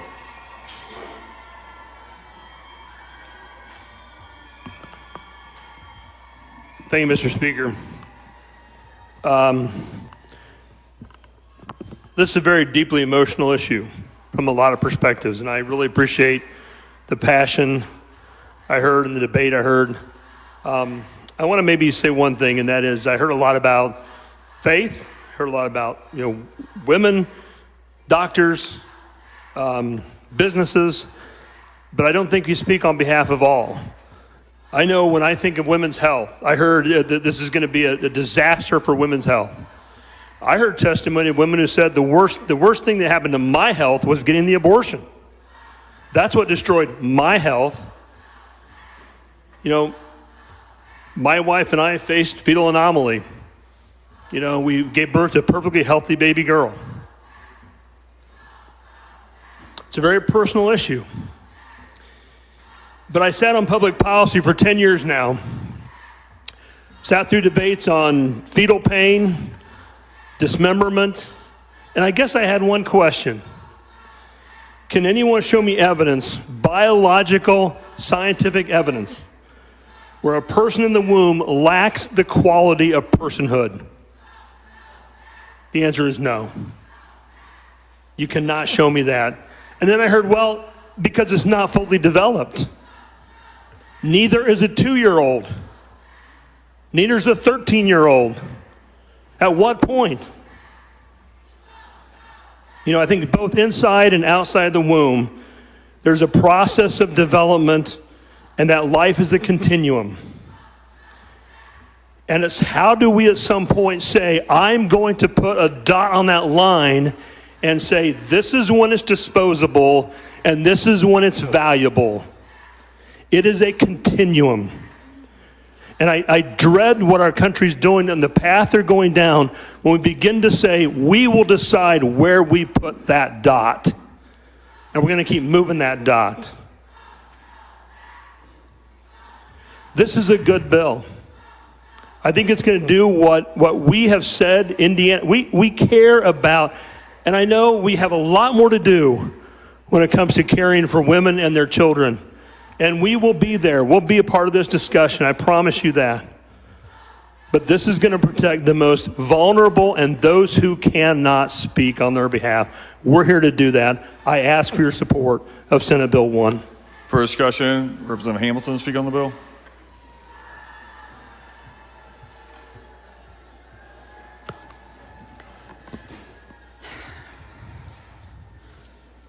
Thank you, Mr. Speaker, members of the House. First, I want to say how proud I am of the Hoosiers who have come every day to defend their rights. And I'm also proud of my colleagues who have stood up today, all of my colleagues, in support of women's basic freedom. And those who haven't stood up but will be voting with us, thank you. Although that is little solace in light of the issue before us today and the likely outcome today. I want to take us back to June 24th. On that day, our country, my beloved country, my son is serving today, he's at Fort Jackson, South Carolina. My beloved country became a nation that takes rights away from women. I was reminded of, throughout my life, watching the news and learning of theocracies and authoritarian regimes where women lose rights, have little rights. Suddenly, my country was in the headlines in a similar way. And today, my beloved state of Indiana, where I've grown up, raised my family, is poised to break my heart and become the first state in the nation to proactively take women's rights away in light of the Dobbs ruling on June 24th. So I stand here sad, very sad, and in fear for the women of Indiana. Let's be clear here, this is an extreme bill. This is not a compromise with respect. This is not a compromise. This may be a compromise within the Republican supermajority, but this is not a compromise of this body by any means. We did see a proposal yesterday from Representative Zemke that was absolutely a great faith attempt at compromise, and many Democrats, if not all, supported that effort, that proposal. That failed. So there is not a compromise before us today. The stakes are very high. Women are scared. They understand that the government will soon force them to carry unwanted pregnancies to term. A fundamental right that we've held dear our entire lives is on the line. A basic freedom that we have here in Indiana as Hoosiers and Americans is on the line today. Hoosier women, we fear for ourselves. Men fear for their partners. All Hoosiers, the majority of Hoosiers today, fear for their children and the future of our state, because we are in the majority, those of us who will be voting no today on Senate Bill 2. And let's be clear, let's be very clear and understand who will suffer because of this bill. The most vulnerable women in all of our communities will suffer because of this bill. Their children will suffer. Some women who are desperate and without resources to travel and pay for procedures will take matters into their own hands and they will die. They will die. And I want to lift up the story of how I first came to really think about this issue. It was early in my life because it was forced upon me at the age of 16. I was 16 and my classmate, Becky Bell, was 17. Those of you in committee heard from Becky Bell's niece, Addie Bell. Addie Bell can't be standing here, or her brother Bill, or her mother Karen. So I am going to share briefly her story. When we were going into our senior year of high school, Becky had fallen in love and became pregnant, a boy from another school. He left her, and she came from a very loving family. They're a very loving family today. And her mom was a PTO mom, and just wonderful, loving family that she grew up in. And she was kind and beautiful and volunteered for the Humane Society, had her whole life ahead of her, was very clear that she wanted to be a mother someday and have a beautiful family like the one that she'd grown up in. But she was too ashamed to tell her parents, and the parental consent law blocked her move forward. She was not able to take advantage of judicial bypass at the time. In fact, it would have been very unlikely she would have been successful if she had been brave enough to try because of the judge in Marion County at the time. And so she took matters into her own hands, and she died at the age of 17. Her whole life before her gone, her family grieving. There will be, because of this bill, there will be many more Becky Bells in Indiana. If women's rights are eviscerated, women will suffer and they will die. This is simply not a pro-life bill. I want to talk a moment about the economic fallout that will surely follow this decision. Our economy will suffer, and the future of our state will be much less bright. Indiana will immediately become a less desirable place for companies to bring new, good jobs. Not all companies, but some companies certainly. Bad headlines are not good for business. Bad policy is not good for employees. Our universities will be less attractive to many students, and of course, we've had many cuts to higher education, and thus our universities are more reliant on higher tuition paid by out-of-state students. They will be less attractive to out-of-state students. Our universities will suffer multiple times because of that hit. Potential staff will be less likely to come to Indiana. Our business leaders and the medical community are sounding the alarms. We heard medical organization after medical organization, physician organization after physician organization stand in opposition to this proposal because it doesn't make sense for medical care for women. Our reputation nationally and internationally will be significantly diminished. Headlines, bad headlines, are not good for business. We are a manufacturing state. Our manufacturers do business all over the world. They rely on companies. They many times are companies from other nations with offices and production facilities here. They will be less likely to expand here. Bad headlines are bad for business. I was so proud back at the end of May to attend the Indiana Global Economic Summit. It was impressive. We have, as I mentioned, a huge footprint of international companies here in Indiana, Indiana companies doing businesses with other nations. That part of our economy will suffer because of this law. There will be less interest. The next summit will be less impactful. It will have a corrosive effect on our economy. I work in the tech sector. The tech sector in Indiana, burgeoning sector with great jobs, is going to suffer. I've heard from so many leaders in this field, and they are very, very concerned. We've seen long lists of business leaders and professionals from across the state, from every community, rising up in opposition. We know a majority of Hoosiers oppose this bill. I want to say that I've always dreamt, especially since I've been in public service, hoping that I could help facilitate my boys wanting to come back after college and maybe leaving, maybe not after college, settling here and raising their families. This is the first time I've really felt in my heart that a decision by this body could truly impact that decision. Will the women they meet and hopefully marry want to raise their families here? Will my sons want to raise their families here? I'm not so sure anymore.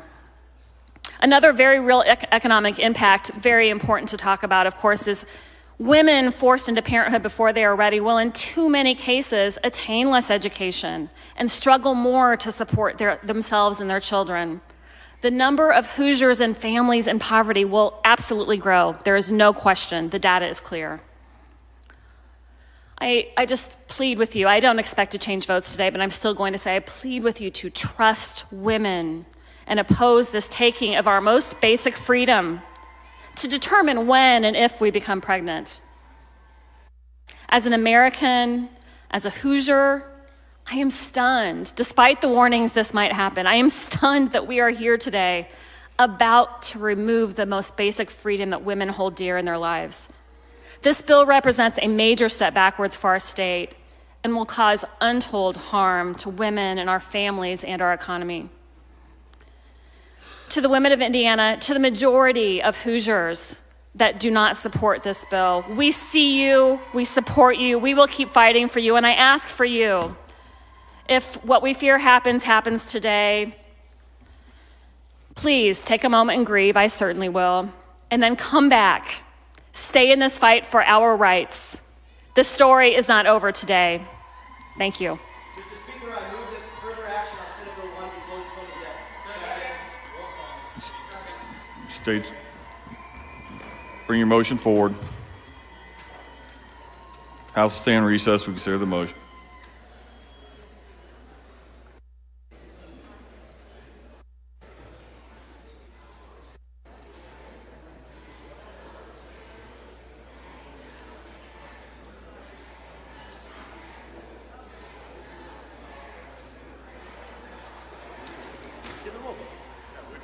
It's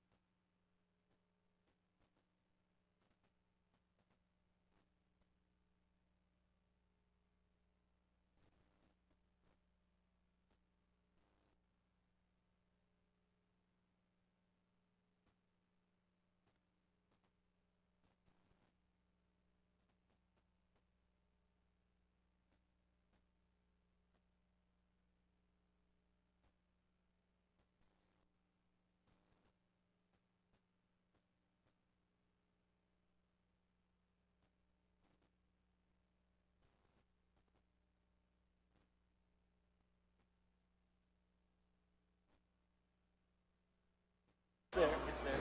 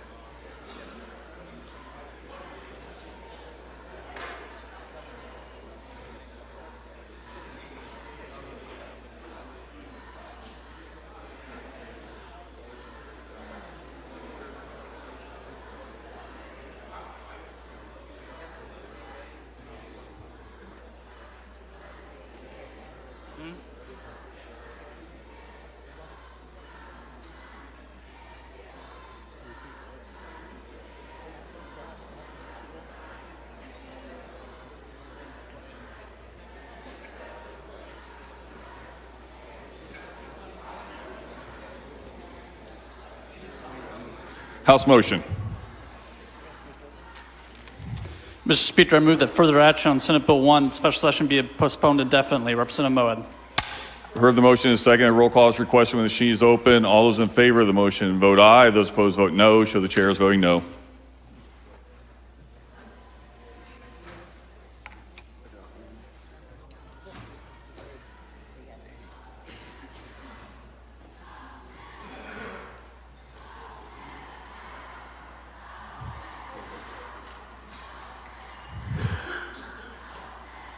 All the members voted.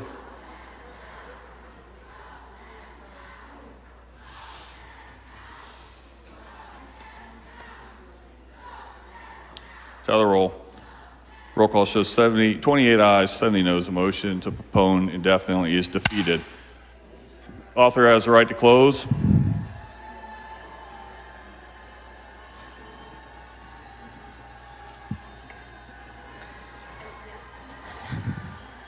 Thank you, Mr. Speaker, and members of the House. First of all, I would like to thank my House Democrat colleagues and the House Republican caucus for dealing with a very delicate and difficult issue with grace and passion. Tone and tenor matter. And throughout this entire debate and discussion, there's been utmost respect given to one another. We've heard from all sides, a lot of what ifs, many views, opinions, and beliefs. But ultimately, this bill provides protections for the unborn. It provides support to Hoosier families, especially moms and babies. Most importantly, it exemplifies the value of human life. Too often these days, we are exposed to much violence and death. This bill restores faith in humanity and faith that human life has value. I ask you to please join me in voting yes on Senate Bill 1. Questions on final passage of the bill? All those in favor, will. The machine is open, vote aye. Those opposed will vote no.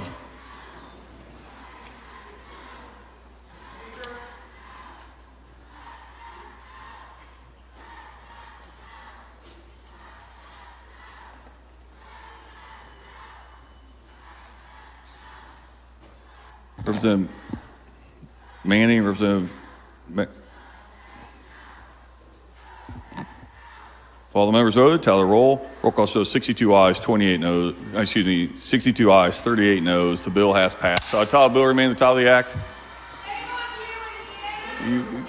Excuse. Be excused in the chamber. It shall. The clerk shall inform the Senate of the passage of the bill. Call on Representative Baining for a House motion. Motion is second. All those in favor of the motion to adjourn, indicate by saying aye. Those opposed, no. Motion is adopted. The House is adjourned.